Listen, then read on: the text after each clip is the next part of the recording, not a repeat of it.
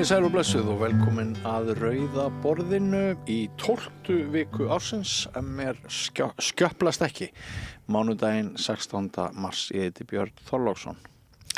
Hjá mér Laufey Líndal Ólafsdóttir. Vertu velkomin. Takk fyrir.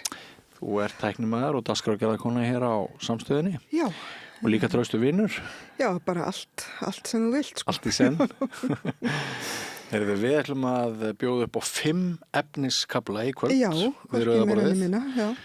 Og við ætlum að enda þáttin á spjalli við mikla fagmannesku sem veit allt tónlist, Andreu Jónsdóttur. Einmitt. Þú kannast við hana? Ég kannast við hana, hún er hérna móðir mín. Hún er móðir þín.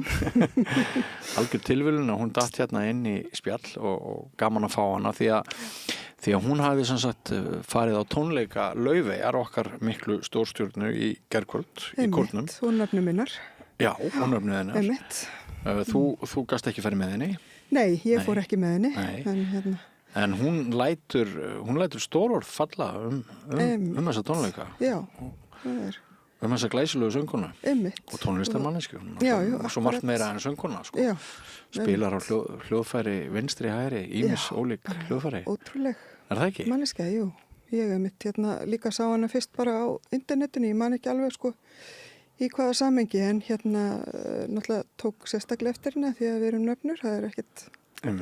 Við erum ekkert svo margar, þetta er ekki svo algengt nafn. Nei. En mér varst líka svo frábært að því ég náttúrulega bjó í Bretlandi, heitandi Laufey, sem var mjög erfitt að því að enginn gat borið það fram. Já, einmitt. Og fólk bað mér stundum að stafa það og ég sagði nei, það gerir það bara verra. En þannig ég fagnaði mjög að Laufey er komin til að kenna heiminum að bera fram nafnið okkar. Já, það er skemmtilegt. Og hún er einmitt bara reglulega í þeim kennslustundum. Já, einmitt. Og hún líka, hún er bara mjög góður góð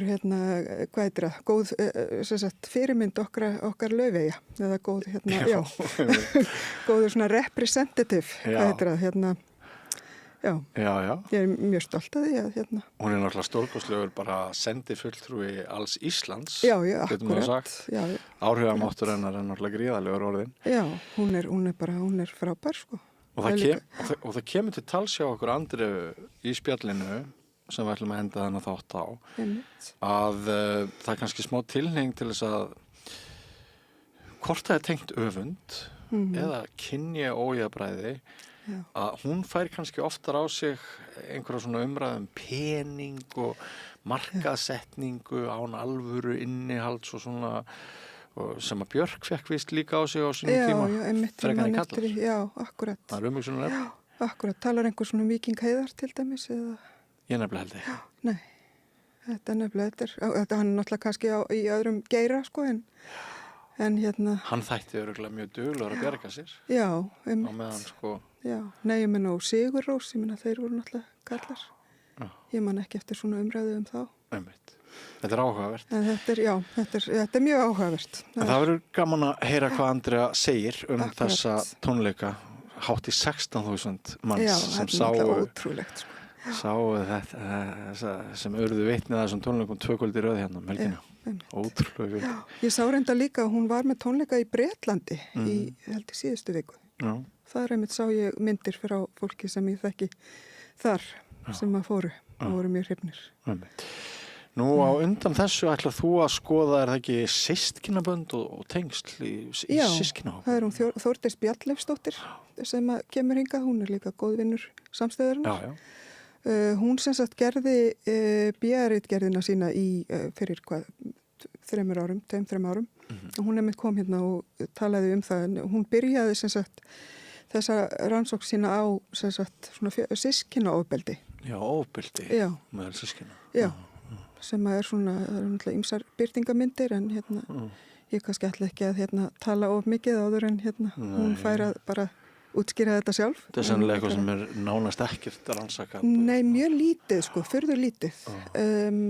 Og er svona, getur náttúrulega verið á ýmsa vegu, en þetta verður áhugavert að heyra í henni, því að hún sem sagt var að ljúka masters ritgerðinni í félagsráðgjöf og hún sem sagt ætlar að koma og segja okkur svona frá sinni þessari rannsókn og þessu lokaverkefni. sem hún gerði. Mjög spennandi, eitt af þessum tabúum sennilega sem að Já. það hlýtur að vera eina ástæð þess að við vitum ekkert um þetta, að bara það hefur verið lit svo sem að þetta er bara að liggja í þagnargildi. Já, akkurat og örugglega flókið að sko svona einhvern veginn setja sig inn í það er eitthvað sem gerist inn í fjölskyldum.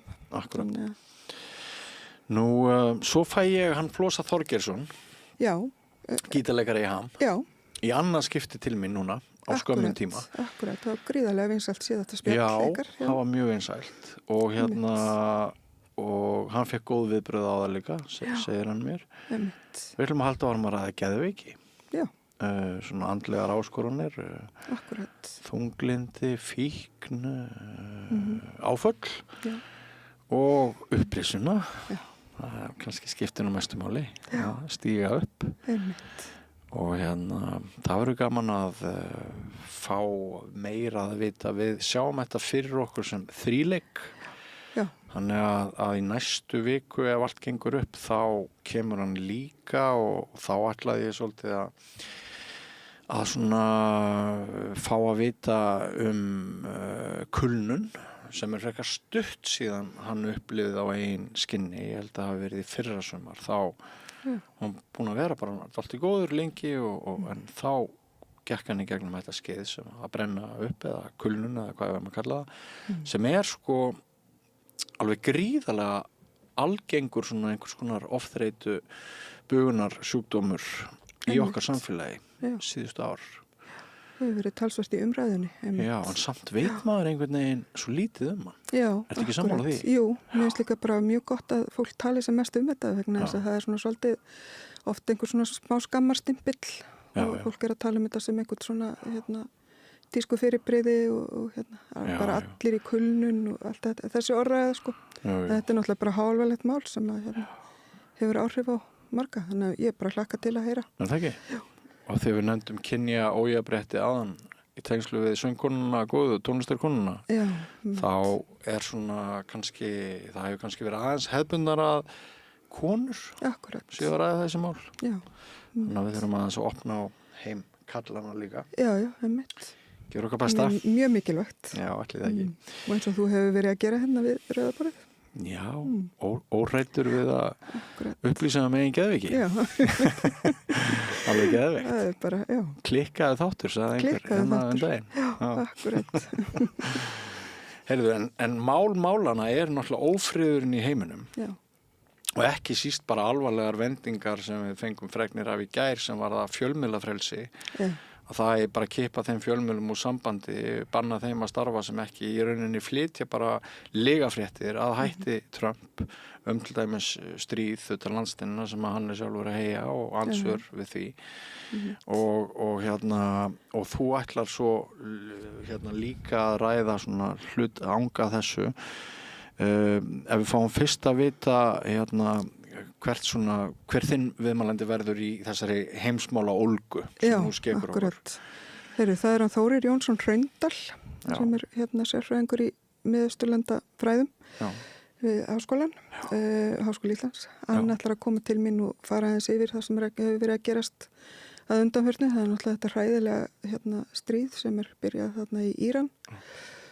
Og svo örugglega bara svona víðara samhengi eins og hann gerir þegar hann kemur hingað. Mjög spennandi. Það er bara mjög mikið búið að gerast. Það er búið að vera í gangi í 16 daga að mig minnir þetta stríð. Já. Þannig að þetta er náttúrulega bara stigmagnandi hörmungar og viðbjóður. Og við vitum ekkert í hvaða átt þetta þróast. Sko. Nei, það er bara því miður þá lítur það út fyrir að sé bara þróast í eina átt. Þannig að meiri ófrið og meiri ófögnuð sko. Og Valur Gunnarsson sagfræðingur og rithöfundur hann ætlar að hefja dagskrána hjá okkur með mál þessu tengt og eins og ég nefndi áðan við ætlum að ræða sem sagt hvað gerist þegar upplýsingin þegar það á að drepa fjölmiðluna líka það er stofnanir sem að helst svona geta veitt því andofa lýðræðið bara degi og allræðið tæki við. Og hann er bara ansi ómyrkur í máli, hann Valur. Hann er óhræddur við að lýsa þeirri skoðun að það sé engin klisja, þetta séu varasömustu, hættulegustu tímar sem við erum að upplifa í 80 ár. fer svolítið yfir samhengi. Þetta byrja náttúrulega ekki með Trump, sko. Nei. Það nú bara þannig. Nei, akkurat. Þetta var bara já, svolítið hvað er það síðasta stráið í púðutunnuna eða hvað maður segir. Já. En finnst þér þú svona að greina það hjá vinum þínum og þegar þú ferð á kaffihús ef það hefur einhvern tíma til þess finnst þér svona að sé almenn umræða í gangi það hver viðsjárverða tíma við lifum og að heimsmyndin sé einhvern veginn hrunin, sko. Við vorum með einhverjar hugmyndir að sum lönd væri betri en önnur og svo hafa þau kannski snúist upp í einhverja andhverfu sína, hvað var að frelsi og tækifæri og svona. Er þetta mikið rætt í kringu þig?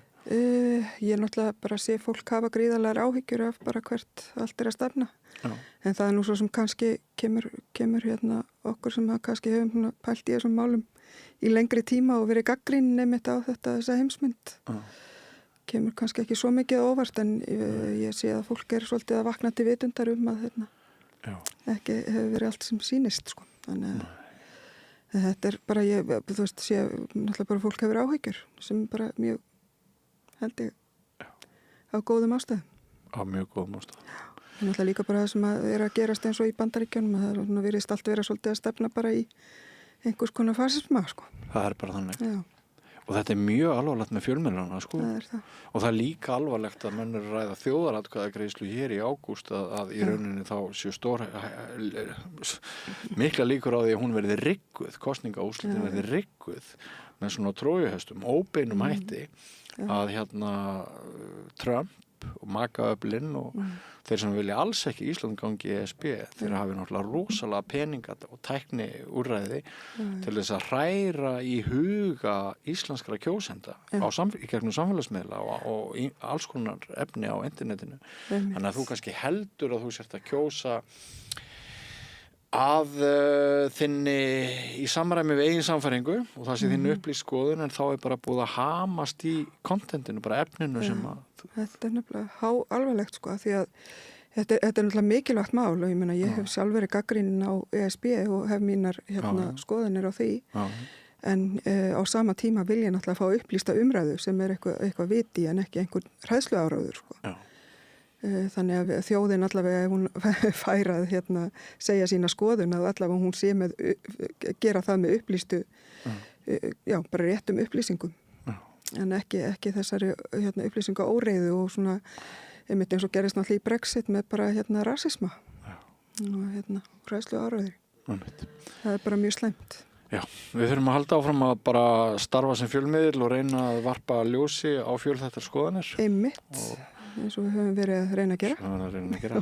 Kæra þakki fyrir komuna, Laufey. Það eru bara takk sem leiðis og við bara hlakka til kvöldsins. Já, ég líka og það bara styttist í dagskrána, kæri hlustendur, áhorfendur, fáum auglýsingar og svo byrjum við byrjum á því að Valur Gunnarsson, sagnfræðingur og rithöfundur kemur og hann nú bara með svolítið svona skuggalega sína á þetta allt saman en maður verður á sama tíma að reyna að vera bjartsýnn en eftir andartak fer þátturinn að stað hjá okkur. Langar þig að byggja hús? Við hjá Arkitek færum þér heildarlausnina. Lóðir, hönnun, framleiðsla og uppsetning. Skoðaðu heimasíðun okkar arkitek.is og hafðu samband. Þakklæti kraftaverkameðal. Maður losna við eitt almesta heimsins böl sem sjálfsvorkunn þegar maður sér það í raun og veru hvað maður er gott og það er alltaf eitthvað sem maður getur þakkað fyrir. Ég heiti Þorkell Máni Pétursson og ég trúi á þakklæti. Kennarar eru þrefalt líklegri en ófaglærðir til að halda áfram í kennslu. Börnin okkar eiga skilið fagmennsku og stöðuleika. Fjárfestum í kennurum. Kennarasamband Íslands. Húnavellir gistihús. Gisting og tjaldstæði opnaði 1. mars. Gisting og tjaldstæði á góðu verði. Morgumatur og kvöldmatur, sundlaug, heitur pottur og íþróttasalur. Tjaldstæðagestir hafa aðgangað öllu sem tilheyrir gistihúsi. Húnavellir.is. Öflug verkalýðshreyfing lykillinn að öflugu samfélagi. Alþýðusamband Íslands, samstillt barátta í þágu launafólks í meira en heila öld. Samstæða skilar árangri. BSRB, afl í þágu almennings. Tísku drottningar og kongar takið eftir. Útsölumarkaður vorstjörnunar verður frá klukkan 13 til 16 alla laugardaga og sunnudaga út mars. Allt á að seljast, ótrúlegt úrval og ótrúleg verð. Klæddu þig upp. Vorstjarnan, Borholti 6, vorstjarnan.is. Ódýr og öflugur miðill 40.000 manns sjá eða heyra þætti samstöðvarinnar í hverri viku. Ef þú vilt auglýsa, sendu póst á samstöðin@samstöðin.is. Ég heiti Kristinn Sigmundsson og styð Samstöðina. Samstöðin er óháð sjónvarpsstöð sem fjallar þjóðfélagsmál á vandaðan og yfirvegaðan hátt. Ég skora á ykkur að styðja hana með því að gerast áskrifendur. Samstöðin er ómissandi. Allir þættir samstæðuverinnar eru á YouTube.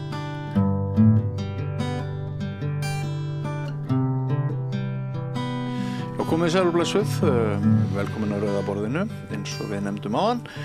Við viljum að byrja á því að fjalla Bandaríkin, hvort fasismi komin á nýtt stig þar, til dæmis með því að stjórnarformaður fjarskiptastofnunar Bandaríkjanna hótar nú að svipta fjölmiðla leyfinu eftir að Bandarískt Dagblað birti fréttum að Íranar hefðu gert árás á bandarískar herflugvélar í Sádi-Arabíu.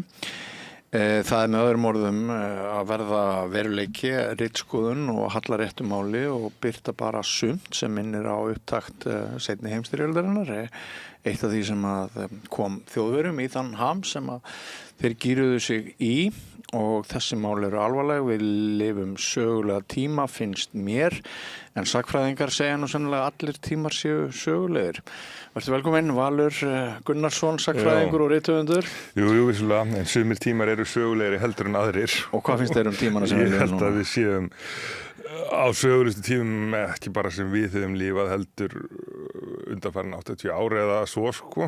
Þetta kerfi sem var byggt upp núna algjörlega að riðlast. Það er náttúrulega búið að vera riðlast lengi en þessi árás Trumps á Íran algjörlega í vanþökk allra nema Ísraelsmanna kannski svona svolítið samt annar stór vendipunktur og Evrópuríkin þau hafa ekki viljað fordæma þetta því að þau eru líka að hugsa Bandaríkin og Rússland í Úkraínu og reyna að halda því en þetta samt og þetta sýnir náttúrulega bæði gerðaði Bandaríkjanna en líka einhver leyti vanmátt þeirra. Það svolítið merkilegt að þau eru núna að fara að biðja evrópska flota að halda Hormúzsundi opnu sem að þóttir að hafa sjálf langstærsta flota í heimi og þegar Trump farin að segja að það sé illa komið fyrir NATO og þeir hjálpa okkur ekki núna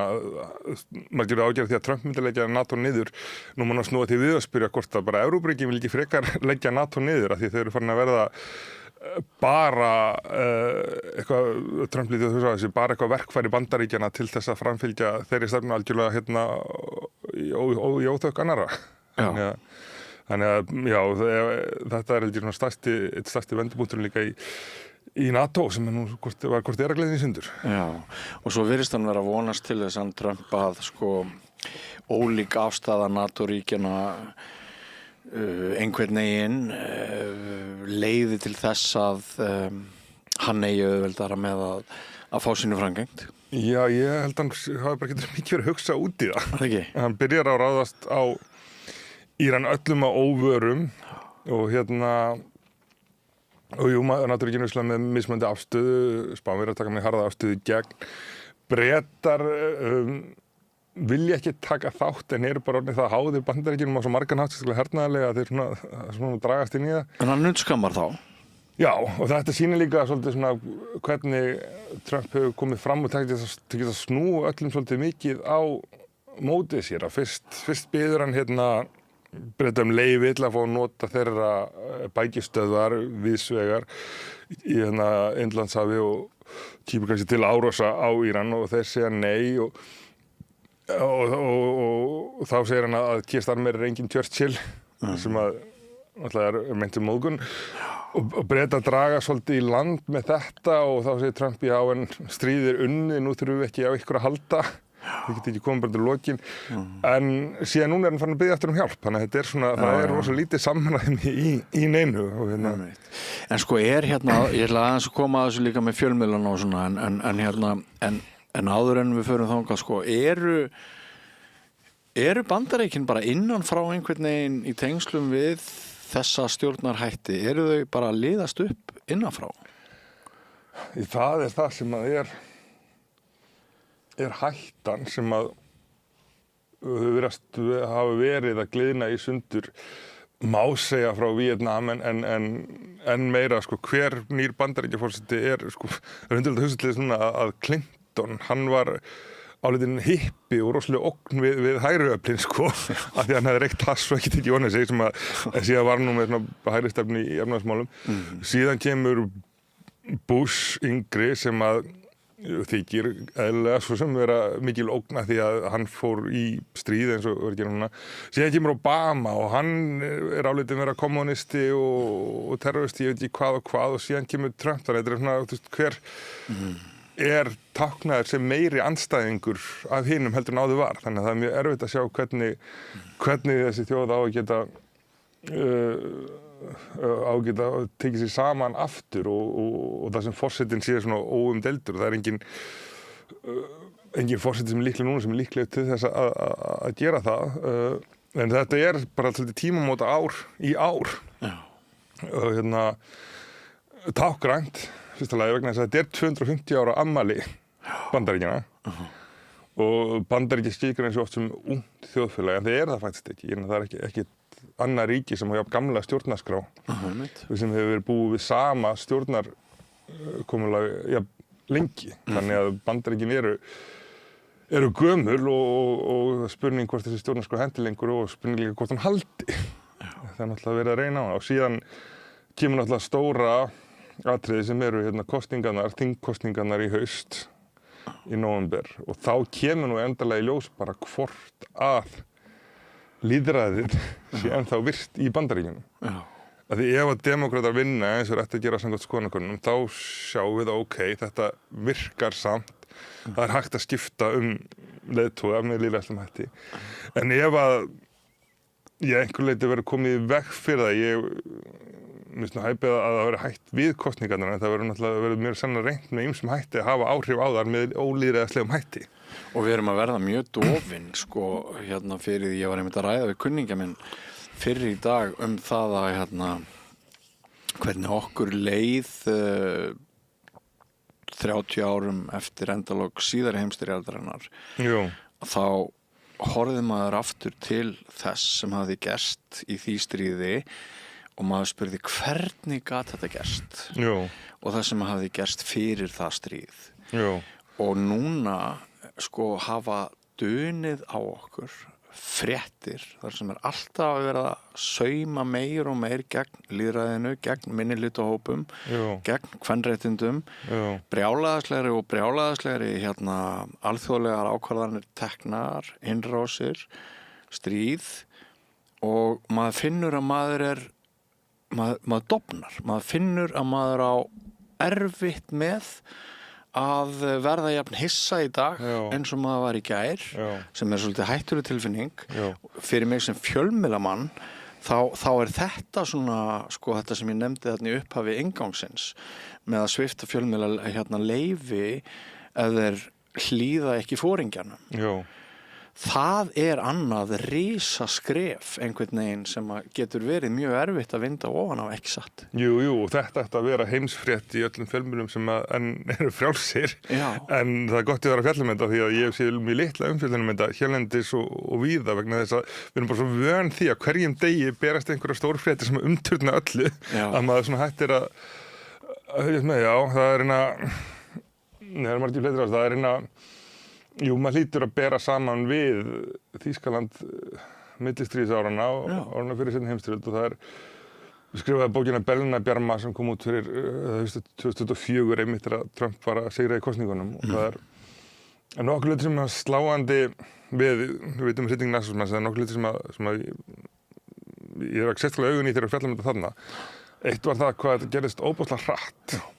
Því að það að sko réttindi sé afnumin, þetta ekki eitthvað sem gerist bara hægt og rólega. Þetta alveg ótrúlegt sko að Hitler verður kanslari í minnihlutastjórn í janúar 1983 og í lok mars þá hann raunverulega búinn að afnema öll mannréttindi og taka allt yfir og nota þessum til þess þinghúsbrunan. Trump hefur ekki alveg fengið þannig moment, maður sé morðið á Charlie Kirk en maður svolítið býr eftir því að gerist eitthvað svona sem að gera það að verkum að það endanlega hægt að afnema bara mannréttindi. Setja á herlög og bara nánast. Já, eitthvað svona í þá áttina. Það handlar alltaf að taka skref lengra og lengra sko. Já, það einmitt það og það fleira en það líka sko úrræðaleysi okkar allra. Já, það það. Það er náttúrulega margt annað sem svipað að Hindenburg sem var forseti Þýskalands á þessum tíma sem var vissulega íhaldsmaður en hann átti svona að vernda gamla samkomulagi en hann var 87 ára gamall hálf elliær sko. Þannig að þetta líka lýðræði svolítið hrynur þegar annars vegar menn standir í samaður en alltaf þegar Joe Biden ágætis kall örugglega en var auðvitað ekki hæfur þarna þegar hann settur fram til þess að vernda lýðræði þá fer illa sko þegar lýðræði vendar ekki sjálft sig þá taka þær yfir. Það mjög gott hjá þér einmitt að nota þetta tækifæri til þess að draga það saman að þetta ferli. Já, þetta ferli. Ég held að ástæðina séu mörg hluti það sömu reyndar í Þýskalandi millistríðsárunna þá voru óbúslega raunveruleg vandamál það var kreppa og mikið atvinnuleysi og það hefur tapað stríðan undan. Ég held að vandamálin í Bandaríkjunum 2004 voru fólk kvartið því að það voru verið að eggjum væri hátt eitthvað. Þetta var svolítið tilbúningur en á sama tíma kannski stóra myndin svo að eftir því sem að auðurinn færist á færri og færri hendur þá skapar það núning og mikið bílamöldi ríkra og fátækra sem hefur verið að aukast í Bandaríkjunum alveg frá því bara 1980 en síðan annar flautur á þessu sem ég sá sko að mörgum í Þýskalandi þóttu nóg að því að málið með Þýskaland og millistríðsárunum og Weimarlýðveldi var það að það var svo óðbóðslega framsækið. Þetta voru fyrstu hommabarir í heiminum þess að kannski bara lappað inn og ekki að fara hringinn og banka eitthvað passvort sko og konur voru með drengjakollar sem dansandi og þú veist óbúðslega svona framtíð og óbúðslega framsækni kvikmyndagerð og allt svona óbúðslega hratt og fólki fannst bara svolítið of mikið af nútímanum sko og mikið af vísindum og mikið af listum og það var svona myndaði svona bara einhvern veginn andstæða gegn þessu og þetta svolítið held ég það sem við erum að sjá takast á í heiminum í dag það þeir sem að einhver svona framtíð sem að sækja fram sem einhvern tímann virðist óhjákvæmileg en það ekki lengur og síðan önnur öfl sem vilja meira halda í það sem var eða fara aftur og einhverju svona ímyndaða gullöld sem að kannski var aldrei til en fólk ímynda sér til og þetta eiginlega stóra núningurinn innan allra samfélagi í dag sko. Birtist þá í huga þessara harðlínuafla sem einhvers konar andsvar við of miklu frjálslyndi? Já. Tengist þetta vókinu og því öllu? Það nútíma birtingamyndin, já. Og og vissulega þá var, og sérstaklega í Bandaríkjunum, þá var pínulítið sorglegt að sjá sko háskólanema og aðra sem voru svo mikið einhvern veginn að berjast á móti ákveðnum málfrelsi, það vildu banna ákveðna hluti og ákveðna umræðu sem að þýddi kannski óhjákvæmilega þegar að hin öflin tóku yfir, þá beittu þeir náttúrulega nokkla sem við bröðum.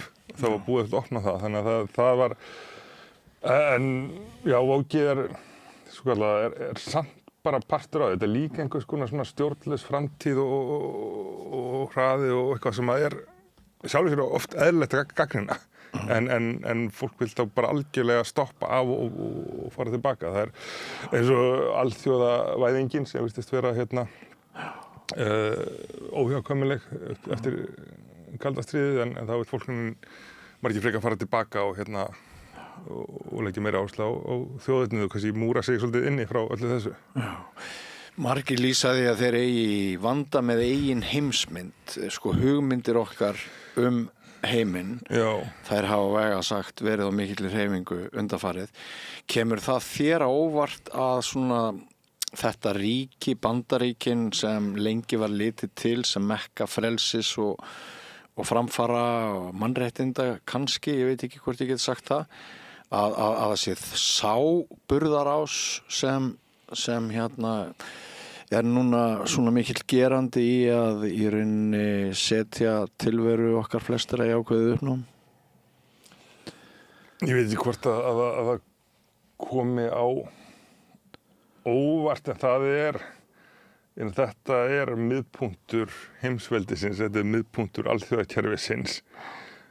Meðan Bandaríkin standa þá er alþjóðakerfið fungirandi en núna þegar það er búið að segja sig úr því þá er alþjóðakerfið ekki lengur til. Þannig að þetta er svona forsenda þess að alþjóðakerfið bresti er að Bandaríkin stígi út úr því. Já. Þú veist, Bandaríkin alltaf eru mótsagnakennd sem alltaf líka það sem er fallegt við þau rúma ansi mikið. En þetta hefur svo sem verið alltaf möguleiki. Alexis de Tocqueville sem var franskur heimspekingur og stjórnmálafræðingur fyrir 200 árum síðan talaði um lægsta samnefnarann. Já. Að umræða hljóti að leita niður á við það því að samræða getur aldrei verið betri heldur en það sem að sá einfaldasti getur skilið og það sagði hann að vera innbyggður galli í lýðræði. Það voru að tala um 200 árum, ég held að það sem skiptir umverulega óbúslega miklu máli er Íraksstríðið og hrunið og það er með það sem að svo sem samsvara Víetnam og Watergate 30 ára en það er þarna sem að heimsmyndin brestur því að við munum nú eftir góðærinu og öllum þeim vitleysisgangi. En það var samt einhvern veginn svona fólk var svolítið sammála og svona samtaka núna verður allt betra óhjákvæmilega. Við þurfum bara að vera með og bankarnir sem nutu mikils trausts og þeir sérfræðingar sem voru, þetta var einhvern veginn það sem fólk trúði á alveg frá seinni heimsstyrjöld, frá falli endalökum kalda stríðs að minnsta kosti. En núna væri einhvern veginn bara betri heimur, óhjákvæmilegur og þegar fólk segir að núna árið 2005 þurfa að botlist trú á framþróun. Síðan þegar hruni kemur, þá hrynur þessi heimsmynd eiginlega algjörlega framþróun, hvað það óhjákvæmilega og við ég held að við ekki alveg vita hvað við að gera síðan. Nei, kannski ekki. Það hefur ekkert beint komið í staðinn. Maður var svo sem leið til vinstri og núna þeir sem hefur gagnrýnt frjálshyggjuna, þeir samt einhvern veginn voru ekki með neina lausnir. Og það sem gerðist í Bandaríkjunum aftur minnur á millistríðsárinu í Þýskalandi, það var að þeir sem helst voru með svörin sem kom þá fram voru teboðshreyfingin. Og sem var bara svolítið mikið reiði sem er jú alltaf einhvern veginn einfaldasta svarið, auðvelt að fá fólk með reiði og ótti og kannski þessi andstæða við nútímann og andstæða við fjölmenningur, andstæða við það sem er öðruvísi og þetta afl smá saman held ég varð að Trump og fylginu í kringum hann. Þannig að við erum ennþá í þessari atburðarás og þó að 18 ár séu bráðum liðin frá hruninu. En ertu sammála mér með það að þegar einmitt við erum farin að verða vitni að svona hótunum gagnvart fjölmiðlum og leyfum þeirra til að starfa í rauninni bara eftir í hvort þeir segi satt eða ljúgi, að þá geti hlutir eskalerast mjög hratt og það geti háskinn einhvern veginn í þessu öllu, það geti hraðað öllum ferlum. Já, því að frjálsir fjölmiðlar eru bara lykilatriði í lýðræðinu. Það að við fáum réttar upplýsingar svo við vitum eins og hvað þetta tala og þetta náttúrulega það sem að sko valda menn og auðmenn óttast mest. Það eru rannsóknarblaðamenn í gegnum tíðina sem hafa verið helsta ógnin við þá, sem hafa stundum flett ofan af þeim. En þetta svolítið margðað vegna þess að sko rannsóknir sína meiri hluti Bandaríkjamanna núna vantreysti fjölmiðlum. Og það svolítið frumforsendan. Þetta var það sem Goebbels byrjaði með, hann kallaði þetta lugenpressi, lygapressuna. Og sem náttúrulega núna fake news sem var þetta upprunalega hugtak sem var til Donald Trump og þegar hann var að fulla eitthvað en hann síðan greip á lofti og fann að nota bara alla fréttamiðla. Þannig að þú þarft til að fyrst að fá fólk til þess að missa trúna á fjölmiðla. Og það gert með einhverjum undarlegum hætti að því að fjölmiðlar kufera og stundum í eigu valdamanna og auðmanna, þá betra bara að láta auðmennina sjálfa taka yfir og þú veist, þetta náttúrulega allir fjölmiðlamenn, þeir vinna óbúslega mikið fyrir óbúslega lítið laun, bara knúnir áfram að því að segja satt. Og reyna að lengja í líflínu lýðræðis og sæmilegra samfélagi? Já, sem kannski fyrsta og jafnvel síðasta vörnin. Þannig að fyrst þarf að snúa almenningi gegn fjölmiðlum og það það sem við erum búin að sjá verið að gera víða, sem aftur svolítið fyrir aftur til hrunsins held ég, en búið að stigmagnast. Og síðan þegar allir maður eru sama og þeir segja að það ekki munur á þessu og þá eftirleikurinn umverulega auðveldur. Þá hægt að setja lög gegn þeim og fólk fagnar því þegar þeir síðustu sem að að segja frá því sem raunverulega gerast eru teknir út eða settir frá. Og ég sammála með þér, sammála þér það að það vekur athygli hvað þetta fjölmiðlastönd þarna að skuli ekki vera meira áberandi fréttir og andof þetta í dag og það leiðir hugan að því hvort við erum öll meira og minna bara komin í bunkerinn, bara farin að hugsa lay low. Við skulum ekki láta mikið bera á okkur því að við verðum þá einhvers konar skotmark. Geðþótti þessa manns og þessara afla komin á það stig að það best að láta fara lítið fyrir sér. Utanríkisstefna Íslendinga, hún í klemmu gagnvart því sem að gerast, hvort við eigum að mótmæla lögbrotum og í rauninni alls konar svívirðingu eða hvort við höfum bara að fela okkur.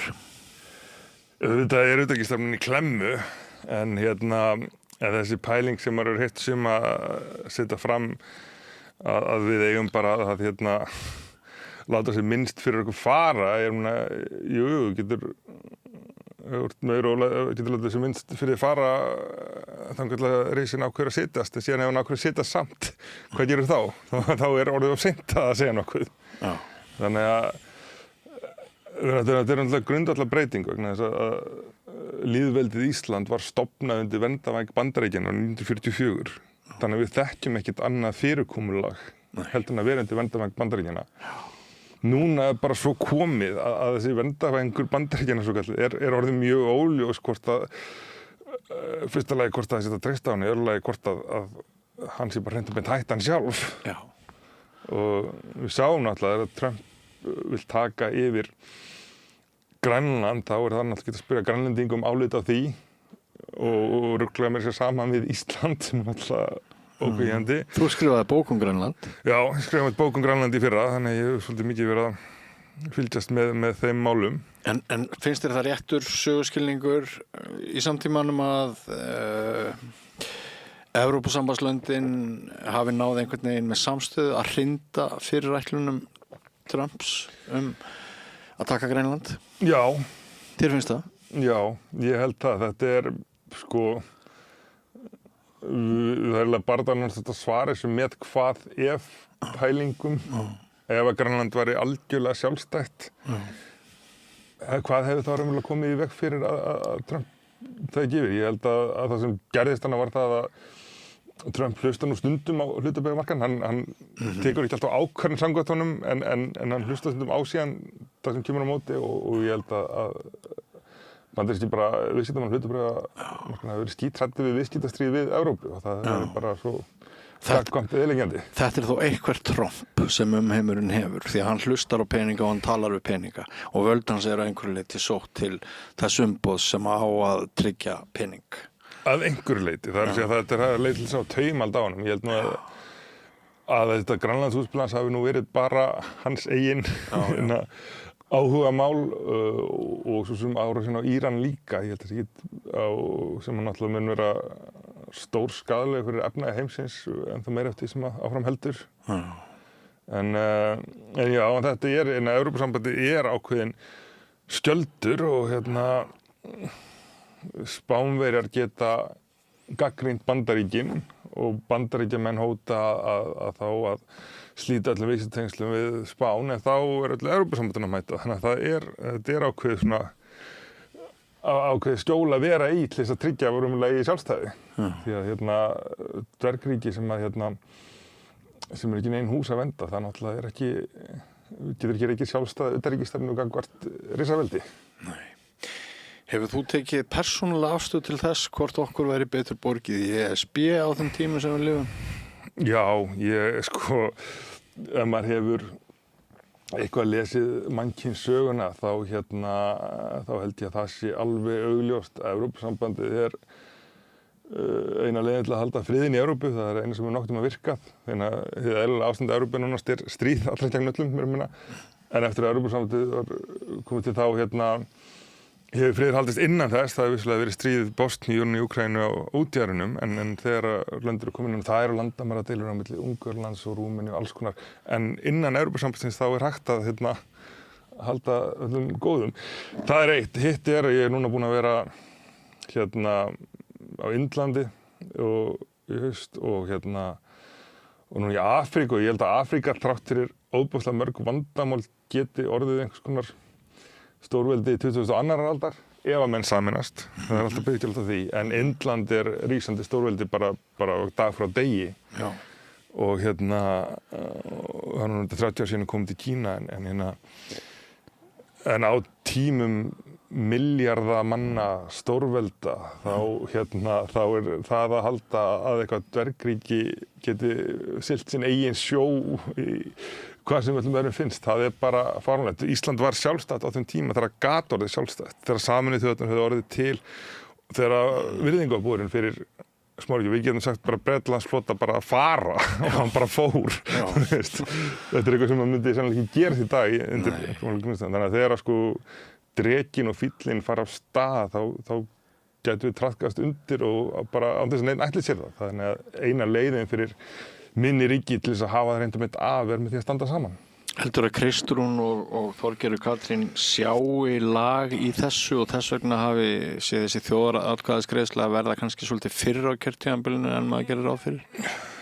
Ég get ekki talað fyrir hönd þeirra, ég veit ekkert hvað þetta lágu þetta fyrir en já, bara það sem hefur gerst á þessu ári núna fyrst með þessu Grænlandsútspili sem þú dreigir tilbaka og síðan stríðinu á Írak. Ég held að þetta bendi til þess að þessi heimsmynd hún gliðnað í sundur miklu hraðar. Hún búin að vera svona aðeins að vera að láta undan í fyrra en hún þetta mjög hratt að gliðna í sundur þannig að það verður alltaf mjög óverkárt að hugsa ekki sinn gang og hvar við ætlum að standa og bara hreint og beint hvernig við ætlum að hafa það af á þessari öld.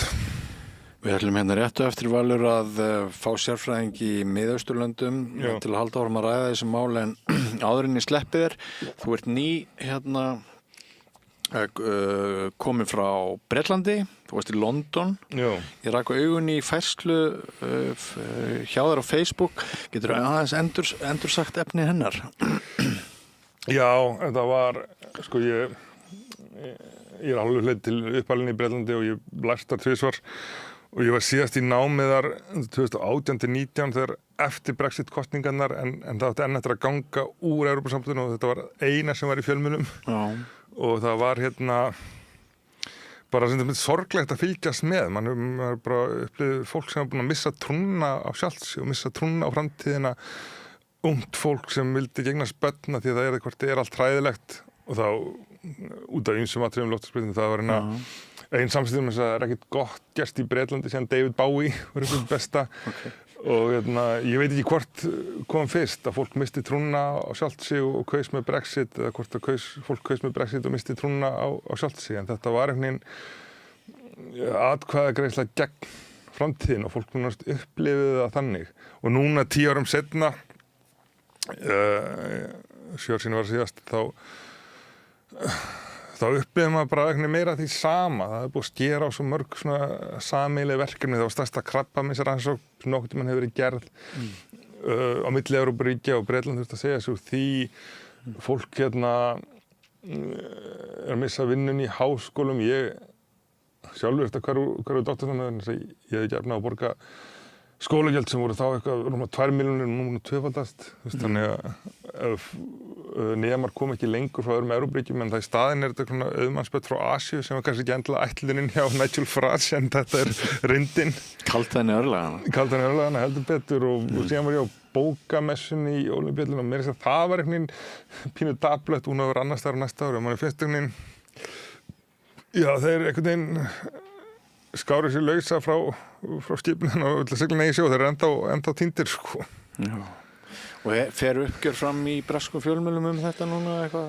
Það sem ég fylgdist með breskum fjölmiðlum akkurat núna síðustu viku, það var bara svo miklu spurningar með sko Bandaríkin versus Evrópu.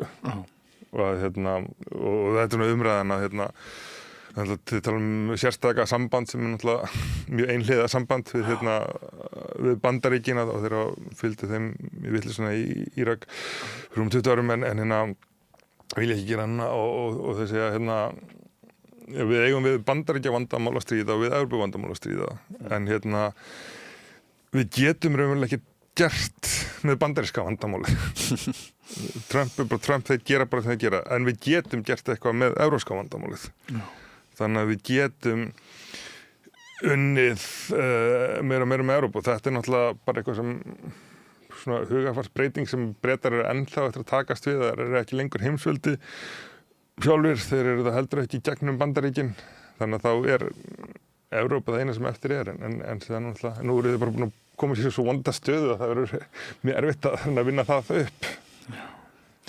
Svona blálókin, hér satt Þórður Snær Júlíusson, nei, ég er að rugla saman. Það var hann Jón Trausti Reynisson á Heimildinni sem satt hér daginn og var að segja að honum finnst ekkit ólíklegt að þjóðaratkvæðagreiðslan ESB, hún yrði að einhverju leyti hökkuð í þeim skilningi að algoritmar og ítök tæknirisuna sem geta breytt skoðunum þjóða að það færi fram mjög mikill áróður gegn því að Íslendingar segi já við því að taka upp þessar viðræður og með tækninni sé það hægt í gegnum samfélagsmiðluna og allt það. Við vorum að tala áðan svona frjálsa fjölmiðla ritstýrða og allt það en ef þeir eru að veikjast og það er verið að eyðileggja þá og við erum líka með sagt, netmiðla heim þar sem eru skekkjur og þar sem er bjögun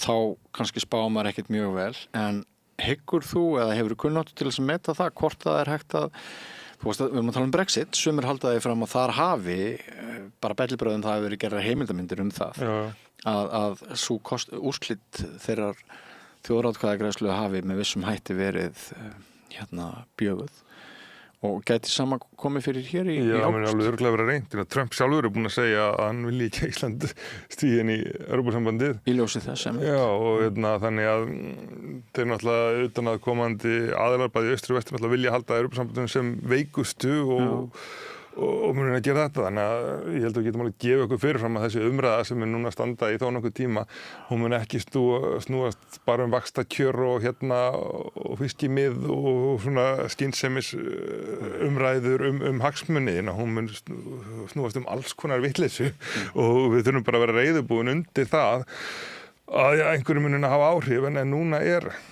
sjálfstæði þjóðarinnar í húfi og framtíð þjóðarinnar er í húfi. Við höfum þetta tækifæri núna til þess að tryggja framtíð þjóðarinnar ef okkur mistekst þá er ekki víst að tækifæri gefist aftur vegna þess að heimurinn er bara svo óreikur að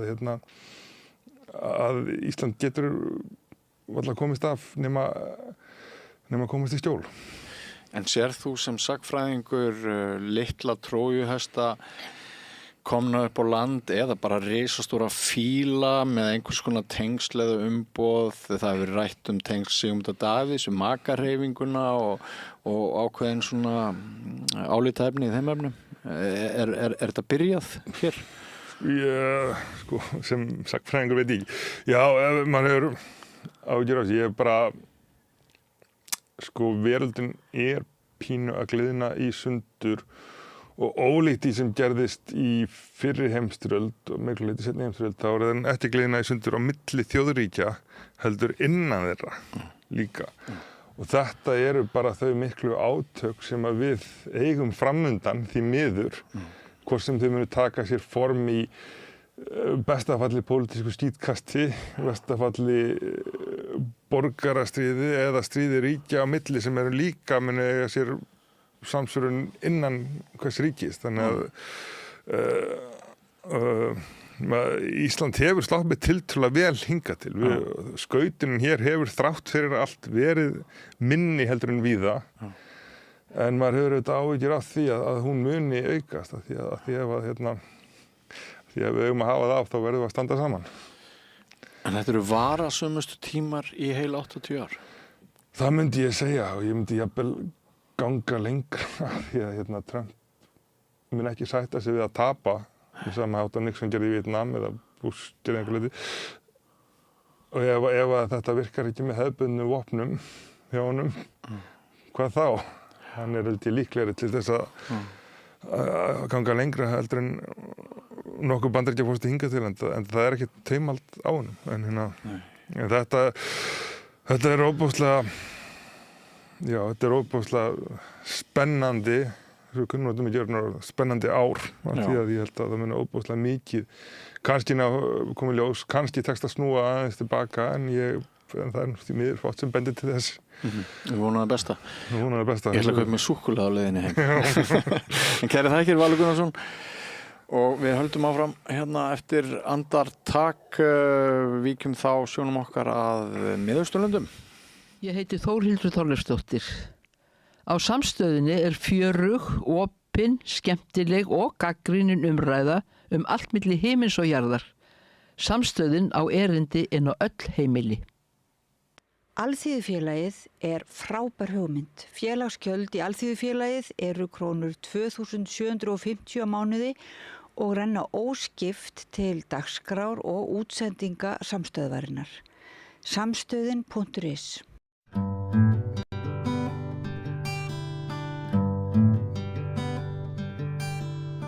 Já, komið sæl aftur og velkomin aftur á Rauðaborðinu.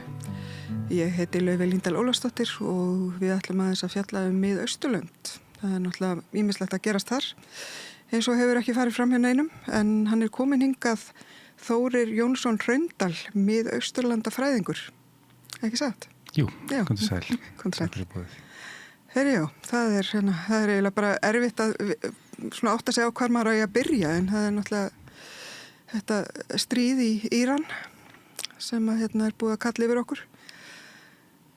Geturðu eitthvað hjálpa okkur að skilja hvað er í gangi? Ég veit það ekki. Það er akkurat á þessum tímapunkti heilmikil óreiða. Og eins og vorum að ræða upplýsinga óreiða ofan á það. Já, einmitt. Nú við erum komin í viku 3 af þessum árásum og þessum mótárásum Írana, náttúrulega sérstaklega á skotmörk sem að liggja þeim nærri. Og það er algjörlega óljóst á þessum tímapunkti hvert framhaldið verður. Hversu langan tíma þetta mun taka og hver áhrifin verða, satt að segja, í stuttu máli. Akkurat. En það er náttúrulega bara helst í það var náttúrulega lokað hvað sem er kallað Strait of Hormuz. Hvað kallum við þetta á íslensku? Bara Hormuzflói eða Hormuzsund. Já, einmitt. Já, hann var lokað fyrir óvinum. Já, þessi þrenging þarna er þetta ekki olíuflutningaleið? Jú, gríðarlega busy olíuflutningaleið. Já. Þannig að það er komin upp heilmikil krísa þar sem er að hafa áhrif á allan bara efnahag á heimsvísu. Já. Við sjáum að lönd hafa núna í samræmdum aðgerðum losaðum varaforða af olíu.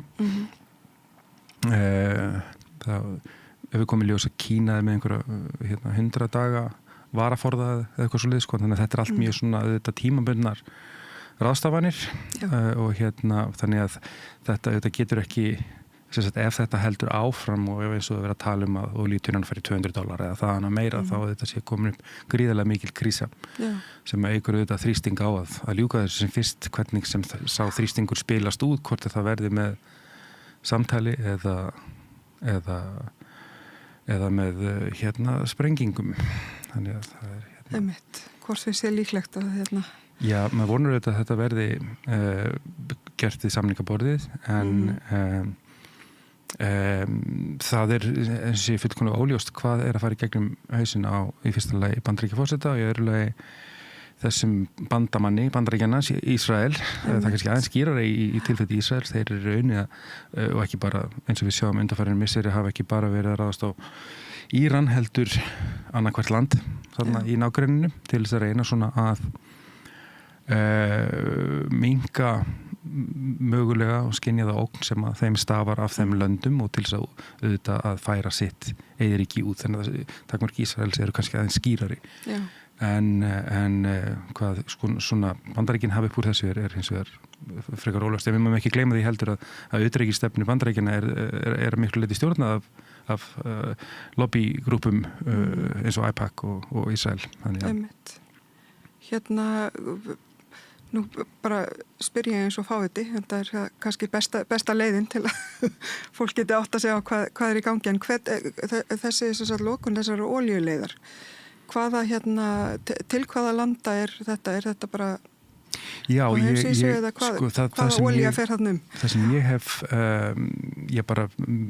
þessi olía hefur farið til bara margra ríkja heimferð til Kína líka svo sem en allavega skilst mér að Íranir í rauninni segja að þessi leið sé lokað fyrir óvinni sína eins og þessi staðan er núna, þannig að mér skilst að einhver kínversk skip til dæmis hafi fengið að fara þetta í gegn en eins og ég segi hversu lengi þetta heldur áfram.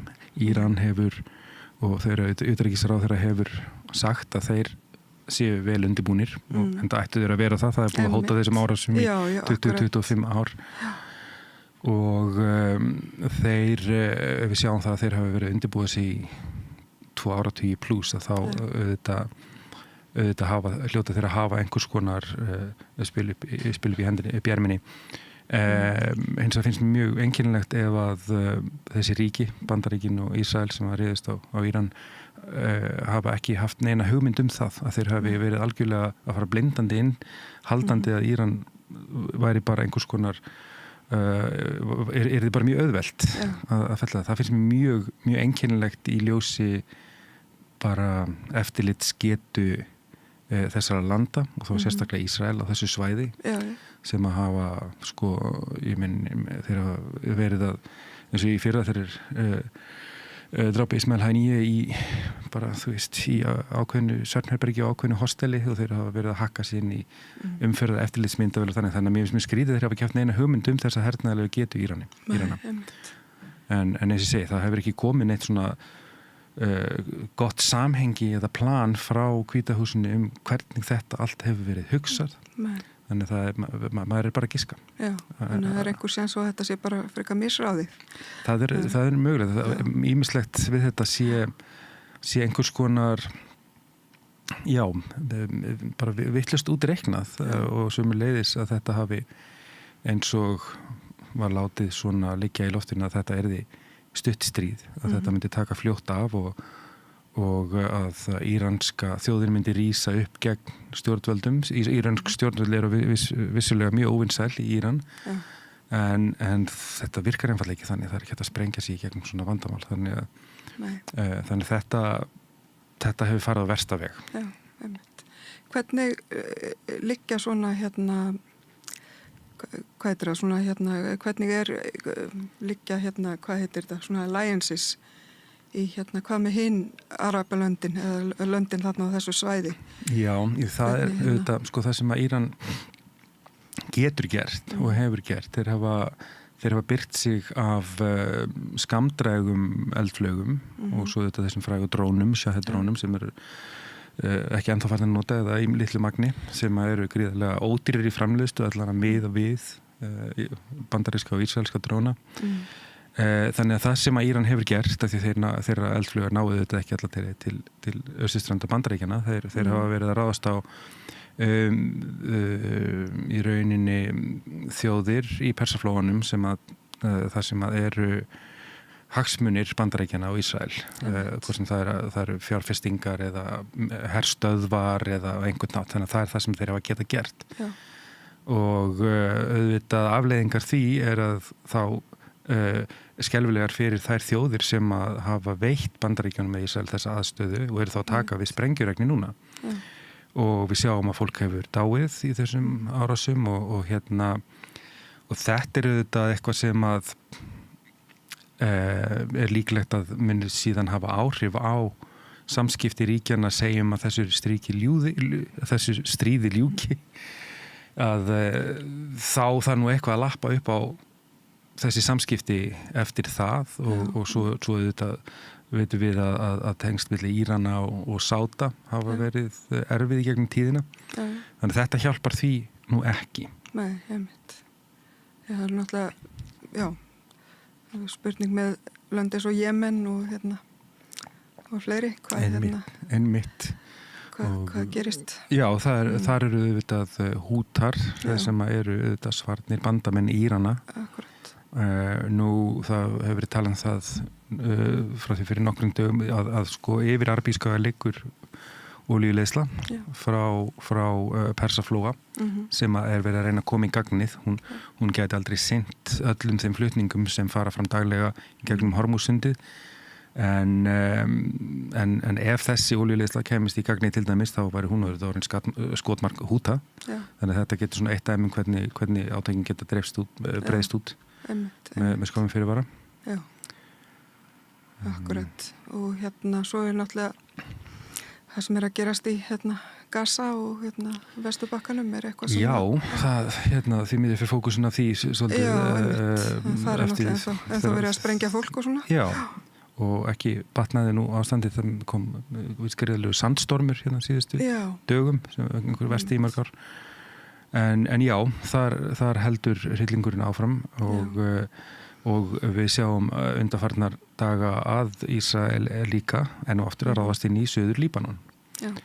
Og þar eru þeir að berast við Hezbollah en þeir eru að taka stærri skref núna, þeir eru í rauninni þær á Litani áin sem er þarna í Suður Líbanon. Líbanon er náttúrulega bara pínlítið land en það er á sem er svona 25-30 kilometra held ég fyrir norðan landamæri Ísrael og Líbanon og Ísraelar hafa sagt öllum að íbúum að flytja sig norður fyrir þessa á.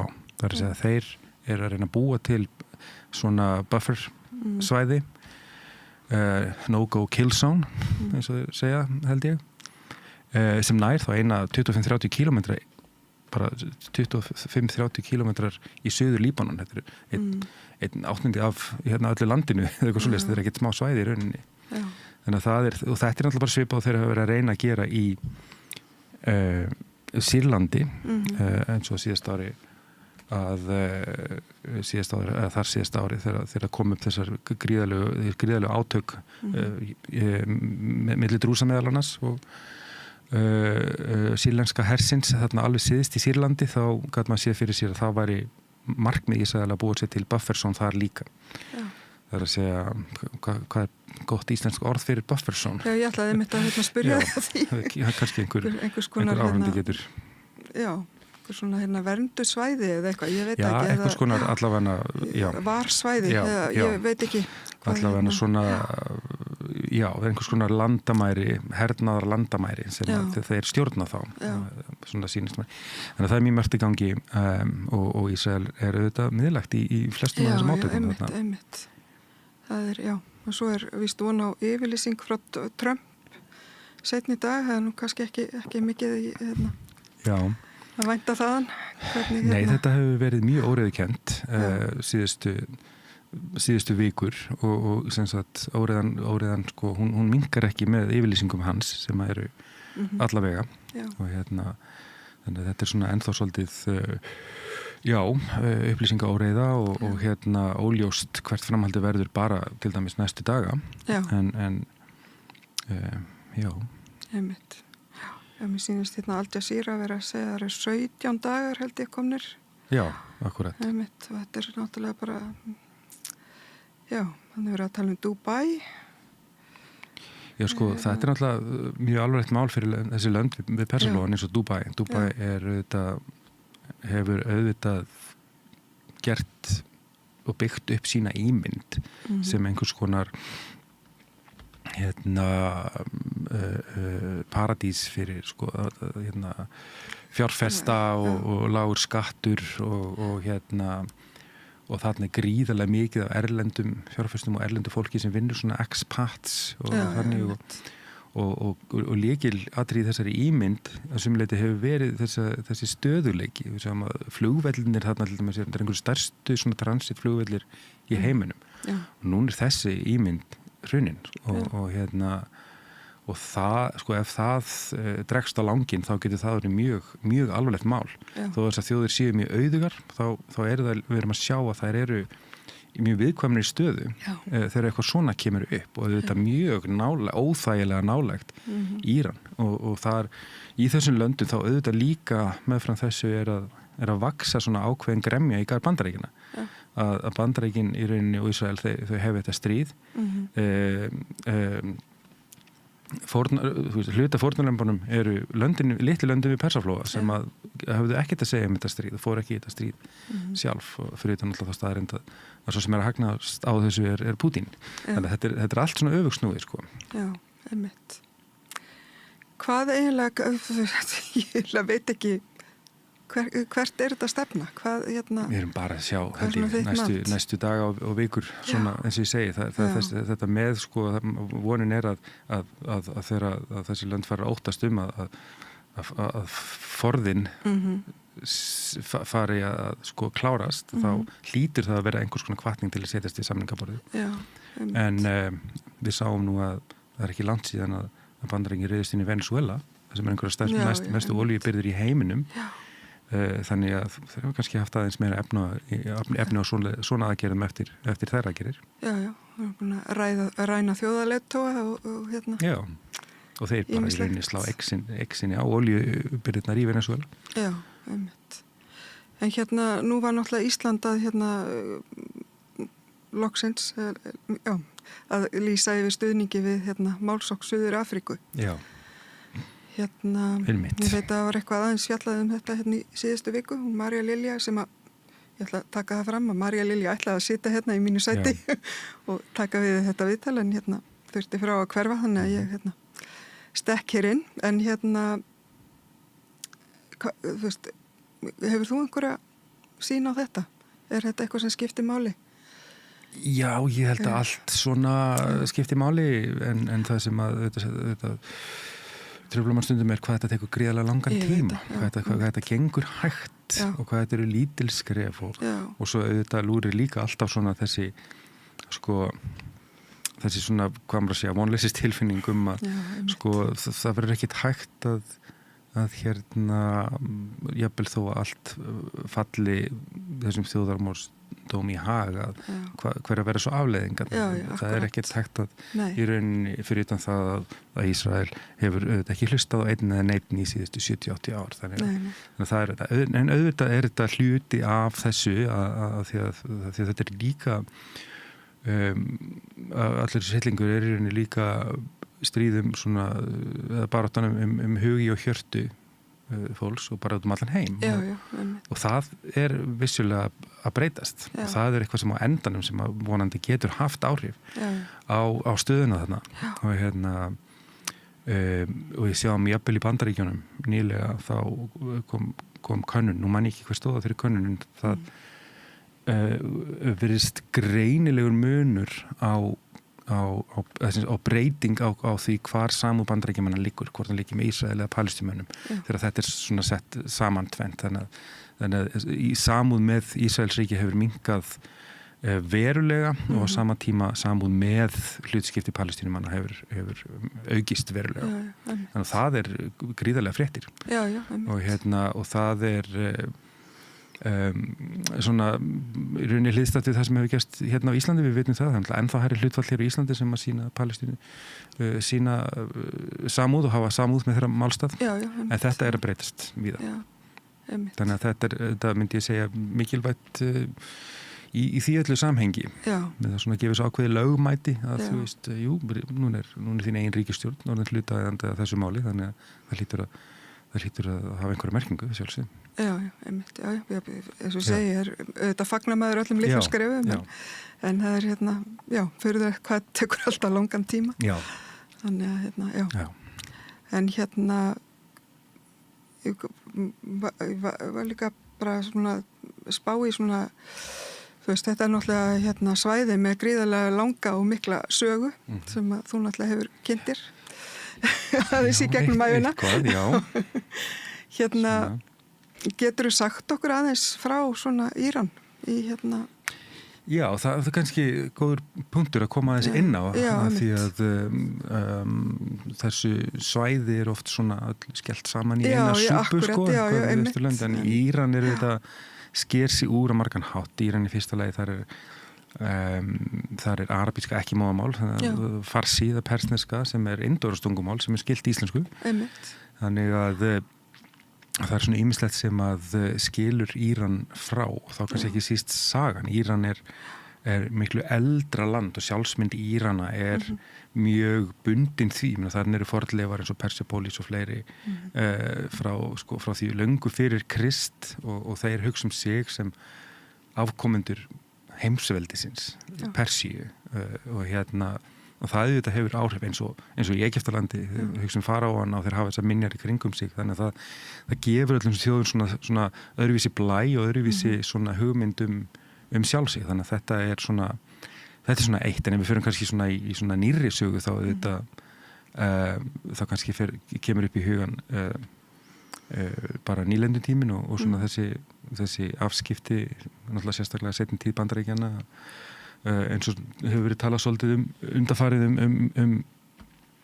konungsættina, Pahlaví konungsættina í Íran og þennan vinsæla stjórnmálamann Mossadegh sem komst til að valda 53 og eða upp úr 50 og alltaf þjóðnýta ólíuna en var steypt að stóli af Bandaríkjunum og varum saman, þannig að þessi saga er auðvitað er þetta ekki í fyrsta skipti sem Bandaríkin koma að einhverju mjög vafarsum hlutum á þessu svæði og auðvitað er bara mjög djúpt svona vantraust gegn öllum þeirra aðgerðum á svæðinu, þannig að maður svona í kjölfara því fyrir maður að spyrja sig kannski að því að við nefndum á hana að írönsk stjórnvöld eru ekki vinsæl í Íran en hvaða áhrif hafa þessar árásir munu þau auka vinsældir stjórnvalda eða minnka þeir? Það er svo aftur önnur spurning Já, akkurat. Já, þetta er akkurat, því eins og þú sagðir, þá er þetta svæði einmitt oft afgreitt sem einhver svona monotómisk Já, akkurat þannig að þetta er mér finnst það mikilvægt einmitt að líka gera sig grein fyrir svona svolítið einmitt eins og ég sagði tengslunum á milli landana og svona söguleg tengsl. Akkurat og fjölbreytileikanum á þessu svæði líka og því að þetta er oft og í þessum meginströms fjölmiðlum er þetta oft í rauninni ákveðin mynd sem er sýnd á þessu svæði. Það er sandur og það er svona og allt þetta það er svona ákveðin stereotýpa þetta sem er gegn gangandi í allum svona mainstreams fréttaflutningi á þessu svæði. Það er ástæði fyrir því líka. Við getum fótt alveg heilan annan þáttum. Já, það má alveg fara út í það, en það líka vantar oft svolítið í allar fréttir, svona söguleg skírskotun. Akkurat. Þannig að en ég eiginlega bara veit ekki hvar hvernig við eigum að einhvern veginn hugsa fram í tíman. Nei, akkurat. Það er bara mjög erfitt á þessum tíman og ég held að við verðum bara að fylgjast með og og vona það besta að þessu sko, það sem vakir fyrir Íran í þessu stríði auðvitað ekki að sigra Bandaríkin eða Ísrael, þeir eru enga möguleik á því að standa þessum mestu hernaðarveldum, annars vegar Bandaríkin mesta hernaðarveldi heim og hins vegar Ísrael á svæðinu, þannig en það sem vakir fyrir Íran að lifa þetta af og annars vegar lifa þetta af sem þeir segjast geta gert, þeir geta hafa byrðir til að gera þetta í nokkra mánuði allavega og hins vegar að búa til einhvers svona fælingarmátt þannig að næst að Bandaríkjunum og Ísrael dettur þetta í huga þá hugsiði þessi tvísarum það svona ef þessi markmið næðust þá væri það í rauninni sigur í þessu stríði fyrir Íran. Já, einmitt. En hvernig sérðu fyrir þér einhverju svona sáttamiðlun þarna því að þetta náttúrulega þarna Ísrael sem hefur náttúrulega verið gríðarlega herskátt.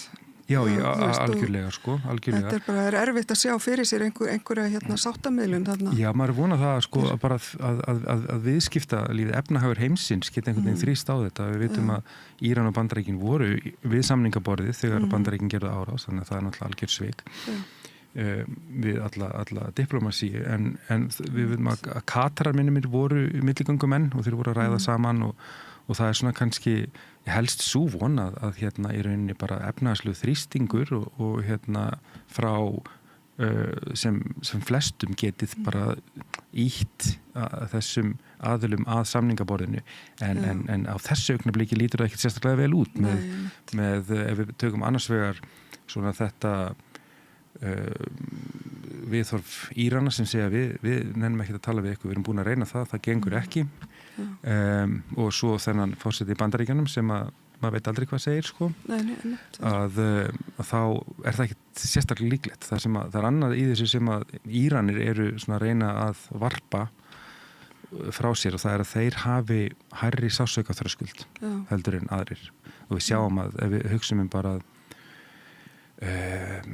nú þegar hafa þúsundir látist í Íran og við getum ímyndað okkur ef að það sama væri på teningnum í Bandaríkja hér það væri náttúrulega svakalegt sko, það myndi ekkert þannig að þeir eru svona að reyna að undirstrika það við höfum hærri sársaukaþröskuld við getum svona staðið þetta af okkur og við erum með fullt af vopnum sem að muni koma okkur óvart þannig að þessi afstaða eins og henni núna hún lofar ekkert sérstaklega góðu þannig að maður tilfinningur að þetta haldi eitthvað áfram vonandi kemur ekkert í landhernaðar sem mögulega eina leiðin til þess að koma þessum stjórnvöldum frá vegna þess að þau eftir að sitja sem fastast þannig að við þurfum svona að sjá þannig að allar vonir þeirra Írana sem voru gegn sínum stjórnvöldum er þetta stríð eitthvað sem að hefur áhrif á þau?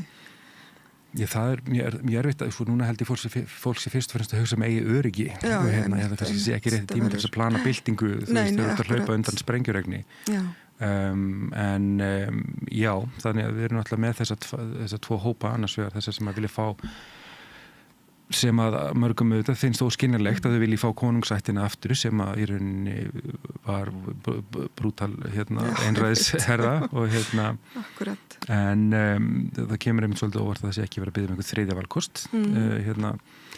þannig að en eins og ég segi þó að stjórnveldi í Teheran séu mjög óvinsæl hjá ein þjóð þá það er ýmislegt að gerast til þess að það verði einhvers konar samrænd bylting eða komi upp einhvers konar raunhæfur pólitískur valkostur það er allavega mjög erfitt á þessari stundu Já, það er allavega vill engin stríð ég held að það sé það held ég sé alveg örugt mál allavega ekki allavega ekki í eigin bakgarði sko eða í eigin bara garði Akkurat Já, þetta er við bara höldum áfram að fylgjast með hvort sem okkur líka betur að ver það er víst Já, akkurat en bara ég vil okkar að þakka þér kærlega fyrir komuna Þórir og bara við köllum í þið aftur örugglega við næst tækifæri. Takk fyrir kærlega. Takk. Fatamarkaður vorstjörnunnar að Bólholti 6. Öðruvísi, skemmtilegur og ódýr fatamarkaður. Þar sem að það er ekki bara föt heldur allskins munir og svo er alltaf heitt á könnunni. Komið fagnandi. Opið frá 1 til 4 alla laugardaga og sunnudaga, fatamarkaður vorstjörnunnar. Með því að ganga í leigjendasamtökin styður þú baráttu leigjenda. Leigjendasamtökin eru fyrir öll þau sem vilja vinna að réttlæti og öryggi á húsnæðismarkaði. Leigjendasamtökin.is. Við erum í útvarpinu á FM 89,1.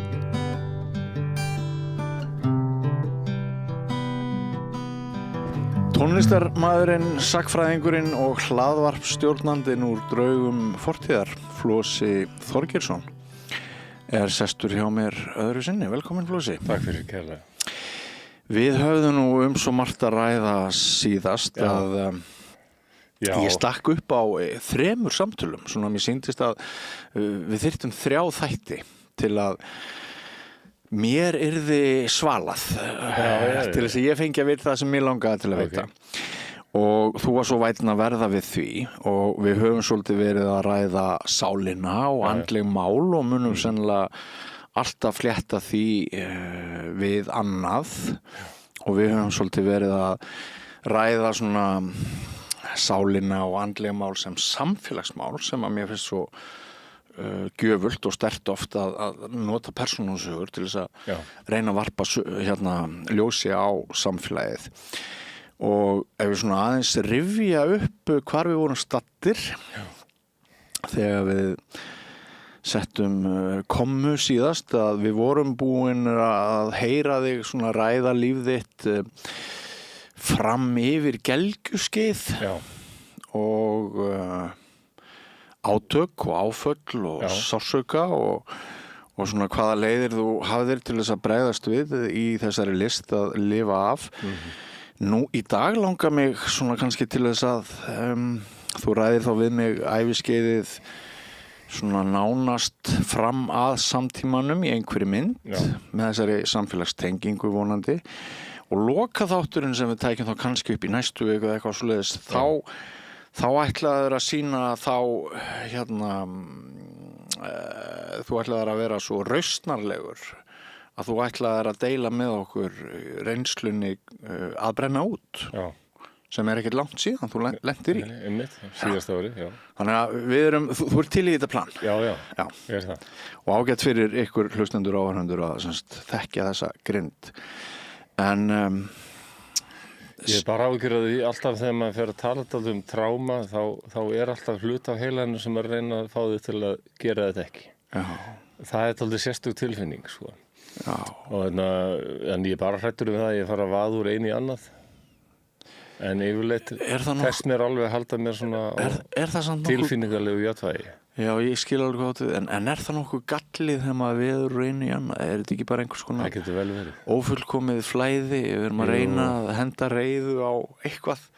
Þetta bara, ég konungur stjórnleysisins enn einu sinni að vonast eftir einhverjum strúktúr í mínu lífi kannski. Reyna að halda einhverju línu en kaosið kemur alltaf og tekur mig, sko. Það fínt. Ég hef verið að skoða að dagskrárgerð Ríkisútvarpsins nokkra áratugi aftur í tímann. Og það rosalegt hvað spyrlarnir mistu oft af tækifæri. Að þeir voru svo ákveðnir í að spyrja bara fyrirfram allra spurninga og ef viðmælandinn brá aðeins út þá bara þá í rauninni valtaðir yfir hann bara með næstu spurningu og sko í flæðinu og í því að vaða út og söður þar nefnilega það leynast oft svo margir áhugaverðir punktar. Þannig ég myndi bara vera alveg rólegur í að vera þú. Já, takk. Það mikið list að taka viðtöl, það það. Já, þú, og náttúrulega bara þetta form. Já. Svo ég minnist aftur á drauga fortíðar. Þetta náttúrulega gríðarlega þú og félagið þið náðuð alveg óbóðslega. Já, þetta gefandi form, sko. Já, og þið náðuð mjög mikill í færni, sko. Já, ég býst því. Já, einmitt. Sko, þú förum aftur til þín svona 15 ára gamals. Þú ert búin að finna þér eins og þú sagðir síðast það eru afþreyingarmiðlar, það listin sem svolítið þér til bjargar í erfiðum aðstæðum. Það var eitt atvik sem ég var ekki búin að segja frá heldur seinast sem dálítið mikilvægt því að talandi dauðan, sko, ég hefði upplifað hann hefur 8 ára þegar faðir minn deyr nánast fyrir framan mig ég á staðunum. Einmitt. En mér finnst það vera alveg, ég set það sem fyrsta skipti sem ég virkilega finn dauðan, sko. Já. Einhver slís og það er faðir minn, þannig að það er nú einhver mjög nákominn og bara áhrifin það hefur, sko. En eins og ég sagði, held ég í fyrsta þættinu, þá er það ekki beint trámavaldandi. Ef við réttir tekið á málunum, þá held ég að það að svona rosalegur missir geti bara orðið ekki trámavaldandi ef það er rétt tekið á málunum. En ef það er allt í lausu lofti og sérstaklega þegar börn varðar, ef þau eru ekki gripin, þá það er ekki góð sviti. Og þessum tíma greinilega tel ég bara að þetta hafi verið, við höfum verið ásalega stutt komið með að fara að ræða það. Börn voru svo mikið, fannst mér svona ennþá til hliðar í umræðu í samfélaginu. Þetta er 76 þegar hann deyr. En þegar ég 13 ára og kom inn í dálítið öruggt umhverfi hjá bróðum mínum í Stykkishólmi, 81, þá förum við, þá kemur vinur hans í heimsókn, Ágúst Guðmundsson, kvikmyndaleikstjóri. Hann er að leita tökustöðum fyrir útlægan, mynd sem að gera þarna 81 eða 22 held ég. Eftir Gísla sögu Súsunar, einn af Íslendingasögunum. Og það er siglt út á Breiðafjörð og lítilli trillu og ég og 11 ára bróðurdóttir mín fáum að fara með, rosa spennandi og skemmtilegt. Þangað til að báturinn siglir upp á sker og hendist upp á skerið og fer á hliðina. Talstöðinni í vatnið og þarna erum við bara, já, þetta var komið sjóslís. Hafði aldrei sérstætt að vera 13 ára að lenda í þessu.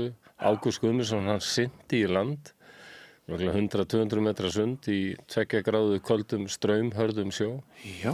Algjört þrekvirki. Og að því við vissum að það var maður í landi í eyjunni þar sem við höfum strandað. Fyrir ótrúlega heppni þá vorum við líklega hjá einu eyjunni á Breiðafirði þar sem við vissum að það var maður sem var þar alltaf á sumrin, sko. Og hann gat haft samband við og sótt eftir hjálp. En hjálpin kom, við vorum orðin mjög blöyt og hrakin, þannig að ég hugsa og bróðir minn var sammála mér í því að klukkutími viðbót, það er ekkert víst að við höfum alveg öll lifað það af. Já.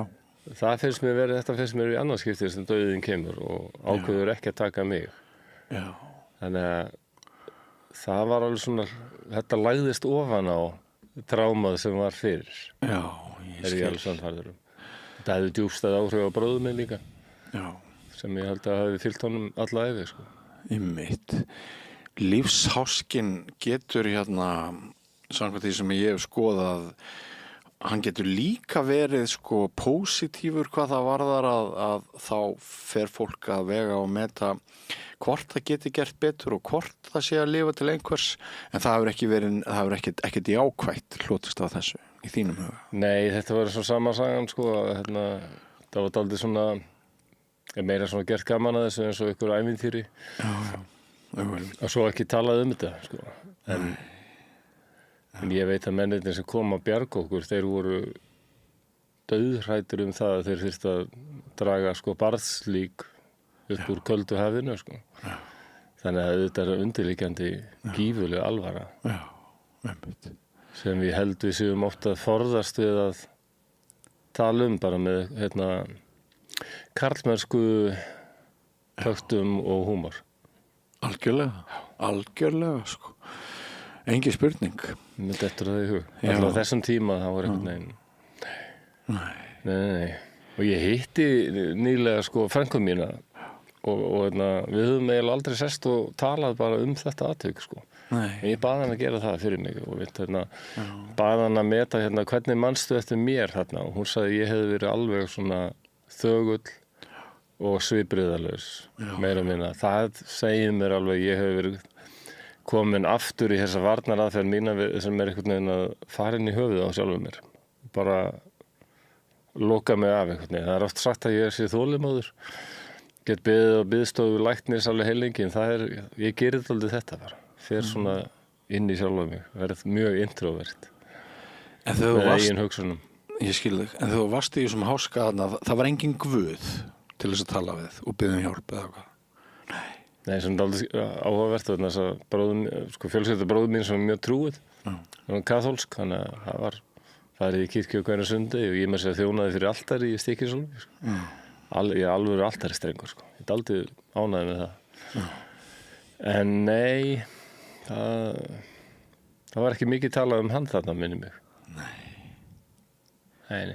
Hann var alveg horfinn á mínu lífi, Já, bara mitt. Eða leið og föðurbróður minn sagði þetta pabbi þinn er dáinn, hann er hjá Guði, þá var ég og þessi Guð ekkert góður vinnur. Nei, ég skil og dauður, ég og mér sérstaklega samband við hann. Það er svona, ég ætti örugglega erfitt með að kýla hann ekki ef ég myndi hitta hann. Hann er upplifað hann svona hafi tvisvar komið og tekið föður minn og svona hótaði að taka mig, en svona hætti við það. Ég þarf að eiga alvarlegt samtal við dauðan þegar ég hitt hann. Já, kannski gestkostur á því. Það er spurning, en hann er... En því ég veit að þú náttúrulega skrifaðir bókum dauðan, þannig ég hef alltaf verið heillaður að þessu hvort að við í nútíma samfélagi við séum ofhrættu dauðan. Já, það var svolítið tilgangur skrifa minna á sínu tíma. Þú kannski heyrt bókina sem var gefin út hérna á miðöldum eftir svartadauða, Ors Moriartis, sem fjallaði hvernig væri best að deyja eða svona einn fyrsta sjálfshjálpar þann bókin ég til. Þegar þetta var svo gífulegt áfall fyrir náttúrulega bara alla þessi hræðilega pláa. Svarti dauði.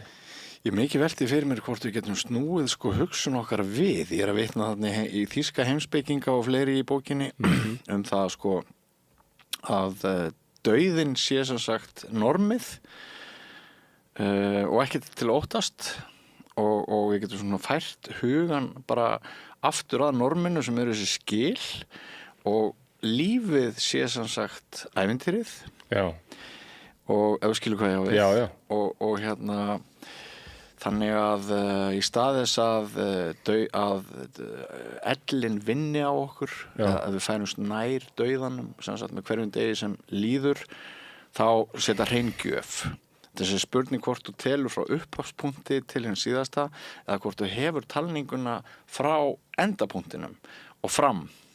Skilur hvað ég á við? Endapunkturinn er dauðinn. Já, akkurat. Hvort ætlar að hugsa frá hægri til vinstri ef dauðinn er hér og fæðingin er hér. Hvort ætlar að hugsa frá vinstri til hægri eða frá hægri til vinstri. Já, þetta er kannski hluta því ég átti alltaf erfitt með kristni. Við erum fætt syndug í þennan heim, hann er hálfgerður refsing.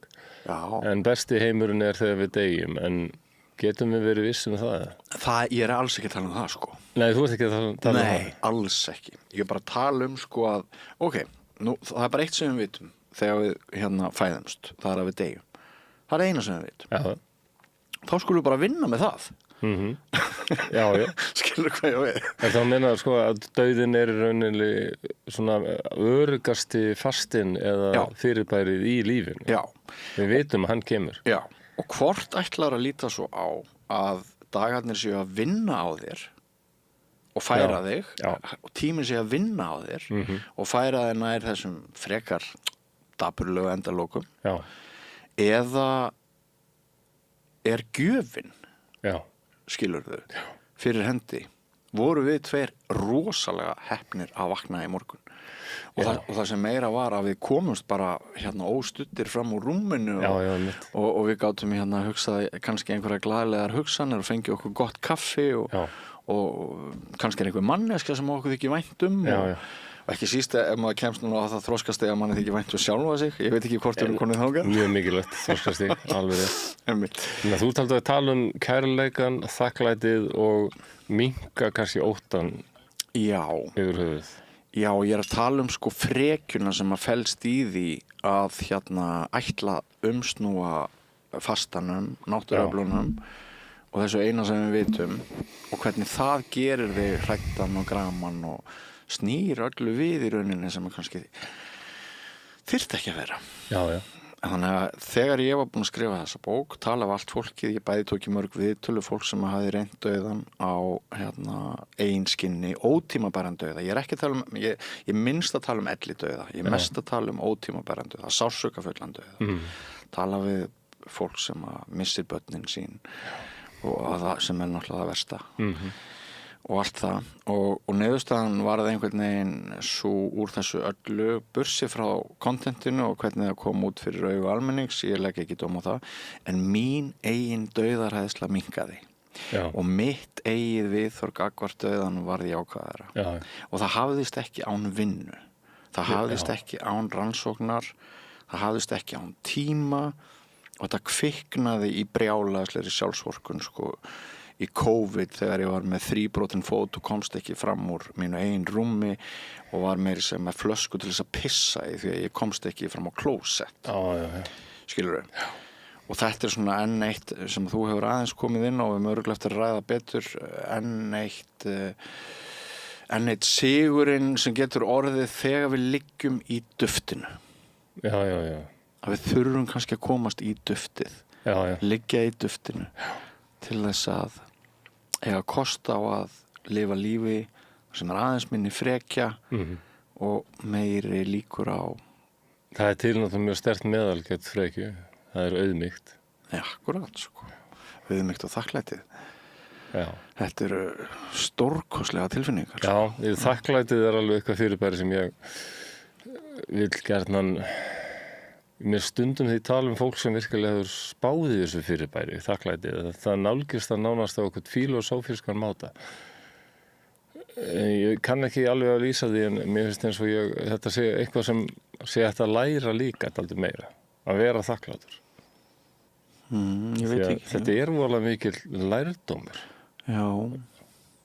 Fylgst mér sjálfsöryggi til dæmis og þetta að efla svona sjálfa sig og svona þessi ég-bætandi bara horfa í speilin og rósa viðkomandi sko.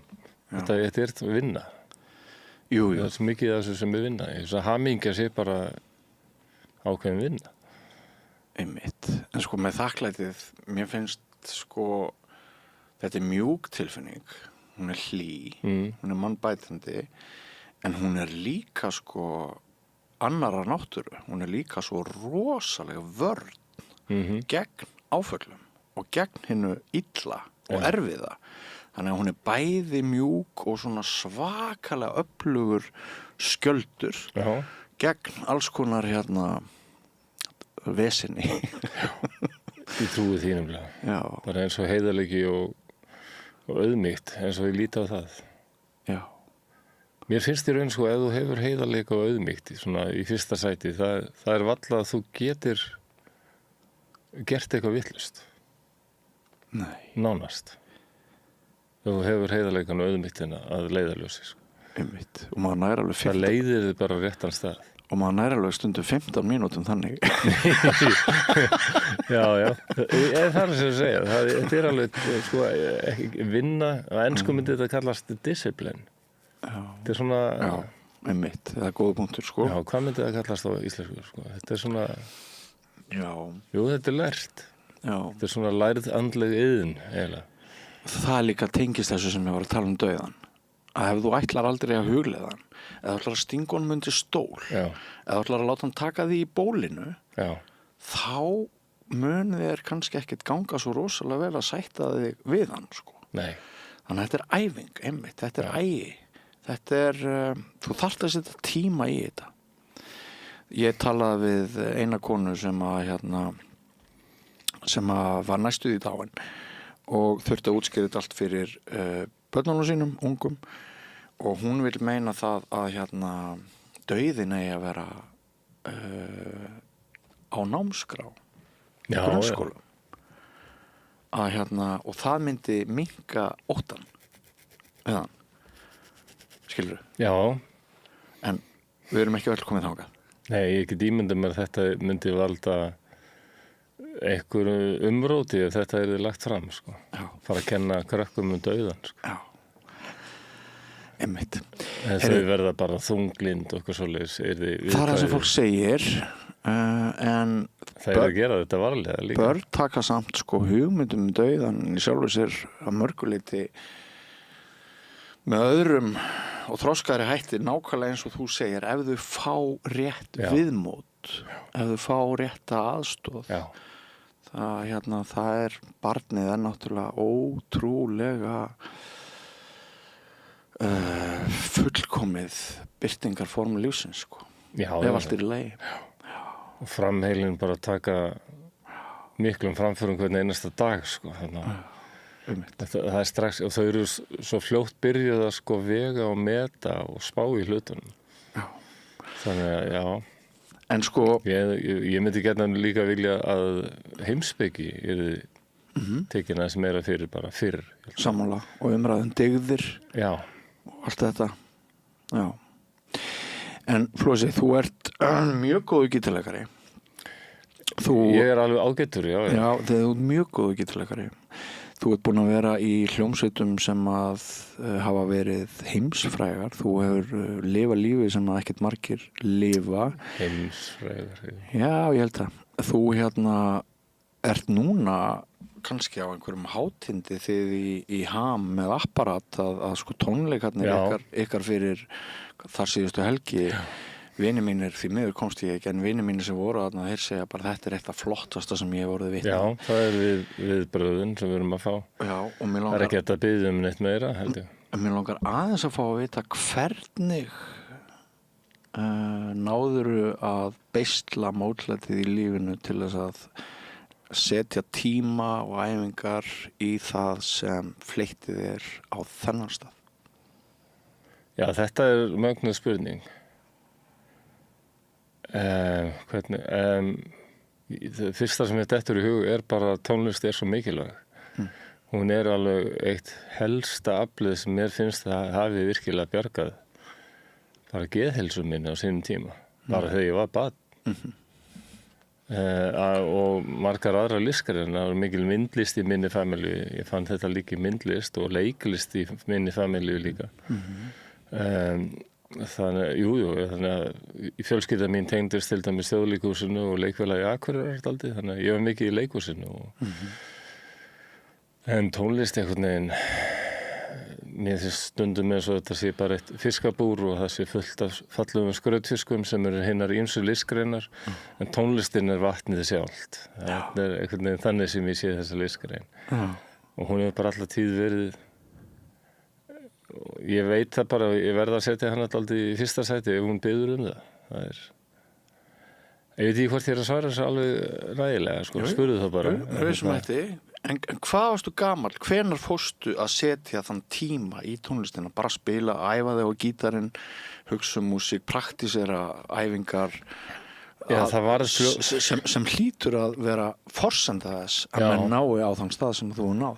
Það var svona fljótt þeim sem voru kringum mig, svona minn næstu fjölskyldu, ljóst að ég var dálítið músíkalskur, sko, og hrifinn af því. Það var á heimili systur minnar var hvað heitir rússneska hljóðfærið þríhyrnda eftir? Þríhorn? Nei, það er bara 3 strengir. Það er alveg já, ok, það kemur eftir. Óþolandi muni þetta ekki. Og ég var ofta að pósa svona með það fyrir fram að spegilinn, sko, eins og þetta var ykkur gítar. Mamma mín gaf mér kassagítar þegar ég var 13 ára, sem ég fór strax að spila mikið á. Og svo gaf hún mér bassagítar þegar ég var 15 ára.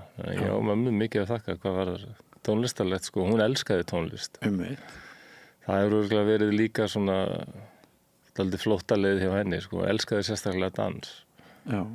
Það var alveg henni uppáhald. Og er þetta ást við fyrstu sín, þessi gítarar, og byrjar þá að djöflast á þeim alveg út og suður? Já, það bara það að spila varð ég hluta svona eskapism eða bara flóttaleið. Ég fór að finna það, þú ert með hljóðfæri út að spila, þá einhvern veginn verða vandamálin ekki jafn íþyngjandi.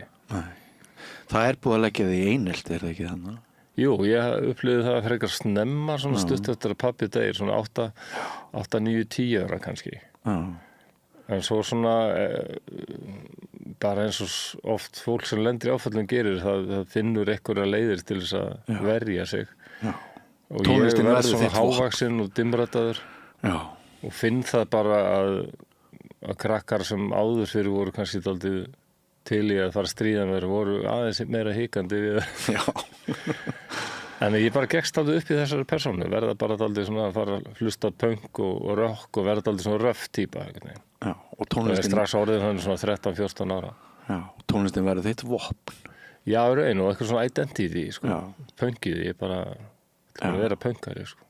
Gekk í svona, við vorum alltaf í svona hermannagöllum svona, og hermannaskóm.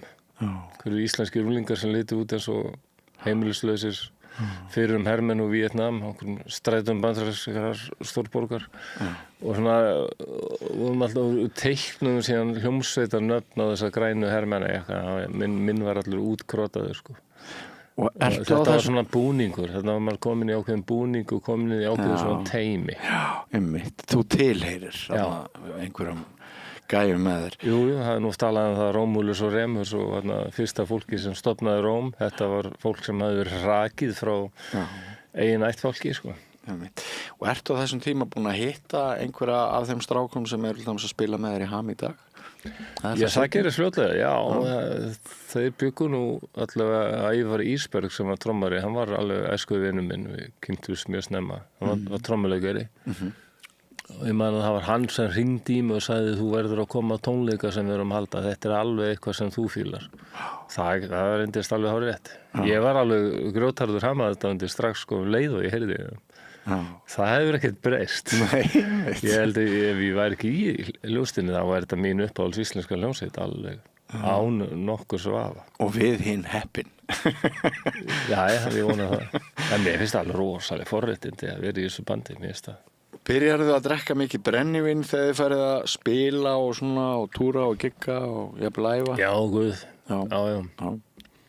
Og Hvað ekki drakkstu? bara ég eða allir okkar. Hvað drakkstu helst? Hver var þinn Ég uppáhaldsdrykkur? er náttúrulega 21 árs nýju orðin þegar bjórinn er leiður, þannig að ég er þessari kynslóð sem mátti ekki drekka þetta stórhættulega fyrirbæri sem var bjór, Egils gull, þannig að það sendi ungan mann beint í glötun, fáðu við frekar brennivín í kók.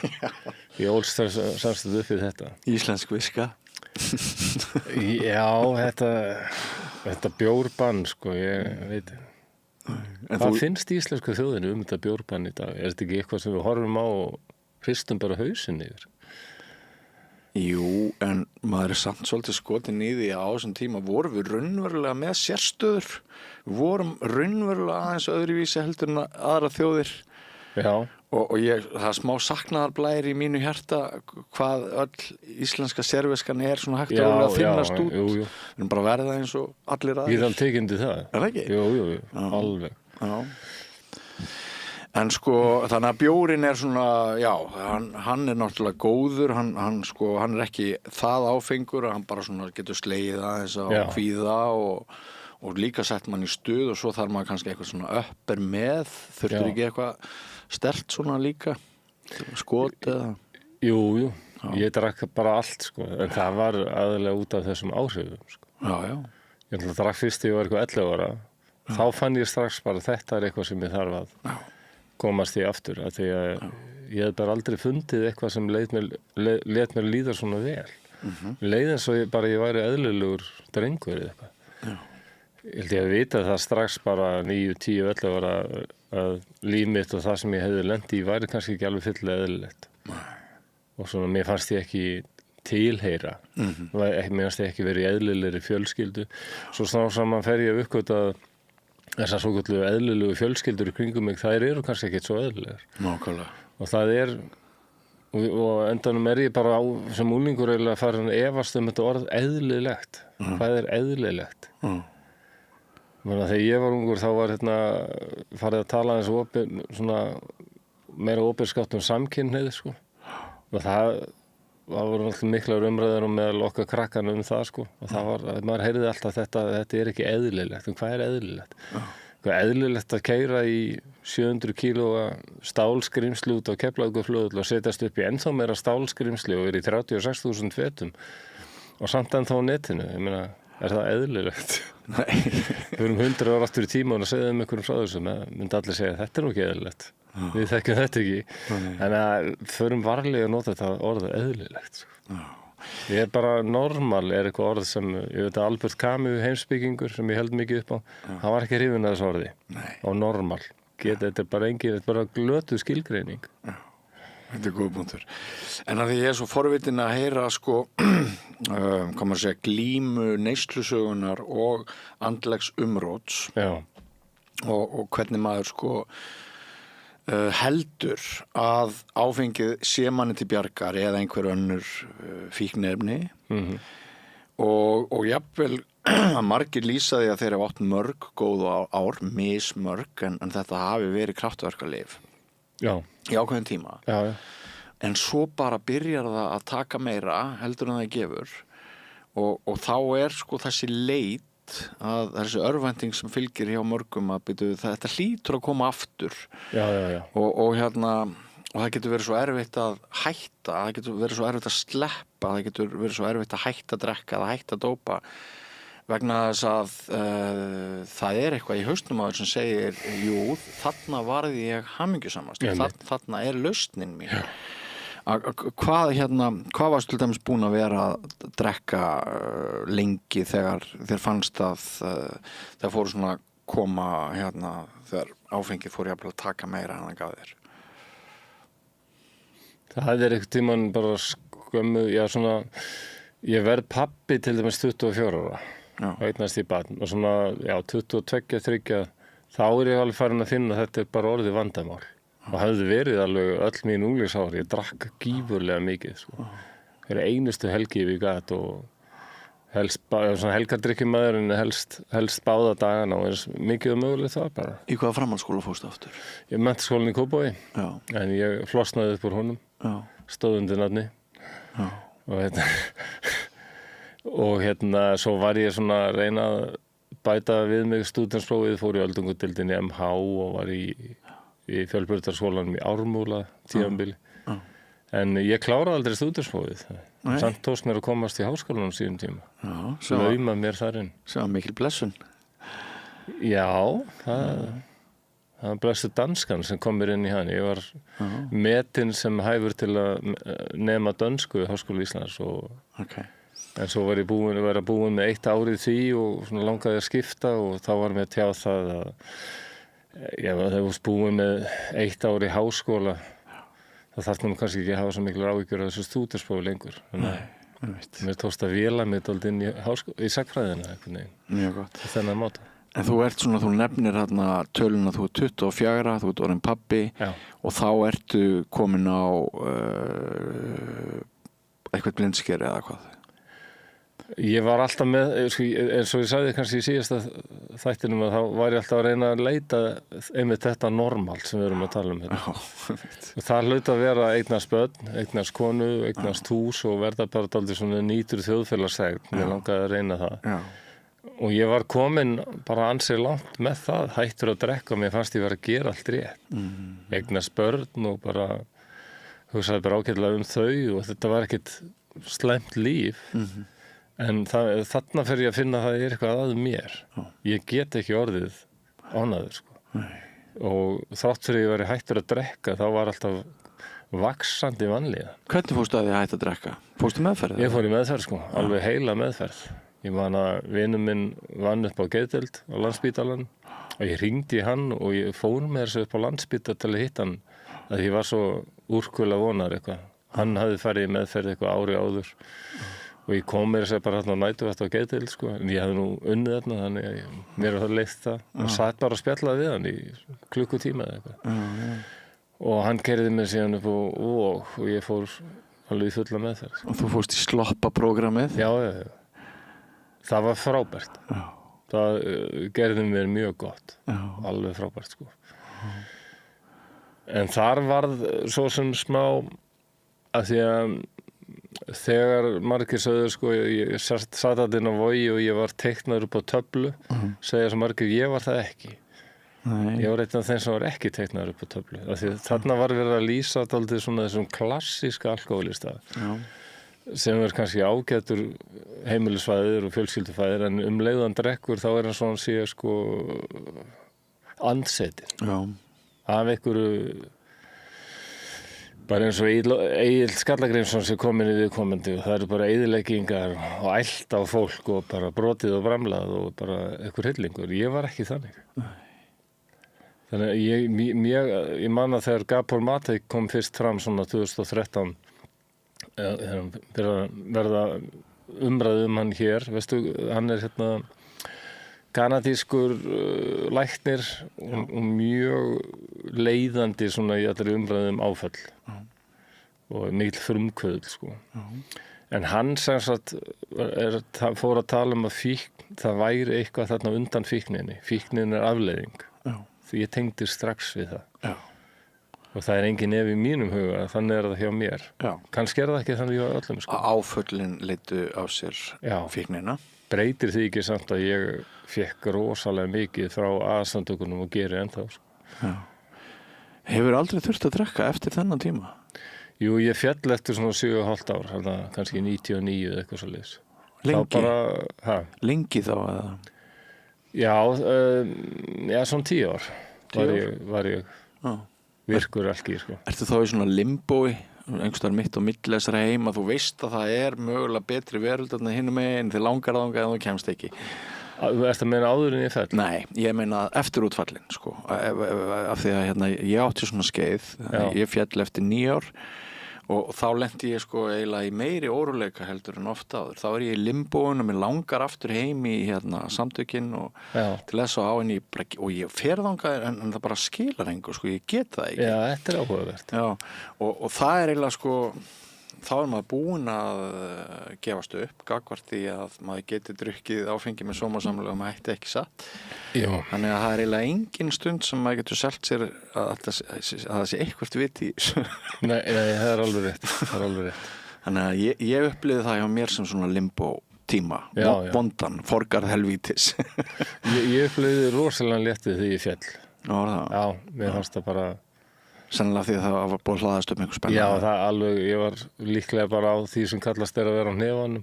Ég hafði ekki alveg farið líka þessa leið, 12 spora leið, fyllilega. Ég hafði aldrei gert það. Ég hef einhvern veginn haldið bara það mæta fundi og segja stega bátt væri nóg. Þetta er dálítið öðruvísi. Þetta er eins og annað. Það er vinna þannig. Það leggja eitthvað mörgum, skila, gefa að þér. Það er svo mikilvægt í lífinu. Og allir þessari vinnu, þessari andlugu vinnu sem við talum núna, hvað sem við talum áfallisma, áföll eða þunglindi, þurfum að gefa af okkur til að fá eitthvað.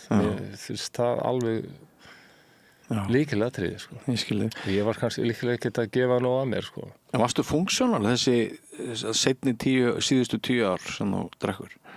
Já. Mér fannst ég ennþá vera að standa við mjög vel. Flutti til Danmerkur með 2 börn. Og ég man að þegar dóttir mín seinna verður fullorðin þá fór hún að tala bara hvernig gátuðu þetta að flytja og það er alveg satt þetta, ég hugsaði tilbaka og þetta var bara heilmikið vinn þarna 1996-97 flytja með 2 börn sko, og vissum ekkert alveg út í hvað við værum að fara en við höfum komast að því að sko, sonur okkar hafði verið greindur með einhverfu og okkur við vorum bæði svona dálítið svona, hvað var maður að segja, svona dankofíls það var svona dálítið hrifin af Danmörku og mjög góði dönsku bæði þannig við bara ákvæðum að fara til Danmörkur og það gekk alveg eftir að Danirnir tóku honum mjög vel, sinn okkar og bara hann fór í svona góðan bekk og fekk góðan stuðning það var einmitt það sem við vonuðust eftir og þessi ári í Danmörku voru svo sem alveg ágætt sko og ég kláraði sjúkraliðan þar fyrir að vinna á svona móttökugetild sem var gífurlega mikil reynsla líka ég held að ég hef ekki fengið neitt út úr neinni vinnu eins rækilega eins út úr því að vinna á getildum. Það var eiginlega dálítið svona bjargaráð hjá mér. Að kynnast því bara. Getur þú sagt mér af hverju? Hvaða var sem gaf þér? Ég veit ekki, ég hef alltaf leitað í að vilja horfast í augu við sko þessar ljótari hliðar lífsins, það er kannski ljótt að kalla það sko, en svona þessar hliðar sem við kannski viljum ekki alltaf vera að sjá mikið. Hins mannlega raunveruleika svo við gerist nú pólitískur en ég hef alltaf viljað sjá þetta því að mér finnst ég verða var við eða sko fá ljótleikan svo fljótt sem barn einhvern veginn hvað heimurinn er alltaf kaldur og tilfinningalaus var ég að upplifa kannski ekki svona beint sem illan heldur bara einhvern veginn það er allir í sínu þannig var ég að upplifa en ég treysti einhver fullorðinu fólki sem hefur alveg haldið saman á þennan dag. Kannski lagast alltaf núna því ég er náttúrulega að verða 60, þannig ég er orðin alltaf rík fullorðið fólk.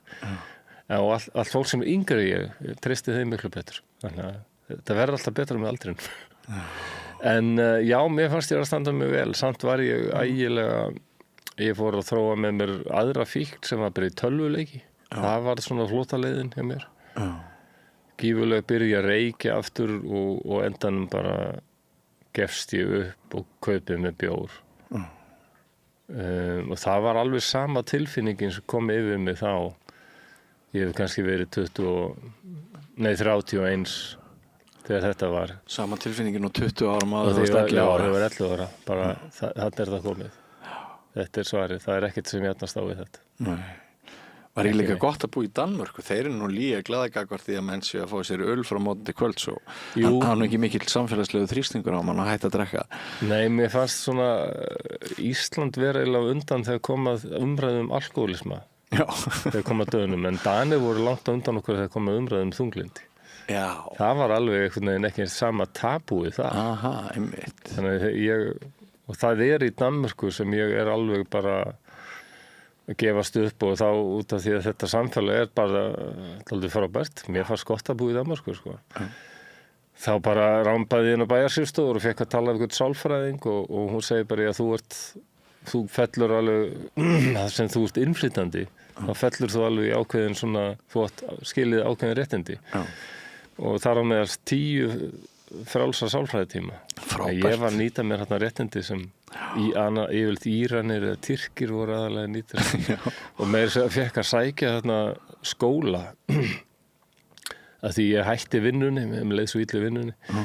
Og þá var félagsráðgjafi hjá bænum sem kom því verka ég fekk að sækja skóla í 3 mánuði og fá að vera á ákveðnu kaupi hjá bænum bara við að gera það. Þannig ég sat í tímum með mitt flóttafólki frá Kúrdistan og Íran og öllu og það var gífurlega reynsla, rosalega það skemmtilegt að tala við það fólk.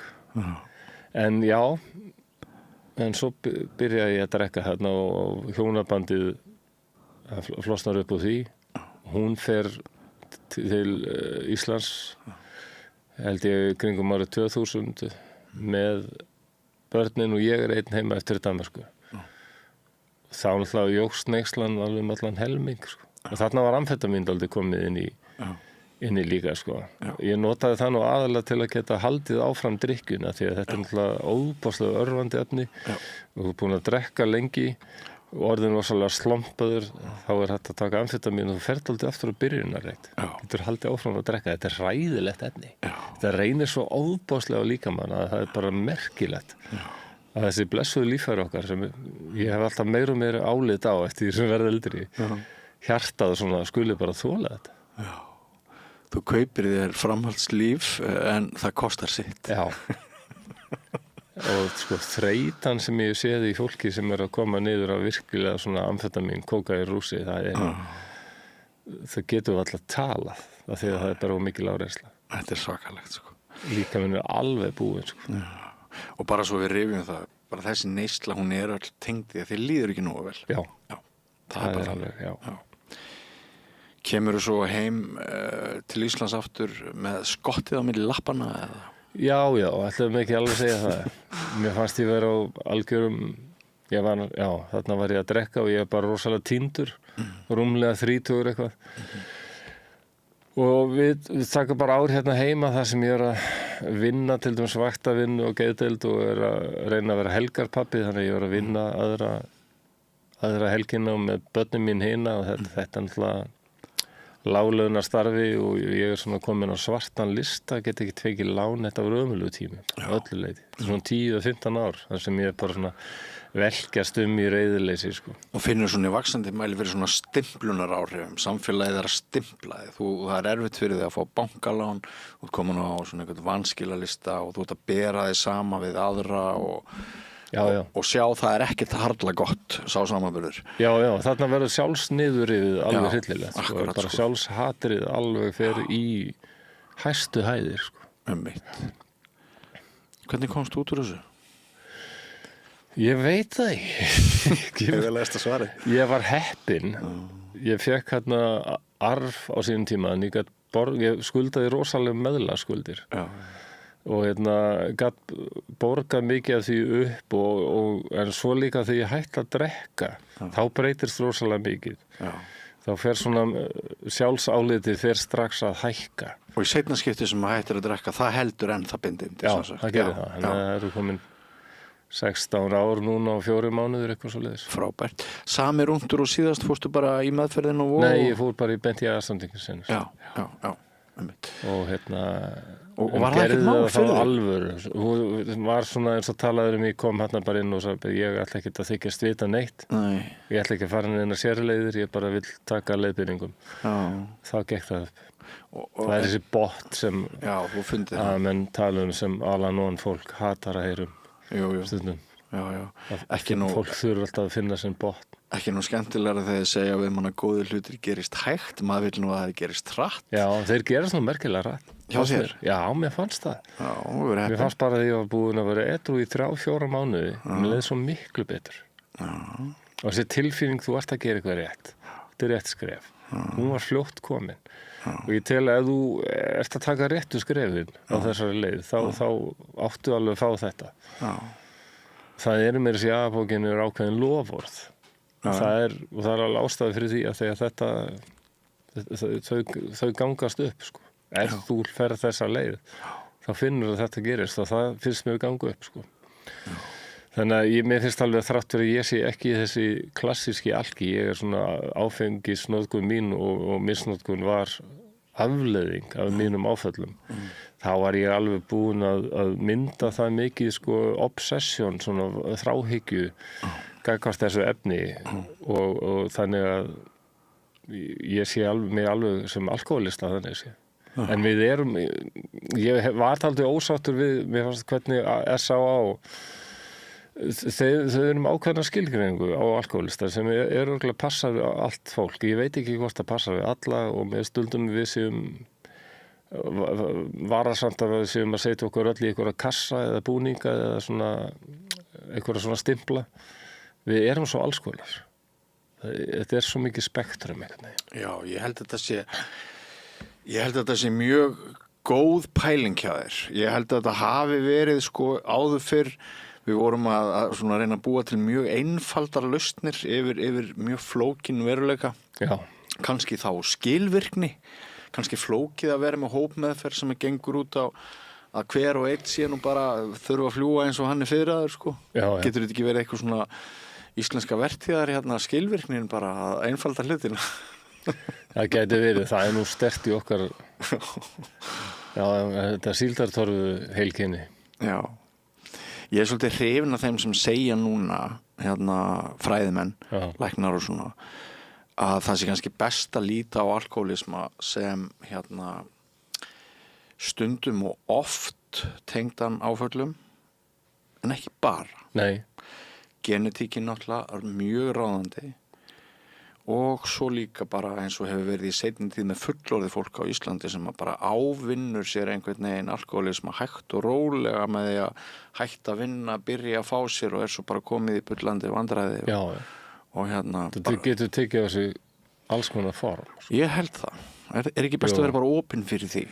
Það í samtökunum oft talað sko, og ég verð alltaf, kannski er það bara góðsviti, ég verð alltaf svona nervus þegar ég fyrir að tala að samtökunu opinberlega þegar alltaf lögðu áherslu að það, sko. Við einbröðum aðeins á þessu síðast, mér finnst allt í lagi að við bara segjum það aftur upp átt að ég sé ekki að þú sért að brjóta einhverja erfðavenju A-samtökana þótt þú minnist á A-samtökin af því þú ert ekki að koma fram sem talsmaður. Nei, bara hvernig ég hef upplifað þau og hvað það hefur bara gert fyrir mig. Já, bara að maður halda áfram.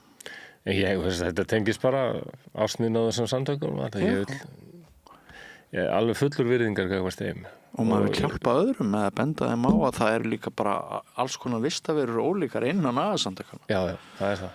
Já. Og maður þarf kannski til að finna sinn rétta fund. Sko. Jú, rétt, mitt.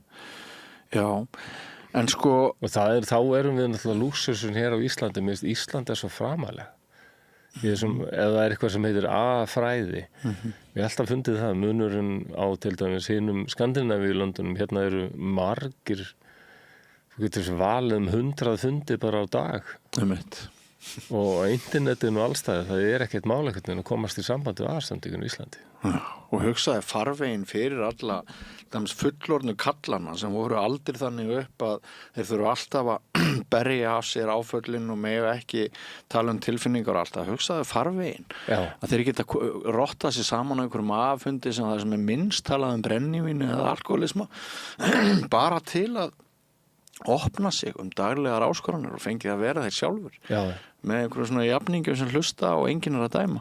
Það er alveg magnað. Já. Það er þannig að það er alveg magnað. Ég finn alveg sérstaklega svona værð á aðfundum sem ég finn ekki annars staðar. Já. Get ekki alveg lýst í hvað það er. Ég held að sé bara þessu ótrúlega samkennd sem maður finnur fyrir. En stóru upprisu árin í músíkinni og síðar þegar þú verður hlaðvarpsstjórnandi þessa frábæra hlaðvarps Draugar fortíðarinnar. Grunnurinn að þessu er náttúrulega allur lagður með því að þú ert orðin edrú og þér er farið að líða betur. Já. Það er ekki fundi.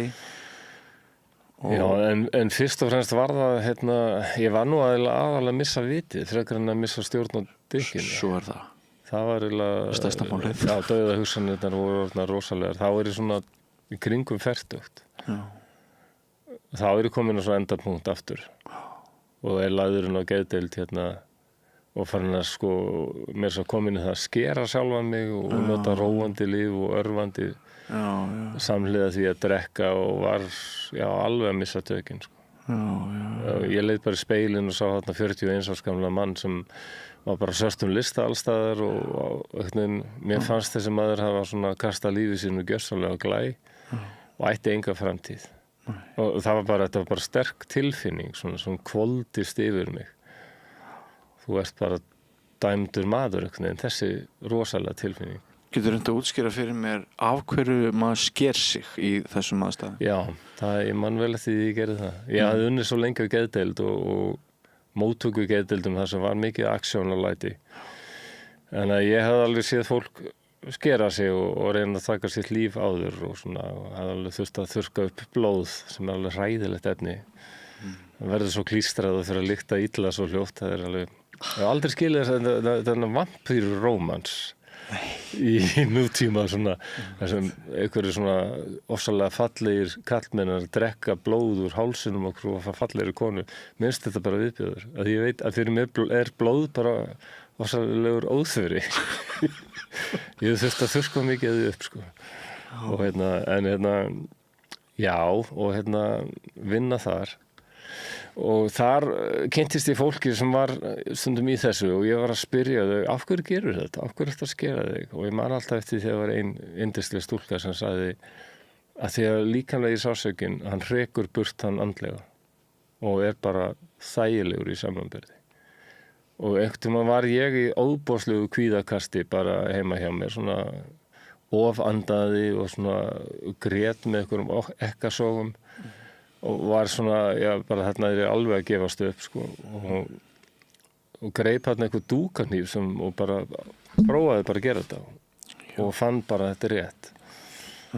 Þetta er rétt. Ég er hræddur að segja þetta af því að ég vil ekki að fólk vera að leika þetta eftir, en jú, þetta er alveg ástæðan fyrir því að fólk gerir þetta oft. Og þetta getur orðið meira svona að því að þetta er þægilegri sásöki heldur en sá andlegi. Andlegur sásöki er verri en líkamlegur. Langflestum tilvikum. Þetta er ekki leið sem þú mælir með samt. Þetta er ekki leið sem þú mælir með samt. Nei. Hvað ætti maður að gera annað en að reyna að hleypa minnka andlega sásökan og færa hann yfir á því líkamlega? Hvað ætti maður að gera þegar mann líður eins og þú ert að lýsa þér hafa liðið? Hvað getur maður gert? Ég held að ég hef ekki í þessum aðstæðum átti ég engar annar kostaði völ en að hringja hjálp. Ég var ekki að ráða við neitt sjálfur. Ég hringdi á læknavaktina. Þarna ég bjó nú reyndar út á landi, en sem betur fyrir það bara brást kerfið vel við. Það var læknir bara þarna, það var á Húsavík, það var læknir á Húsavík sem bara hlustaði á mig og tók þetta niður allt sem ég var að segja og sagðist alltaf ráðfara sig við geðlækni og Akureyri. Svo hringdi hann tilbaka og sagði þeir vilja endilega fá þig og leggja þig inn. og vinnur minn sækir mig og keyrir mig til Akureyrar. Þá var ég hættur við. Mér fannst þetta of mikil skömm að ég hefði unnið á geðdeild og væri nú að leggjast inn á geðdeild. Já. Og svona, ég hef séð þetta líka svo oft hjá öðru fólki. Ég hef sko unnið á geðdeild og tekið á móti fólki sem að koma úr einhverjum alveg, með að koma allt blóðugt og tætt og það allt í klessu hjá þeim. Og samt eru þau farin og þegar þau komu voru þau gjörsamlega í svo miklu mínus, grenjandi og vælandi. En eftir einhvern ákveðin tíma, það var eins og komið allt í hugsunin, hvað ég að gera? Ég að verða með þetta skammar, ég hef stjórn á eigin lífi og ég hef séð fólk fara. Man vill svo rosalega leggja þau inn en má það kannski ekki. Sérstaklega í Danmörku það mikið inngrip eða þú bara tekur eitthvað og leggur hann gegn hans vilja. Frelsið aldrei mikilvægt í Danmörku. Þannig að það alltaf lögreglan þarf alltaf að leyfa nauðungar innlögn. Og ég var greinilega allt í einu þarna þótt ég væri blóðrisa og alveg komin á endastöðu, þá sagði ég nei, ég vill ekki leggjast inn. Alltaf einhvern veginn að díla við þetta sjálfur. Maður býr náttúrulega til allar ástæður sem hægt að búa til að fara ekki inn í þessar aðstæður eins og að fara nú geðdeild. Af hverju gerum við það? Já, vegna þess að við erum veik. Já. Að sko ég man að ég heiktist á því að ég var svona hálfu opinber fígúra sem sjónvarpsfréttamaður og andlit sem að mjög margir tengdust við. Ég myndi slátra eigin atvinnuferli ef ég myndi fara í meðferð eða eitthvað svoleiðis. Ef ég myndi sýna á mér veikleika þá myndi allir tala það og það þá bara svona væral að Björn Þorláksson, hann ávist við rosa vandamál að stríða. Og þá myndu allar lífsbjargirnar hrynja, öll virðing fyrir manni. Þetta var bara varnarmekanismi alkans að öskra villuskilabóði í eyrun á mér og búa til ástæður gegn því einmitt að leita mér hjálpar. Jú. Og þessi varnarskilabóð hafa oft virkað ansi oft. Já. Já. Og það getur verið gott að ræða að þetta sem sagt stundum bara hluti veikindana. Já. Já, þetta merkilegt sem hún talar þessi kemur upp þessi hugmynd kannski, manni finnst maður vera að glata einhverju reist og eitthvað svona karriér sem þú ert að ógna og svoleiðis. Ég skil þá alveg hvaðan það kemur því að þetta ákveðna breytingar, þú ert að vikna á þér kannski eitthvað sem fólk eitthvað við þig eða ekki sem kannski ekki öllum kunnur, þannig að þú ert að taka þetta alltaf ákveðið skref. Alveg rétt. Og það skiljanlegt að maður sé hrætt við það. Já. En ég held að maður verða að gera þetta og standa með því þegar maður gerir þetta. Já, og það sem maður heldur að gjaldfelli sig, það getur líka haft gjör ólík áhrif. Alveg. Það verður til virðing, það verður til væntumþykja, það verður aftur til traust. Já. Ef við tölum ástvinni og þá bara fólk sem býr undir sem þakki og þú. Já. Það aðeins heilbrigðara en þú, alla jafna, þótt alkoholismi sé fjölskyldusjúkdómur og geri annað fólk veikt í kringu þig án þess að það hafi beðið það, þá þeirra dómgreind er yfirleitt betri heldur en alkans eða þunglindi sjúklingsins eða hins veika manns og það sér ekki gjaldfellinguna heldur þvert á móti virðisaukninguna og vonina viðspyrnu sem getur orðið með því að þú takir á þínum vanda. Já, og þetta kannski tengist því sem ég segja að mér fannst því fljótt líka að finna það á vinum og vandamönnum að fólki fannst þetta strax í ákveðið breyting. Já, því trúi ég. En ég man alltaf hvað vinur minni sögðu, þú varst ekki leiðilegur þegar þú varst að drekka. Ég fikk alltaf að heyra það og það er frekar sjaldgæft þegar líður á fyrir kannski út af því að náttúrulega þegar ég var að drekka þá var ég að nota þetta efnið mitt sem var að halda mér frá því sem var verra. Mögulega. Af tvennu illu var raunveruleikinn miklu verri. Einmitt. Þannig að þetta snýst aldrei það að bara standa aldrei ómengaður, taka af sér brennjun og horfast í auguruleikan alveg hans eins og hann Sannleikurinn getur verið rosalega brútal. Já. Þess vegna heiðarleikin svo mikilvægur. Það kann ég rosalega vel að með í aðsundökunum með svo rosalega, þessi mikla áherslu á heiðarleika. Já, einmitt. Við höfum ekki efni á að byrja að víkja út af einhverju svona dygðabraut því að þá verða einhver raðáhrif. Það maður svona svolítið með sig bara brothættan í flösku, sko. Já. En sko, en Flósi, það sem sagt upp úr þessu sem að svona sólin fer að skína skærar. Þú ert samt ekki maður. Hvað hefur lifað svona flesta daga í röð þar sem þú ert bara algjörlega hamingjusamur og setur vel í eigin sálu og ekkert vesen? Það eru kannski svona 3. Ég veit. Já. Það komið að öðru, sko, ég ennþá bullandi þunglindur. Já. En ég á mjög góðum stað núna. En ég upplifað það að þunglindið ekki farið. Nei. Það verður alltaf einhvern veginn eins og okkur skuggi sem fylgir mér. Ég bara sætti mig bara við það. Tekurðu lyf við það? Já, ég tek 1 lyf, 1 þunglindislyf, sem mjög kröftugt, sko. En yfirleitt hafa þunglindislyf ekkert virkað neitt rosalega vel á mig. Nei.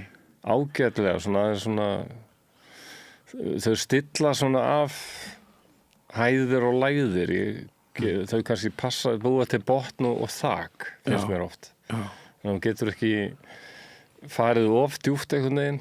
Þá lendur þú bara okkur botni og ert í einhver svona dálítið flatnesku sem þú skárra heldur en að fara alveg niður í þunglindi þar sem bara þú vilt enda þetta allt saman. Já. En að samanskapi smá þak ef ég að fara upp. Það svona stundum sem maður kemur upp úr þunglindi þá líður maður dálítið eins og maður hafi svona smá innsýn í hvernig þetta þegar fólk normal eða þegar fólk kannski í smá maníu. Það meiri svona, ég finn allt inn og ég get gert meiri hluti og ég svona fljótar og snöggar að svara til og svona. Já. Og svona kannski kókraustari dálítið. En það endist yfirleitt ekkert mjög lengi. Svo smá saman fyrir þetta þunga myrkur svona alltaf að hvelfast yfir mig aftur, sko. Ég held að það sé bara, ég veit ekki hvort að það hafi alltaf verið hluti af persónuleika mínum. Ég held nú að þunglindi sem ekki til komið út af áföllum, en þessi áföll náttúrulega það sem hafa aldrei mótað mig. Ég væri kannski allt annað maður ef ég ekki orðið fyrir þessum áföllum. Kannski væri ég hundleiðilegur. Ég líka veltið fyrir mér. Það geti verið. Og svo það kunstin einmitt að sökkva ekki sjálfsvorkun. Já, hún verst af öllu, sko. Ég sé ekki að hún sé til neins hluta nytsamlega. Ég sammála. Sjálfsvorkun. Skömm og sjálfsvorkun sé ég ekki sem vallar sem nokkuð gaglegt, sko, við þetta. Kannski eru einhver tilvik skammarinnar sem að maður átt hana skilið og lærir af henni. En sjálfsvorkun, nei. Nei. Jú, svona skömm ef þú hefur eitthvað virkilega og þarft að skammast fyrir eitthvað. En hún kannski getum talað 2 tegundar skömm. Sennilega eru að ræða 2 tegundir skammar, Já. Þessi rödd djöfulsins sem alltaf segir þér þú hefur brugðist, sko, skammast þín ekki. Skammast þín allir fyrir þig. Þessar hræðilegu raddir sem geta orðið lúppað í hausnum á fólki. Þetta grubb, það alveg þetta versta, sko. Og ekki sko síst vond á þessum internet samfélagsmiðla tímum og öllu því þegar allir alltaf öskrandi myndefnið framan í því að fólk með fullkomið útlit og það success í öllu sem það gerir og við erum farin að halda í rauninni öllu því sem ekki lítur stórkostlega út bara frá helstu síðum oft á tíðum, sko. Jú, það er rétt. Það eikur enn sársaukann og bjagar samanburðin. En verður stundum ofsakátur? Þú veist, nærðu ennþá til dæmis á sviðinu í Hörpu þar síðustu helgi. Þú finnur að allt geðveikt. Þetta getur ekki verið flottara. Hljóðheimurinn, þið vinirnir, félagarnir eru að gera eitthvað merkilegt. Verður ofsakátur? Eða fullsáttur? Ég vill eiginlega frekar bara frið og sátt í sálunni heldur en hamingju og gleði. Ég veit ekki hvað fólk að tala þegar það talar hamingju og gleði, en ég skil frið og sátt.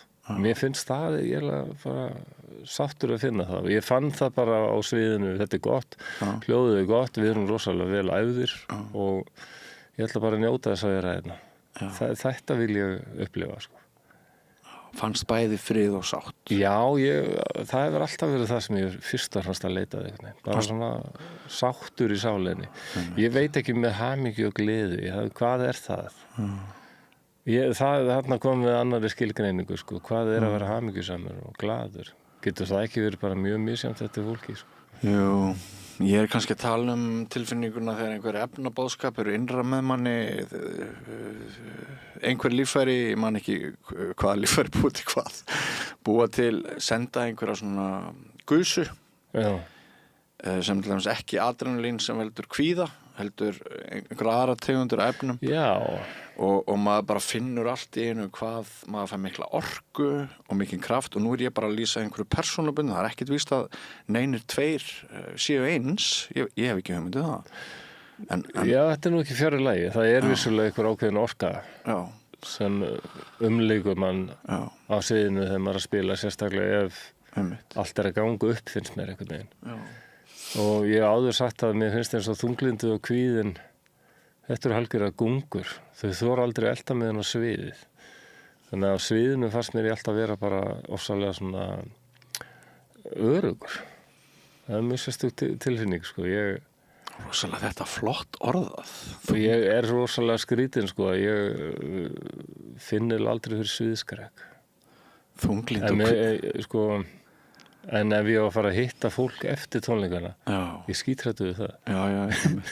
Og til dæmis eftir fyrstu Hambarat tónleikana hérna á síðasta ári, 2025, það var svona eftir á partí eða eitthvað svona veislaða sem við fórum og hittum fólk og ég reyni nú að gera það alltaf. Og líka þegar draugarnir voru að fara live, fara fram og hitta fólk, því að fólk vill hitta mann og það er jákvætt.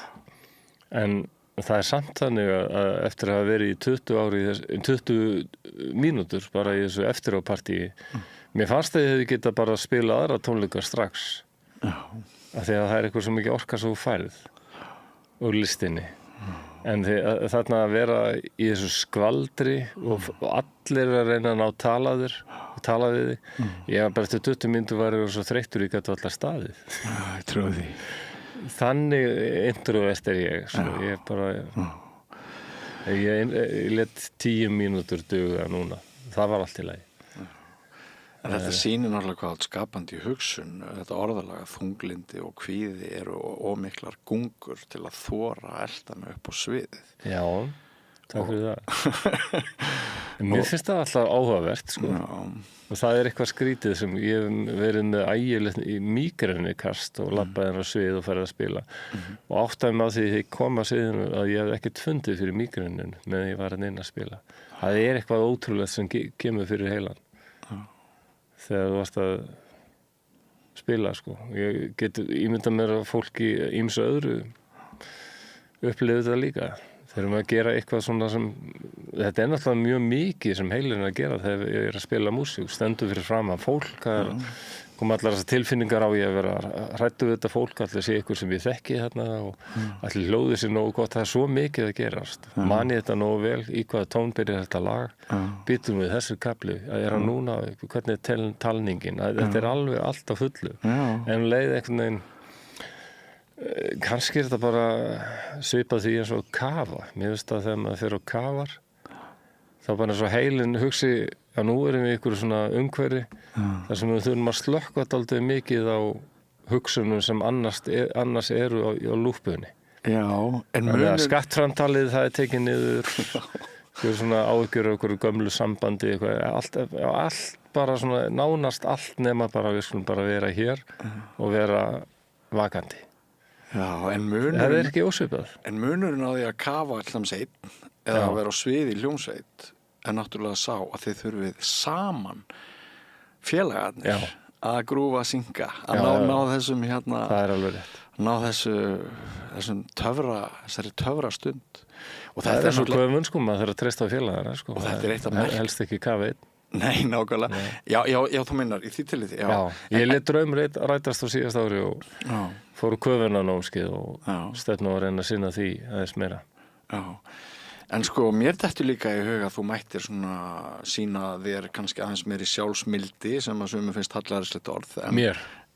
Að þú mætti sína sjálfum þér aðeins meiri sjálfsmildi sem sumum finnst hallærislegt orð en öðrum finnst að við ættum að tala meira bara með því að þegar þú ert þarna upp á sviðinu þá ert að gera hlut sem byggist á því hvað þú ert búinn að vera duglegur að æfa þig, hvað búinn að vera duglegur að hlusta á músík, hvað búinn að spila mikla músík, hvað þú hefur marga hæfileika og eðlis eiginleika sem þurfa allir að koma saman til þess að þú getir unnið þessa mjög svo sérhæfðu vinnu undir brjálaðislu álagi. Já. Jú, það einhvern veginn þannig sko. Ég heyr oft fólk segja svona, kannski maður takir þessi dálítið sem sjálfsögðu hlut sko, að geta bara spilaðu gítar þótt að ég sé alls ekki besti gítarleikari í heimi, þá er mörgum sem finnst þetta að vera hálfgerðir galdrar. Já. Og ég sjálfur hef alveg upplifað það að horfa á tónleika og hugsa bara, þetta er ykkur galdrar. Þannig að en ég hef aldrei pælt í því að fólk skuli horfa á nokkuð sem ég er að gera og hugsa, vá, þetta er alveg rosalegt. Kannski út af því ég var svo erfinn að taka hrósi, það getur verið sko. Það hefur tekið mér langan tíma bara að læra að nota hrós almennilega. Og fyrirgefðu að ég segi það uppátt en kannski tengist það líka því að þú glímir við þunglindi. Já, það eru einhver tengsl þannig á milli sko. Það er ekki ólíklegt. Já. En þetta er náttúrulega mjög alþekkt. En þetta, ég ætla nær dýpri en það sko. Já, það getur tengst þessari röddu sem var alltaf að hvíslaði að mann hérna áður fyrir þú ert ekkert góður, þú ert ekki einskis virði. Það er eins og hún er alltaf þarna sko. Þess vegna er ég aðeins að ræða þetta við þig og ég er líka að tala við sjálf mig vegna þess að við erum mörg sem glímum alltaf við þessar efasemdir sko. Og en maður þarf stundum að reyna að hnika sér bara hafa fyrir því að komast á hans stað að þetta var bara allt í lagi hjá mér. Þetta er alveg reynst mér aldrei erfitt. Já, það var reynst þér erfitt. Já. Finnst þér... Ég veit að ég á alveg að vera mjög ánægður með mig og allt sem ég er að gera en það er alltaf rosalegt átak fyrir mig að sannfæra mig það. Já. Það er alveg ennþá þannig. Ég ætla ekki að sitja hérna og þykjast vera orðin alveg fullkomin gúru í því sko. Ég held að þetta sé líka eitthvað sem við séum alltaf að díla við allt okkar lífið, það ekki? Það er þessar raddir sem er að reyna að telja okkur trúum að skugginn að hvísla okkur. Við förum svona Carl Jungískar pælingar. Við mikið talaði þennan skugga, sko. Skugganars Carl Jung. Þau okkar sem að eru með þennan farangur, hafa þessar byrðir að bera. Ég veist ekki að það er til hellungur af fólki sem að skilur ekkert hvað við erum að tala veit ekkert hvað við erum að tala en það er líka ansi stór hluti fólks sem leynir því hvernig það líður, leitar sér ekki aðstöðar í aðstæðum sem að það þyrfti að leita sér aðstöðar og við náttúrulega þekkjum það með geðvernd hér á landi hvaða er bara allar mælingar og rannsóknir sína hvað óboðslega margt fólk stríðir við alls konar áskoranir og geðheilsa ungmenna er náttúrulega bara grafalvarlegt. Já, hún er það. Það er bara þannig. Já, það eru fáar þjóðir sem nota mikið af þunglyndislyfjum eins og við. Já, það er þannig. Og það er alveg satt. Já. En Flósi, nú höfum við verið að í einu reik nokkuð lengi. Er nokkuð búið að vera leiðilegt hjá þér? Nei. Hefur þið liðið sæmilega? Nei, ég er bara að hugsa hvort ég er að gleyma að koma einhverju að, sko. Já, ef það er eitthvað sem vil koma að endilega gera það, en annars sá ég þá fyrir mér að síðasti og þriði hlutin okkar gæti verið hlaðvarpið aðeins og svo þessi kulnun.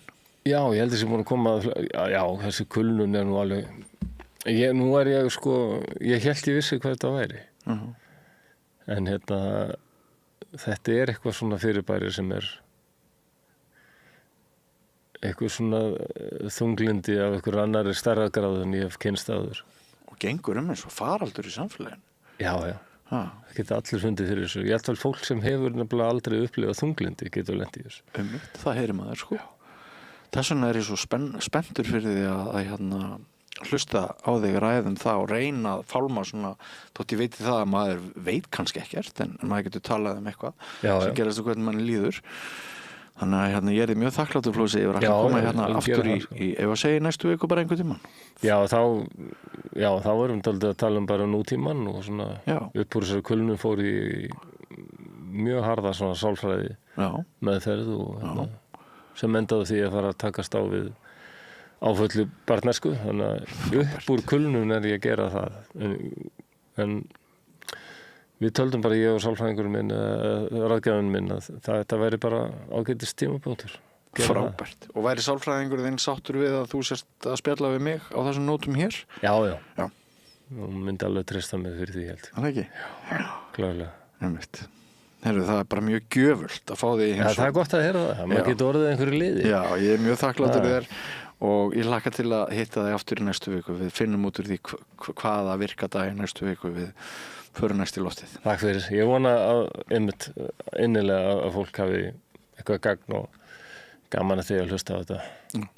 Þunglindisblaður í mér. Já, mjög góð viðbröð eftir síðasta þátt. Já, ég fekk ansi góð viðbröð sjálfur. Já. Það er eiginlega alltaf þannig. Svo segir mér bara að það er þörf á þessari umræðu. Já, ef maður bara nennir að taka á sig grímuna og vera ekkert að þykjast. Nákvæmlega. Af því að það er ekkert allt og algengt. Nei, það er svo þægilegt að gera það. Það er nefnilega það sem fólk veit ekki. Það er alveg bara að vera ekki að burðast með ykkur að brynju alla daga. Það eru svo þungar blíkápinnar. Það eru það. Já, kæra þakkir, Flósi. Og áfram göngum við göttuna, kæra hlustendur, nýtt efni eftir andartak, ekki fara langt. Við lifum á tímum þegar þörfin fyrir opna og gagnrýna umræðu er brýnni en nokkru sinni fyrr. Ég heiti Ólína Kjerúl Þorvaradóttir og ég styð og vel samstöðina, sjálfstæðan og óháðan fjölmiðil. Alþýðufélagið er eigandi samstöðvarinnar. Markmið félagsins er að auðga og bæta umræðu í samfélaginu. Allir geta gengið í Alþýðufélagið með því að skrá sig fyrir áskrift að samstöðinni. Samstöðin.is.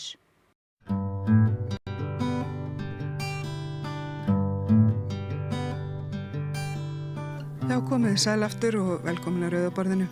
Ég heiti Laufey Líndal Ólafsdóttir og hjá mér er góðu gestur sem ætlar að segja okkur aðeins frá systkina ofbeldi. En Þórdís Bjarleifsdóttir, hún var að gera meistaraverkefni í félagsráðgjöf við Háskóla Íslands og hún er hingað komin til þess að ræða verkefnið og hvað það fjallar. Velkomin Þórdís. Takk kærlega fyrir. Geturðu kannski sagt okkur aðeins frá að því að þetta er náttúrulega svona vist fyrirbæri sem að þú ert að fjalla um. Já. Og sem að kannski ekki allir gera sér grein fyrir að er eins mikið vandamál og það kannski er. Já. En svona, ég þurfti að gera rannsókn. Já, einmitt og þetta er framhald náttúrulega að þú komst og talaðir um BR-reitgerðina sem þú gerði fyrir nokkrum árum. Já, einmitt. Og þá bara svona eiginlega kom ekki þannig til greina en að halda áfram. Einmitt. Með það og þá fóru svona alls konar pælingar hvernig ég ætti að nálgast það. Og þar sem þetta er svona frekar nýja rannsóknir á Íslandi, þetta er fyrsta eiginlega rannsóknin sem hefur verið gerð á Íslandi þetta fyrirbæri. Já. Það fannst mér bara kannski vera skynsamlegt að byrja á fagfólki sem að starfa með börnum. Já. Svona til þess að kanna bara, þú veist, hvernig fagfólki skilur fyrirbæri, hvernig það bregst við og hvað áskorun er til staðar í kerfinu. Og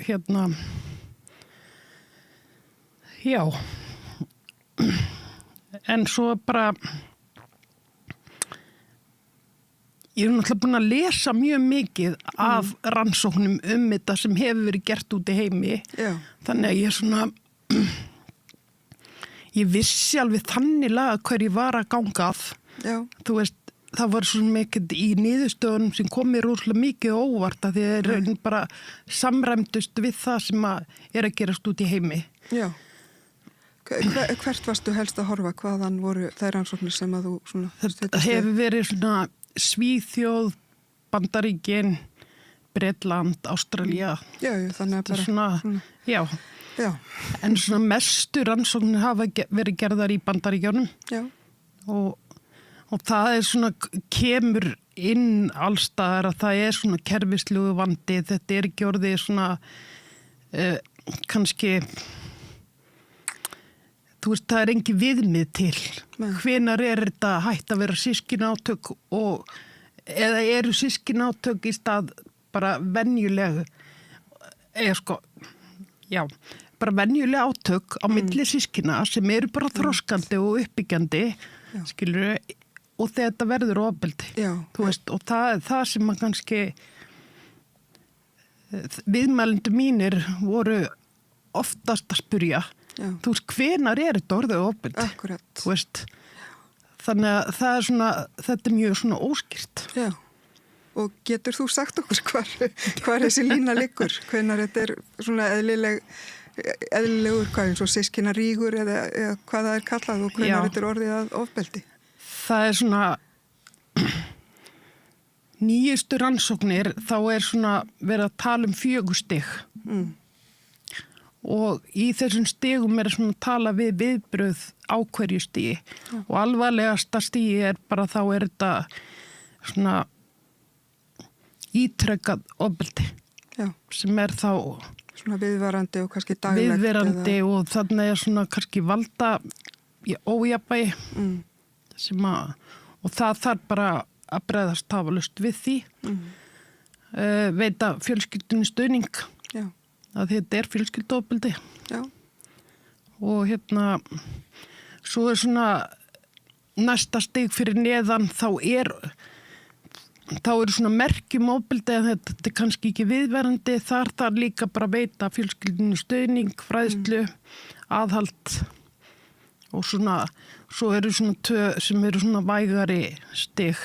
En alltaf kemur þetta það þarf líka alltaf að varast, það fara ekki á næsta stig fyrir ofan. Einmitt, og kannski grípa inn í tímanlega.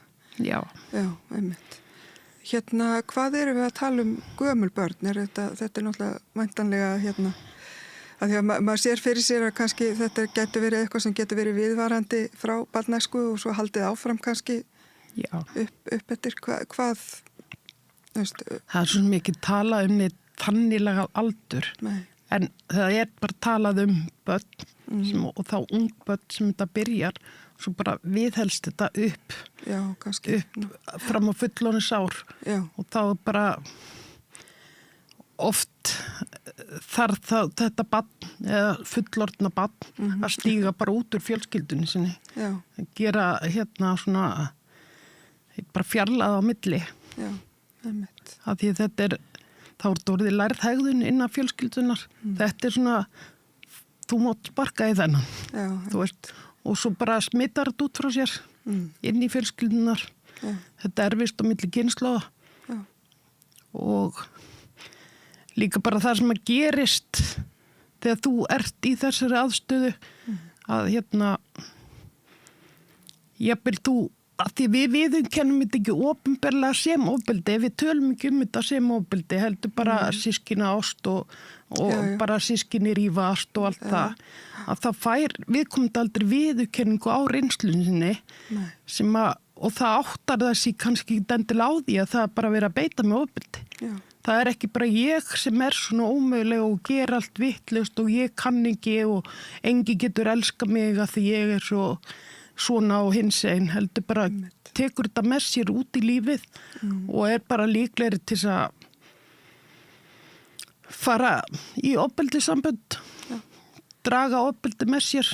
Bara þessi börn eru líklegri til að vera einelti fyrir skóla.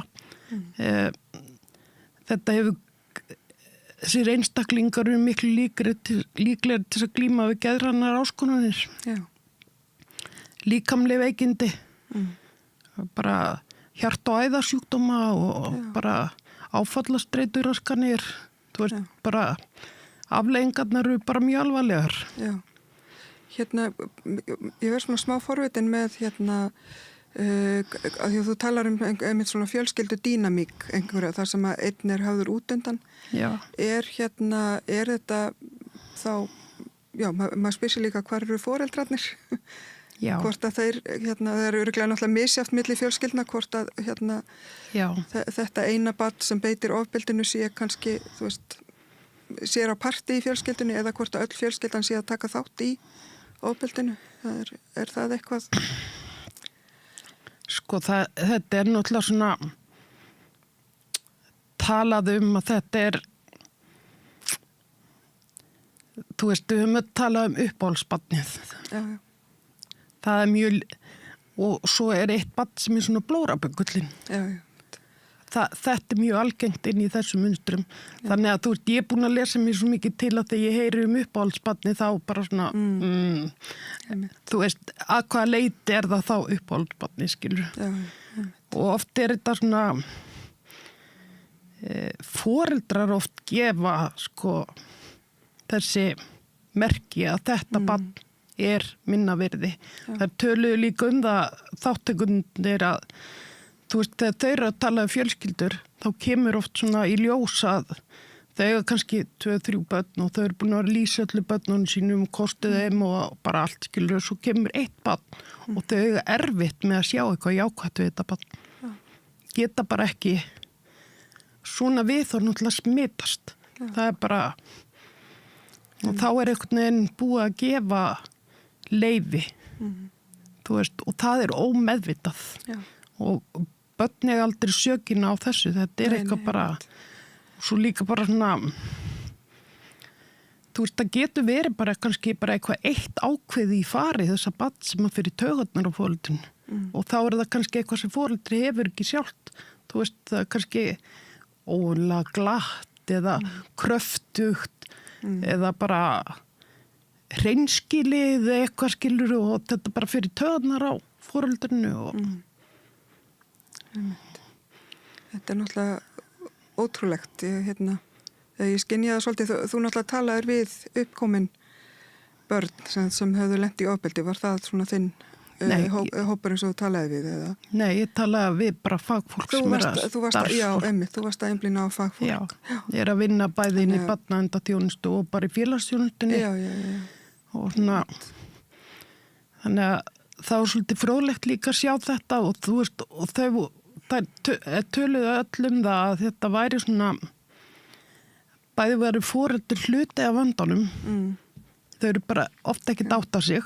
Hérna kannski liggur á bakvið bara brísumjöfnvel eða en líka að foreldrar eru hluti á lausninni og það er að fá þau inn í skilja dýnamíkina, kenna þeim að vinna með hlutina og það rauninni, þetta er svolítið fjölskylduvinna, sko. Komið veg fyrir þetta, sko. Einmitt. Er einhver kerfi, nú er þetta náttúrulega lítið þekkt á Íslandi, við höfum náttúrulega rætt það aðeins, en er að vakna einhver meðvitund svona vinnu, til dæmis hjá félagsþjónustum eða? Nei. Eða þeir eru ekki með sér, þú veist, í sofkerfinu sem er skilgreining á flokkunarkerfi í barnavernd. Það er ekki talað ofbeldi á milli systkina. Það er talað ofbeldi á nákomnum aðila. En samt er kerfið ætlastir takast á öllu ofbeldi, alveg saman hver beiti því. En ég held að það þurfa að koma sérstaklega inn bara systkina þegar ofbeldi á milli systkina. Og ekki bara þar, það er bara að koma inn í allt verklag. Það sem er verið að tala það til þess að það bara opnist þessu augu, það verði, fagfólk verði bara meðvitaðara. Þú veist, ok, þetta er nú kannski ekki alveg eðlilegt. Þú veist, eins og einn þáttangandi sagði, þú veist, hún sagði ef við værum út á skólalóð og það voru bara svona 2 jafningjar skólasyskinni að berja hvort annað, þá myndum við stíga strax inn og slíta þau í sundur. En ef að systkini var að rífast, þá var þetta bara svona hætti þessu, þú veist, svona eins og hún orðaði að við höfum meiri tolerans fyrir því þegar systkini að berjast, sko. Já, einmitt, og kannski upplifir fólk eins og það sé svolítið að stíga inn í einhverjar heimilisaðstöður eða eitthvað svoleiðis hérna þegar það eru. Það einmitt kemur fram í einni svona fræðiransókn að systkinofbeldi eiginlega statt þar sem að fyrir einhverjum áratugum þegar, þú veist, það var talið vera engamál fjölskyldinu þó að væri verið að berja konun á heimilinu, sko.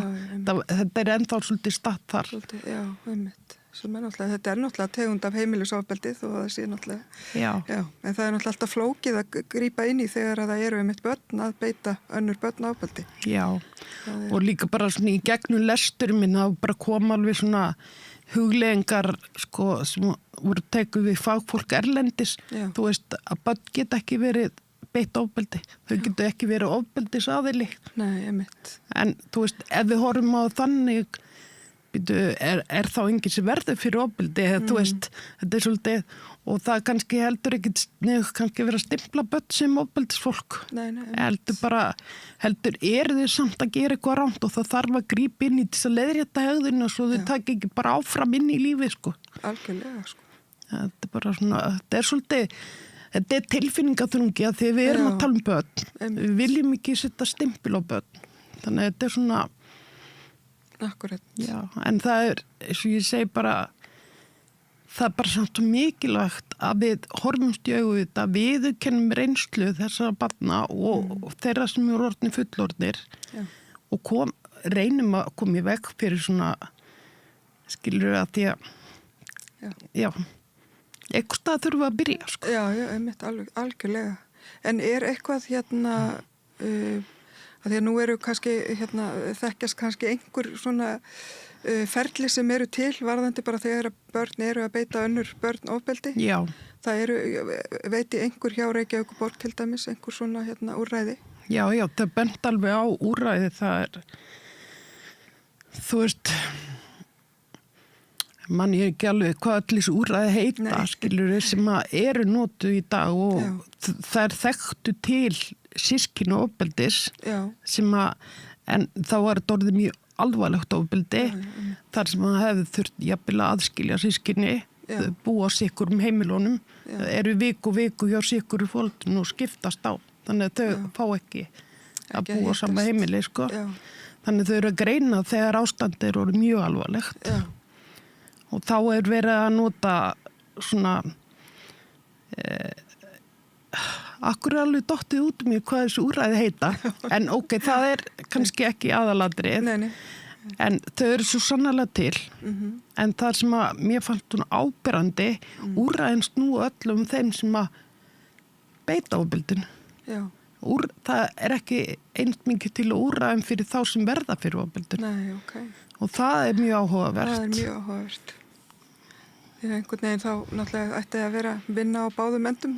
Já. En svo náttúrulega til aðstoð fyrir foreldra, það til þar sem verið að hjálpa foreldrum að horfast í augu við sínar eigin gjörðir, þú veist, eitthvað í mínu viðbrögum sem að leiðir til þess að ég geri ákveðna hluti og alls konar.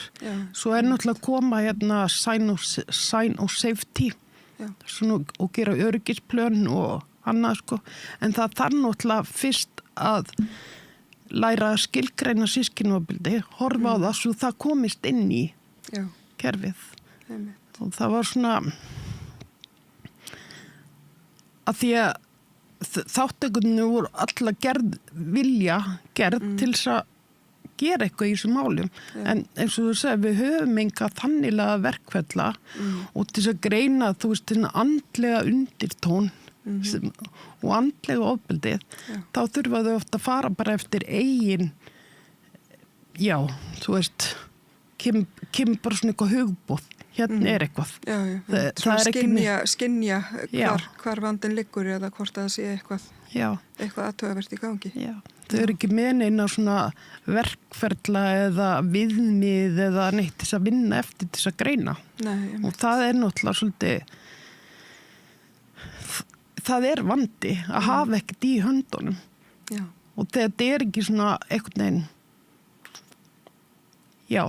að því að, þú veist, við getum ekki bara fagfólk og félagsrákjar getum ekki bara unnið eins og dettur hug, þau þurfa að fylgja lögum, reglum og öllum kenningarömmum og öllu þessu, þú veist, það get ekki á meðan þetta ekki inni þá bara svolítið erfitt að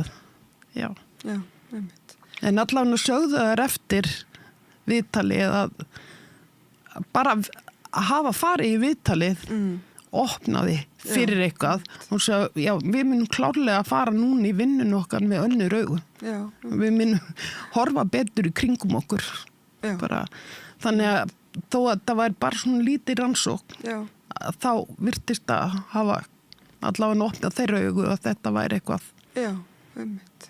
Hérna, hvað sérðu fyrir þér eins og hérna nú náttúrulega eins og þú segir, þetta hefur náttúrulega lítið verið rannsakað á Íslandi og lítið til af svona verkferlum til að fara eftir en það þarf líklega að byrja einhver staðar.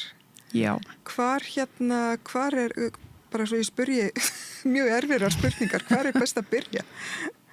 Hvað myndir þú svona sjá fyrir þér? Best að vera að byrja bara að tala við mig, ég er sérfræðingur nýs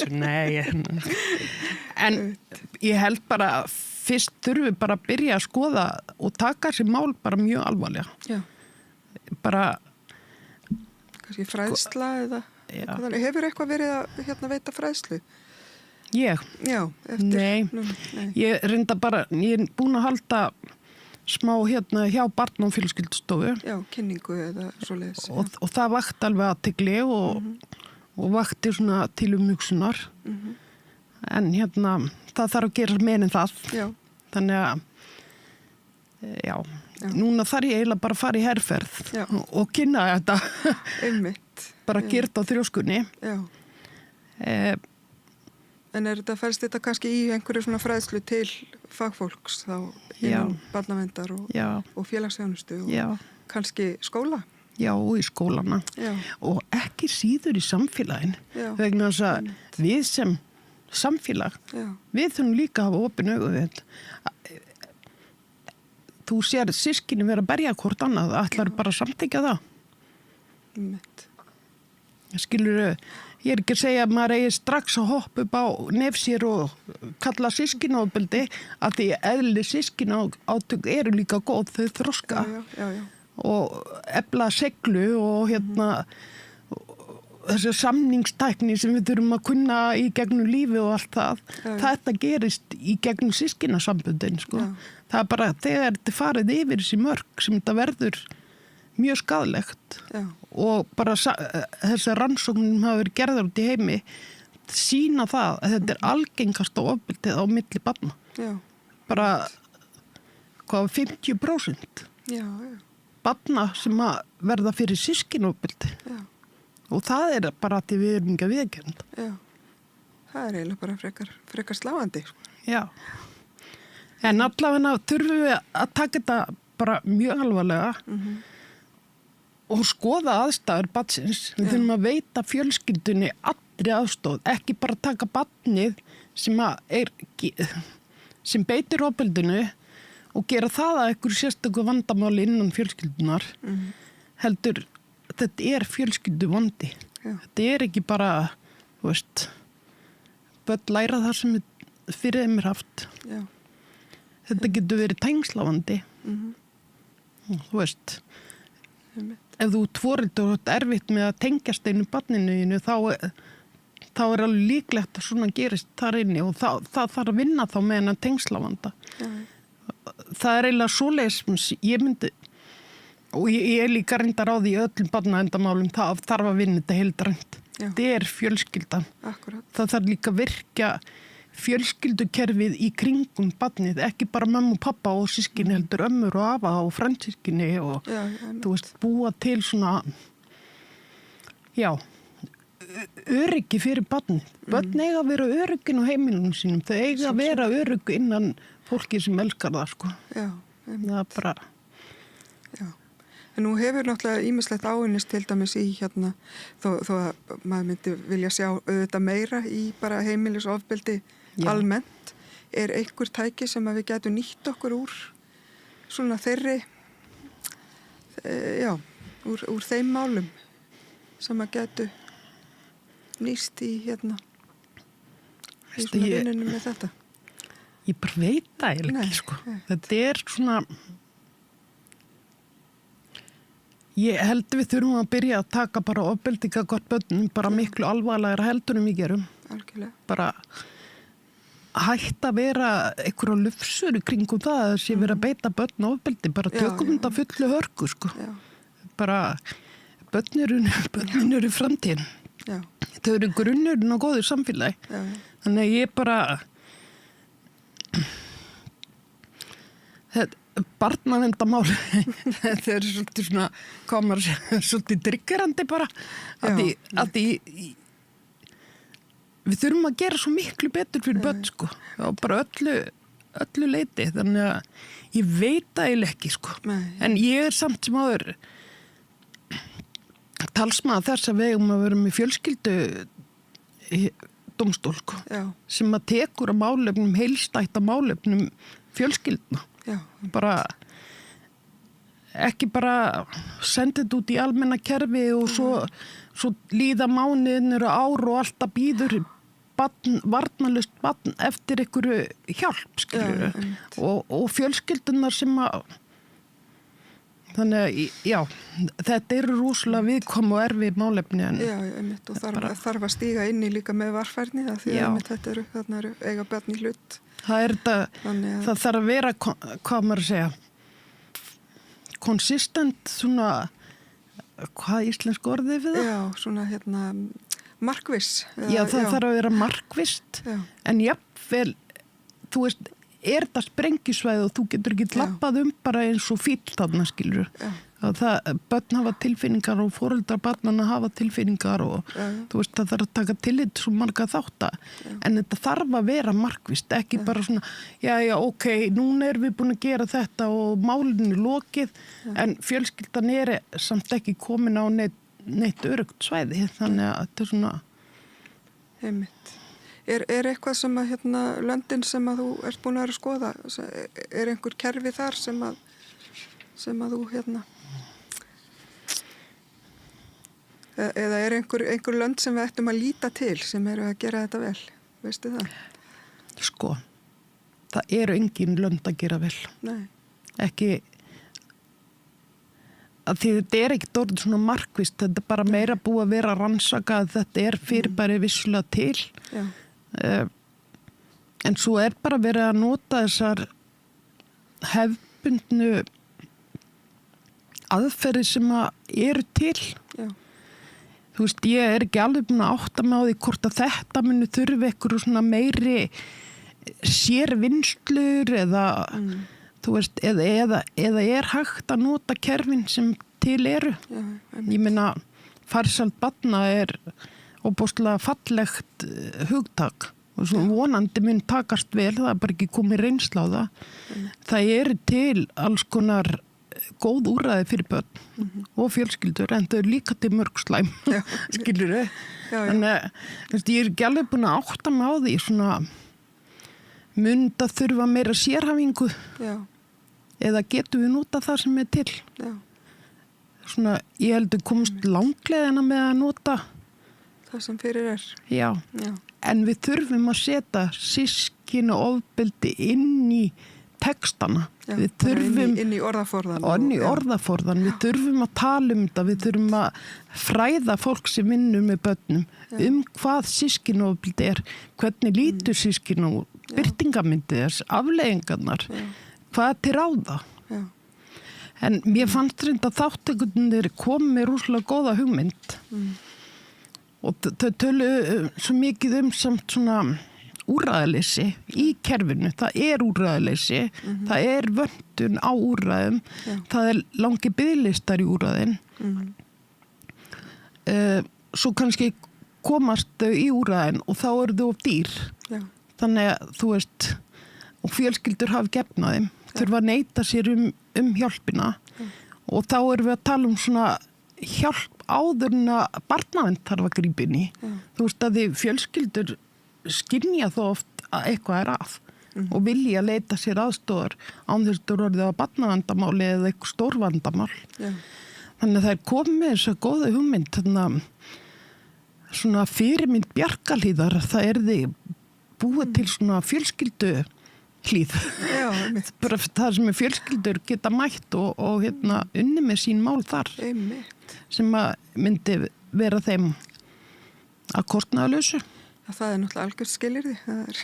Já, mér fannst það svo briljant hugmynd hjá þeim. Já, einmitt. Þannig að þú veist, þar voru ekki bara að horfa í kerfin sem voru til staðar, heldur hugsaðar út fyrir bóksið og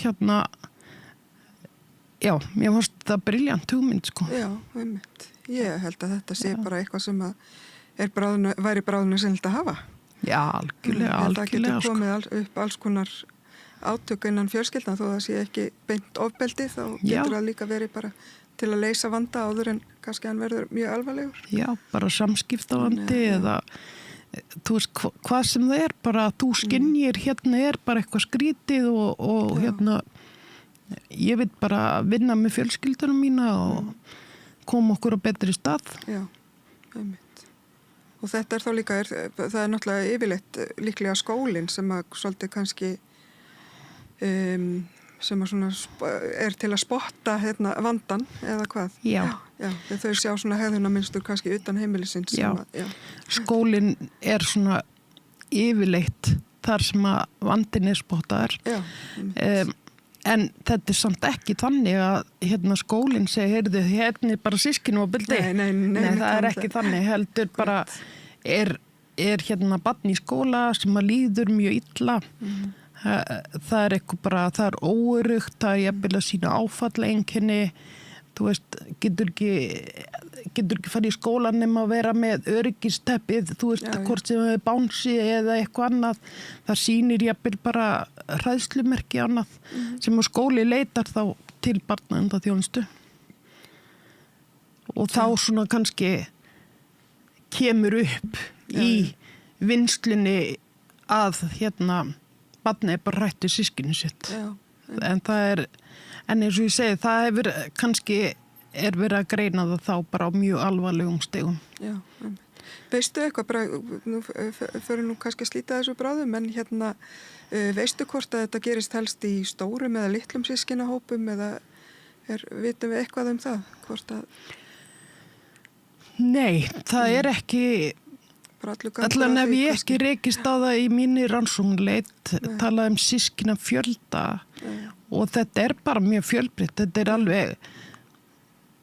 þetta alveg jafn líklegt inn í mjög efnuðum fjölskyldum og mjög menntuðum fjölskyldum eins og hinum megin og meira þess að ef ég man rétt á hann og talaði með í rannsókn, það væri mjög algengt hjá vel menntuðum foreldrum. Já, það áhugavert. Já, og hvort að það, þú veist, svo var bara ekkert meira það, skilur, svo var þetta kannski ekki alveg upplýsingar en ég var að leita að, þannig ég fór ekki að kafa vonja, en mann datt kannski huga þar, var lægi kannski, þú veist, mikil menntun, mikil vinna, mikil fjarvera. Já, fjarvera heimilinu og svona, já. Það var svona kveikt einhver svoleiðis hugrenningatengt, sko, en þetta gerist í öllum fjölskyldum, þetta ekki...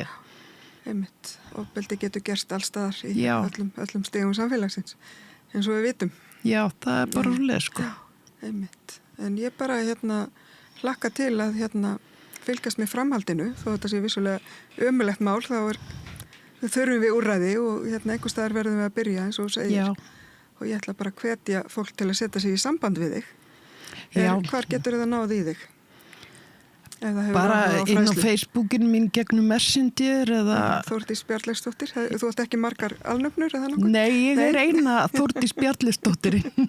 Þannig að ég held að það sé bara svona, ég kannski ekki fara að gefa of persónulega upplýsingar hér. Nei, ég ekki að byggja heimilisang og síma, sko. Nei, þannig að fólk getur haft sambandum með þar og mér þetta bara mjög gaman að heyri einhverjum, því ég held ég mun ekki geta numið staðar hér. Nei, þó svo kannski að búið gera rannsóknir kannski ekki alveg að skemmtilegasta en árangurinn er alltaf góður og þannig að ég held ég nefn ekki alveg staðar hér, tek mér smá hvíld og svo mun ég fara að rannsaka eitthvað meira og fræða meira. Verður það doktorsverkefni kannski? Hver veit Laufey? Við bara fylgjum spennt með. Já. Heyrðu, bara Þórdís Bjarnleifsdóttir, ég bara þakka þér innilega fyrir að leiða okkur aðeins inn í þetta viðfangsefni. Bara takk kærlega fyrir að bjóða mér. Bara takk sem leiðis. Og við sjáumst hér aftur eftir örstutt hlé. Frjáls fjölmiðlun á í vök að verjast allstaðar, ekki bara á Íslandi. Peningavaldið og sterku hagsmunaöflin eiga greiðan aðgang að stjórnvaldi og fjölmiðlum og eiga jafnvel sína eigin fjölmiðla. Þess vegna samstöðin svo mikilvæg. Hér pláss fyrir alla raddir, málin eru krufin til mergjar og samtölin eru stór og innihaldsrík. Samstöðin mikilvægt lýðræðistæki. Ég heiti Kristín Helga Gunnarsdóttir og ég styð samstöðina. Gerist áskrifundur á samstöðinni og taki þátt í að byggja upp öfluga og róttæka samfélagsumræðu.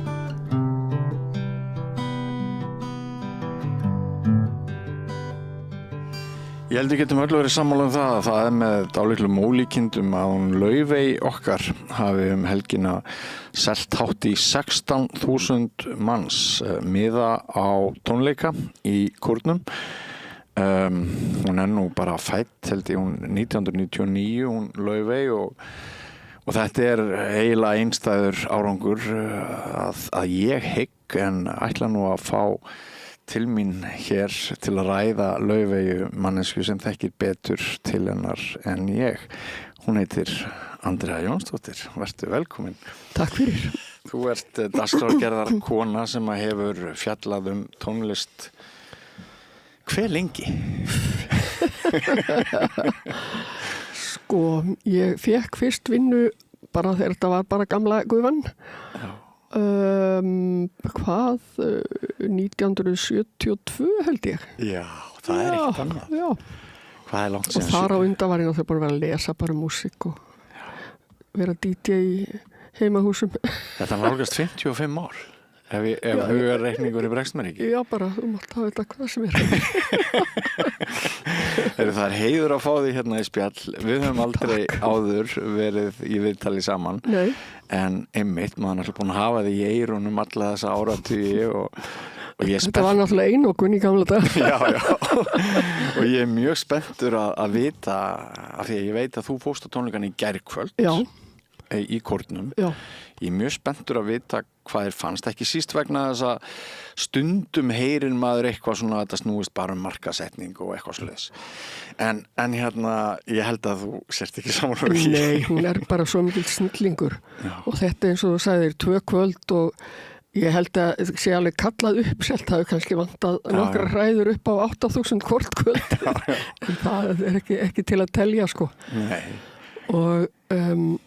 Og þetta, ég viss alveg að þetta yrði gott búin að heyrt talað það. Ég misti af henni þegar hún var hérna í Hörpu. Það hefði náttúrulega frekar vilja vera þar af því að þetta ekki svona skemmtilegasta tónlistar eða svona, já, fyrir svona listaræna atburði. En hljóðið var algjörlega frábært. Já, var það? Það bara gat ekkit verið betra. Já. Og öll skipulagning í kringu þetta. Já. Algjör snild að leyfa fólki ekki að vera að keyra á engabílum þarna, heldur bara rútur úr Smáralind og svo reynda var hægt að fara á leigubíl þarna, svona mjög nálegt. En já, öll umgerð var algjörlega frábær. Ef við höldum aðeins áfram með þetta, áður en við förum upp á svið, hvernig var áhorfandahópurinn samansett? Sko, þetta mest, mér skilst að aðdáendahópurinn eða þeir sem koma á tónleika erlendis til dæmis, það sé miklu yngra fólk og mikið af bara ungum stelpum. Og þetta svona hreyfingu, ég held þetta sé bara, já, ég myndi segja að þetta ekki bara næsta svona kvennarhreyfinga eftir Spice Girls, ég veit það ekki, ég segi svona bara, ég ekki tugsað það. En þetta bara að gera mikið fyrir stelpur. Já. Og þannig það meira fullorðnu fólki. Já. Og fullorðnu fólki var svona frekar í fremri sætunum eins og heyrði maður alveg það sem ég hef hort og hlusta á tónleikamiðinni á bara netinu. Já. og þá bara svona rosalega mikið af ungum konum, ég kalli þetta allt stelpur bara, sem yngri og sem að kunna og bara svona hrópa frammi í vissum lögum og hérna svona kunna klappa og allt þetta svona. En maður heyrði það svona aftar en svona yngra fólk hérna, já bara þeir sem voru í ódýrari sætunum, þeir hérna voru duglegri að taka þátt. Já, mjög mikil svörun. Já, svona, en það var aftan, það var ekkit, ég var greinilega á fullorðins hérna. Já, einmitt. Ég var lindar í smá forréttundum, mér var boðið, Óli Palli bauð mér. Já, ég skil. Mjög stuttum fyrirvara sem ég var algjörlega mjög hrifin af. Ég var alveg svona alltaf að pæli að kaupa miða, svo fannst mér þetta svo mikið vesin, einhverja rútur og eitthvað, þannig að dró úr mér, en ég held ég hefði nú tekkað á miða svona á síðustu stundu allavega. Þetta voru nú einhverju 10.000, var það ekki fyrir dýrari miðana? Ég bara man það ekki, en ég segi nú bara, sko, þetta, hún bara, sko, nú ætlum ég að vera rosalega stórirt. Já. Ég fór daginn og sá Presley myndina, heitir hún ekki bara Elvis? Jú. Og það bara Elvis Presley bara á tónleikum. Já. Bara, og hann var svona mest í Las Vegas og aðeins á Hawaii og eitthvað. Og bara, ég fær bara gæsa þegar ég tala þetta. Það var þvílíkur sko bara sjómaður. Já. Og svo hérna flottur og bara, og svo gaman, og það var ekkert verið að sýna því þegar hann var orðin hérna bara að hníga niður undan sjálfum sér og dópneyslu og öllu slíku sko. Nei. En þetta, og hann var bara glæsilegur og bara svo músikalskur og skemmtilegur og flottur og bara, ég hef aldrei séð bara eina mannsku vera svona rosalega. Nei. Þetta, ég var búin að sjá svo sem aðeins en aldrei á svona stóru tjaldi eða eitthvað þannig sko. Og bara, hún Laufey bara í þessum performance-klassa. Í alvöru? Já, maður bara svona alveg fær bara gæsó. Þú fundið það svona sterkt í návíðinu? Já, hún bara á þessum standard. Já. Hún getur sko verið í Las Vegas á svona, hún getur verið á stærsta sviði heimi, hvar sem og hinga komið þetta og ég veit ekkert hvort hún hefur eitthvað þurft að skera niður sviðsmyndina, ég veit það ekki að því að, já, þó þetta stórt svið þarna. En þetta var nú stórt fyrir mig og algjörlega magnað og flottir skjáur þar sem hún sjást alveg sér eins og sama líka náttúrulega upp á sviðið. Og dansarar og rosalega flott hljómsveit. Það var hérna strengja líklega kvintett frekar en kvartett sem var með þarna. Og svo svona bara eiginlega jazzspilara. Það svona trommur og bassi og hérna og píanisti. Og og gítar var þarna líka. Já. En svo náttúrulega hún sjálf sem spilar svo mikið, hún í sumulögum syngur hún bara og svo tekur hún kassagítarinn eða rafmagnsgítarinn eða sest með sellóið eða spilar við flílinn eða við svona einhvern Róland eða eitthvað svona rafmagspíanó eða eitthvað. Og til dæmis síðustu lögin sem voru eftir uppklapp, þá var hún bara ein held ég í bara öllu. Og endaði á hérna Draumalandinu. Nú gerði það. Já, er það gert í Sigfús? Jú. Já. Og bara, og hún svo, og hérna fyrst þegar hún byrjaði að syngja, þegar ég heyrði henni fyrst, þá hún náttúrulega var ung þá, ég bara sá hana eitthvað á YouTube og eitthvað svona sko. Já. Þá fannst mér nú sko vera svona pínlítið ekki beint klemd röddin en aðeins svona eins og hún var ekki alveg, en núna hún alveg, hún kom með sína bara fullorðins rödd. Já. Og bara algjör frábær túlkandi og þetta niður stundum mjög létt og stelpulegt, svo bara stundum svona mjög alvarlegt og svo skiptir hún tónleikunum niður í einhvers konar kapla, fyrst byrjar svolítið svona eins og Disneylegt, svona prinsessulegt og mjög skemmtilegi dansarar með henni sem stundum þeir fyrir framan, hún tekur þátt og stundum hann á bakvið og þetta bara allt svo flott og þetta nefnilega sem hýsta þessu helvítis Hollywood glísið eitthvað. En þetta nefnilega fer aldrei yfir strikið. Nei. Þetta einhvern veginn alltaf, þetta svona virkilega flott og maður verður aldrei leiður og það ekkert feik eða neitt sko. Þetta bara, hún bara svo flink sjálf. Frábær gítarleikari líka. Já. Og bara svona góður hérna, auðvitað semur hún líka lög og texta. En hún bara svo frábær músikant Og þetta svo skemmtilegur vitnisbyrður hérna námið hennar til dæmis hér heima í MIT að þau segja sem voru með henni samferða þar. Þau tala hvað hann var rosalega opinn fyrir alls konar hugmyndum og samstarfi. Og hérna hvað það hafi verið gaman að fylgjast með því hvað hann var alltaf þetta var svo breitt, heimurinn var svo breiður, lá fyrir henni og náttúrulega fleiri en eitt hljóðfæri, hún vinnur til verðlauna með þess að ég held að hafa verið bronsverðlaun sem hann vann í EPTA-píanókeppninni á sama tíma og hún hérna sellóisti og hún er að reyna sig við alls konar músík einhvern veginn frá blautu barsbeini og þér hefur fundist það einhvern veginn birtast. Já, maður heyrir að það er alveg rock stundum í gítarnum en þetta er svona megin, það er svona jazz, má segja sér grunnurinn. Eitthvað jazz og blues er náttúrulega grunnur í allri tónlist, getur mér ekki sagt það bara. Ég getur mér ekki sagt það. Já, kannski verður einhver Beethoven aðdáandi móðgar, ég veit það ekki. En hann var nú svolítið rock. Barokk, en þetta er bara svo magnað, maður getur bara ekki annað en hyllast að henni og mér hafi pirrað mig stundum, fólk að segja svona á netinu, hvaða læt er þetta með þessa laufi? Mér finnst þetta bara leiðilegt. En þér getur alveg þótt tónlistin hérna leiðileg, en þú bara getur ekki lokað augum eða eyrum fyrir því hvað hún er mikill, bara snillingur og frábær listamaður, bara alliða, þessi stúlka. Leiðréttu mig ef þarf, en mín fyrstu viðbröð á henni, ég fann hana aðeins á undan flestum. Það var einhver vinur minn, tónelskur, sem benti mér á henni. Ég man ekki hvað var mörg ár síðan. Og ég hugsaði bara, er rými fyrir þessa músík, svona hægir jazz standardar í hérna endurvaktir og hljóðsettir og nýjar melódíur, en svona svolítið í anda Ellu Fitzgerald. Var það ekki bara það sem að málið snerist fyrir nokkrum árum? Jú, en hún reyndi að byrja að setja alls konar pop á neti, svona poplög. Mér er segja eitthvað Ísland sem ég man ekki bíli, hvað var það svo langt síðan ég sá það. En svo hérna, það gerði svolítið mikið fyrir hana. Hún tók lag hérna með Billie Eilish og setti á bara netið eins og ýmislegt annað. Og Billie Eilish af einhverjum ástæðum sá þetta og heyrði og hún dreifði því. Það var náttúrulega svolítið gott og þá kannski komum við að þessu með sem ég finnst vera að hafa oft verið yfir umræðinni og skyggja svolítið á það hvað hún er mikil snillingur hún Laufey og það er alltaf að vera að tala með þetta sé einhver risa hérna að hún hafi fengið eða þetta einhver risa bara einhver maskína svona frægðarmaskína eða hvað ég að segja bara eitthvað svona, hvað kallar maður þetta?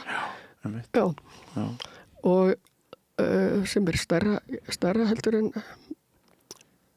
Valhallarmaskínan bara svona til þess að dreifa og auglýsa og allt þetta En þetta byrja náttúrulega bara hún og svo er systir hennar mjög listræn og hún gerði svona lítil einhver svona myndbund og postaði á alls konar öllum þessum miðlum og slíkt Og þannig að Laufey er bara líka sjálf í þeirri stöðu. Hún hefur ekki selt neitt, hún á allt sitt efni sjálf og hún ræður hvort hún gefur út plötu einu svo ári eða á 3 ára fresti eða 5 ára fresti. Hún er bara með þetta allt í hendi sér af því að margir listamenn hafa lent í því svona bara mjög ungir og hafa ekki taft neina ráðgjöf að þeir bara gera allt fyrir fræðina og selja allt frá sér og svo bara kemur fræðin kannski aldrei og það bara dettur niður. Kannski hefur íslenska sjálfstraustið sem stundum er talað að ung tónlistarfólk sem bara fer hérna út í heim.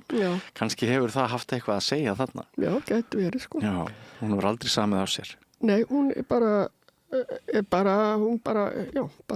með lappirnar á jörðinni. En ég er ekkit alveg hissa á því að hún sé ekki allra vegna þess að ég man að þegar ég byrjaði að hlusta á hana og hugsaði með mér þetta er nú frekar fáað, þetta er nú ekki neitt byrjandi bragar á þessu, þetta er pínluti fyrir lengra komna, hugsaði ég og ég var mjög hissa á því að ungt fólk skildi stökkva á þetta. Bara algjörlega og svo líka sem ég hugsa ef þetta er eitthvað með sumir tala eins og þetta sé rosalega kapitalist og fyrirfram hugsað einhvern veginn, allt út í enda og planað, en ég segi bara sko, það eru örugglega margir forstjórar einhverja tónlistafyrirtækja sem myndi vilja fá svona listamann og ákvaða mótið, en þeir eru mjög heppnir að fá mannesku sem getur staðið undan þessum háa standard sem hún er á. Og svo er hún svo skemmtileg og bara eitthvað næs og tilgerðarlaus og þó þetta sé rosa flott á þetta engin tilgerð. Þetta bara allt sem hún sko bara þvílíkt hérna. Örugglega systurnar eru saman í að skapa svona, þó það sé örugglega náttúrulega með einhvern sem að býr til dansana og eitthvað þannig. Þetta sé bara klassíska öfundin þegar hérna maður Þetta er svolítið þannig og það er mjög oft þannig og fyrirgeðu það er svolítið oftar strákar fyrirgeðu sem þurfa að finna upp eitthvað sjálfur til þess að fíla það. Já, ég hef lesið einhver Þetta kom svona svolítið aftan að fólki, þessi litla sæta stelpa, þú veist að hún væri þarna bara, já. Ég lesi einhver komment sko, það er einhverju sem skrifa ofan í einan handritið og eitthvað svona sko. Komon, hún er svo eðlilega, það er bara ekki hægt að vera eðlilegri. Nei. Og segir svona fallega sögu, það er lag með henni sem heitir Bréf til 13 ára sjálfrar mín. Já. Og já, hérna, og þar einmitt er hún að tala um þetta sem að margar stelpur kannast við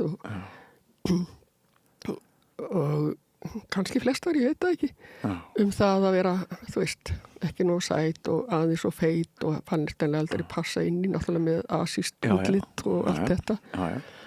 En og þetta er svo fallega sagt og gert og einu staði í laginu þá er eitthvað hérna, mig dreymdi aldrei eða hún er að segja henni, þú veist, hún er að tala til hennar og ég man ekki alveg hvernig textin er, eitthvað dreymir það hann hefði aldrei dreymt að fólk þekkti nafni sitt og þá kalla, þú veist, þeir sem kunna Laufey maður bara hálftárast Já, þetta er bara, hún er bara stór stjarna og algjörlega verðskuldað, hún er stór bara tónlist, hún er stór listamaður, segi ég og hefur bara er viðurkennd af svona mörgum og það er ekkit sennilega hún á þetta allt inni sennilega verið bara heppin með það að mammenar er leikur í symfóníu hljómsveitinni. Já, hún er náttúrulega alin upp alveg og náttúrulega bara spilar bara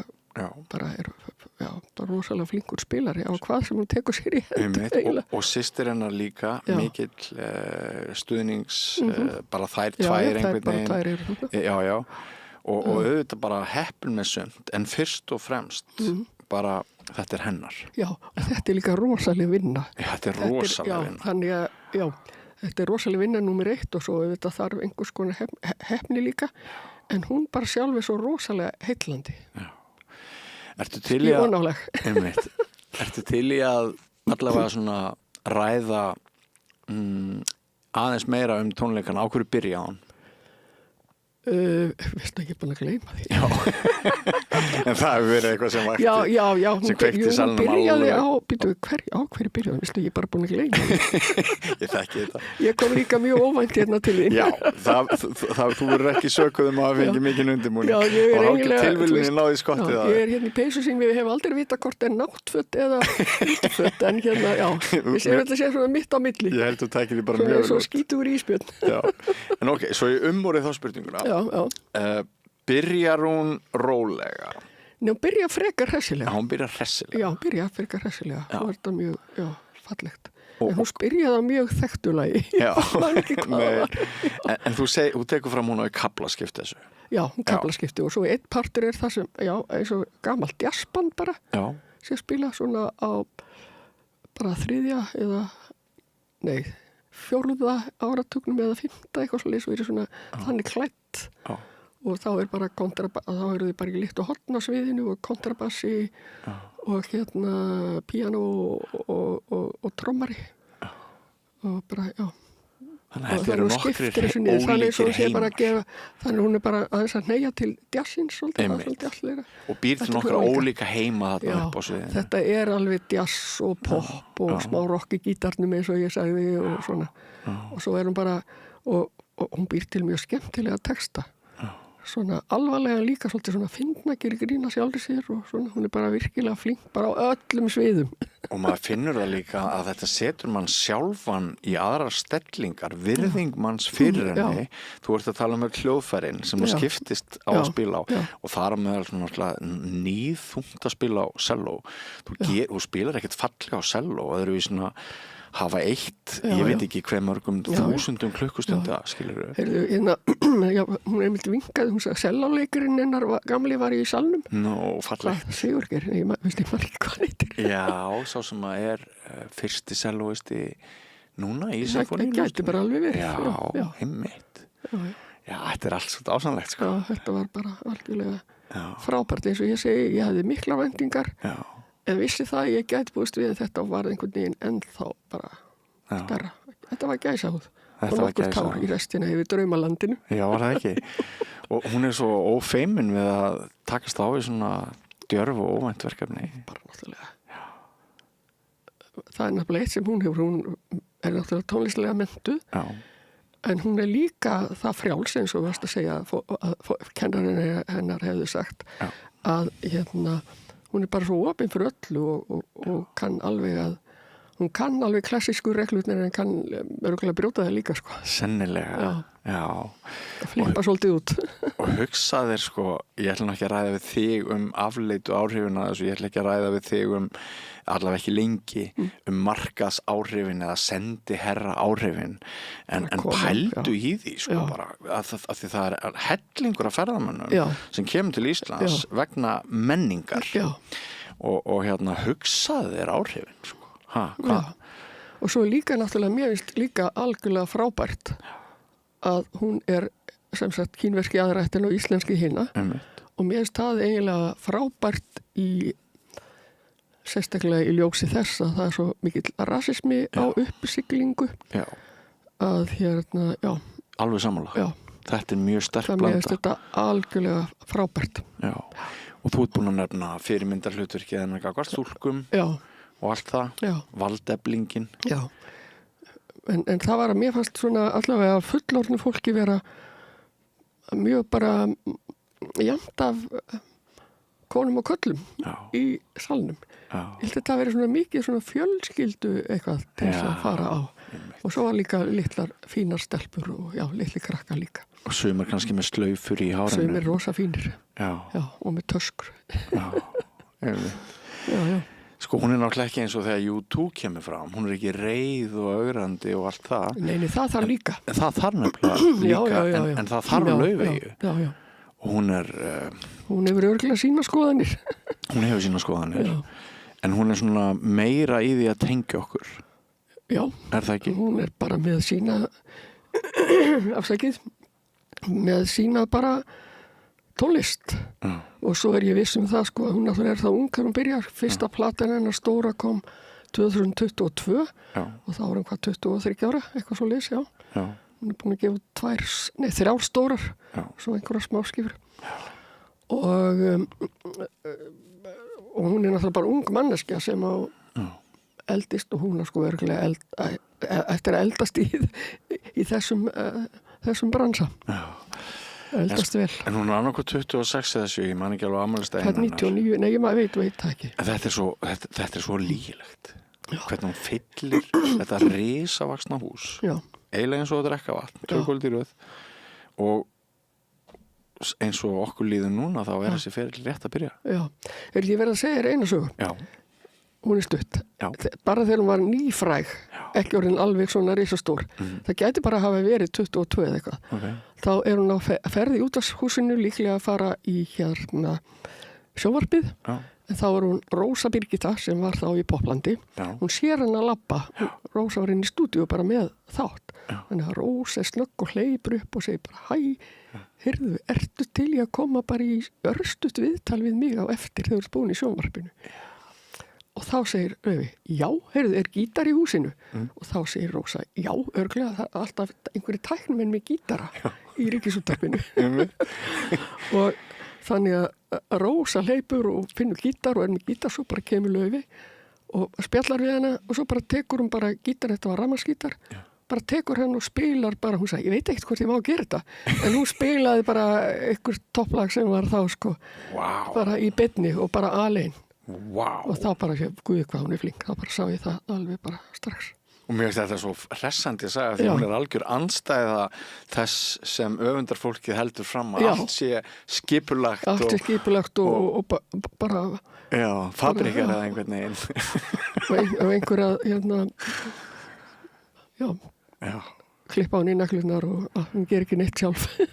Þannig að hugir ekki hennar og svona hæfni til að bara búa til allt úr engu í rauninni. Það rammast vel inn í þessari sögu. Algjör, hún er góðan, hún er búin að vinna fyrir þessu hörðum höndum og huga og bara alveg að blómstra hún og ég bara samgleðist henni þvílíkt. Og ég vil ekki alltaf verið að hlusta á peninga og segja hvað fær hún mikið fyrir 8.000 í kórnum. En svo eins og oft var talað um Björk, sko, það er alltaf talað um innkomuna. Það er aldrei talað um hvað það kostar. Svona listamaður á borði, Björk og svo Laufey, að þá er innkoman kannski mikil, en þú ert kannski að halda heilu þorpi á tónleikaferðalegi. Og það er ekki talað um hvað dregst frá innkominni. Nei, og að þú nefni Björk í þessu tilliti, 2 konur. Ætla þessi tilvölin? Það er ekki víst. Já, það er ekki víst, ég veit ekki. Kannski finnst okkur að við getum hjólað meira í þetta af því að það eru konur, en þá, kannski eru ekki komin lengra. Já, og þess vegna held ég til dæmis að ég hef heyrt svona nokkur viðtöl í útvarpi, að það er alltaf að tala meira um peningaliðina hjá Laufey heldur en hennar snild. Já. Og ég sjálfur að gera með sekan og það með að nefna Hættur. Nei, það má alveg tala um það. Já, og ég bara gleðst yfir því. Ég finnst hún eiga hverja krónu skilin. Já, það finnst mér líka. Og Björk líka. Og svo sem allir snillingar, þú veist. Og ég þekki bara af eigin raun og mínu eigin heimili, sko, bara ungt fólk þegar kveikir á henni og hérna hvað þetta er mikið ævintýri. Já, og eins og ég bara vil undirstyrka, ekki þó tónlistin leiðileg, en þú getur ekki hunsað hæfileikana og snildina. Og þessi fjölhæfni. Þetta er alveg lýgilegt. Herru, ég er Andrea mjög þakklátur fyrir að hafa stokkið svona eins og Laufey með sem fann rafmagnsgítar hjá einhverju tæknimanni á nokkurs fyrirvara, bara verið til í þetta gegn. Takk fyrir að vera til í þetta spjall á nokkurs fyrirvara. Takk fyrir bara að biðja mig og gefa mér þetta fína kaffi. Já, gott að heyra, mjög gaman að heyri þér frá þessum magnaða gærkvöldi sem var síðara kvöldi að 2. Lífi Laufey. Já, lífi Laufey. Og lifið þið öll sem hlustuð og horfðuð á okkur í kvöld og lifið samstöðin og þakkir til ykkar, þakkir til allra gesta minna í kvöld, tækni, fólks og annara sem koma hér að þessu daglega verkefni að búa til 3 til 4 klukkstunda dagskrá sem svo er endurflutt og ekki síst í útvarpi. Sum ykkar kannski viti það ekki en samstöðin er útvarp líka 89,1 og svo er hægt að fylgjast með okkur á Spotify, hlaðvarpsveitum, uppum og öllu því. Nú svona rétt í lokin, ef þið hafið velt fyrir ykkur að styrkja samstöðuna með áskriftar eða stuðningsframlagi þá er alltaf góð hugmynd að líta við á vefslóðinni samstöðin.is og þar er áskriftar hnappur og gegn aðeins 2.750 krónum á mánuði getur þú haft heilmikið með það að segja að við getum haldið áfram að búa til áhugavert efni vonandi fyrir þig. En ég heiti Björn Þorláksson og þessum þætti er lokið. Takk fyrir samverðina, verið sæl. Segðu það á Samstöðinni. Samstöðin er í eigu hlustenda, áhorfenda og lesenda. Sláist í hópinn og gerist áskrifendur.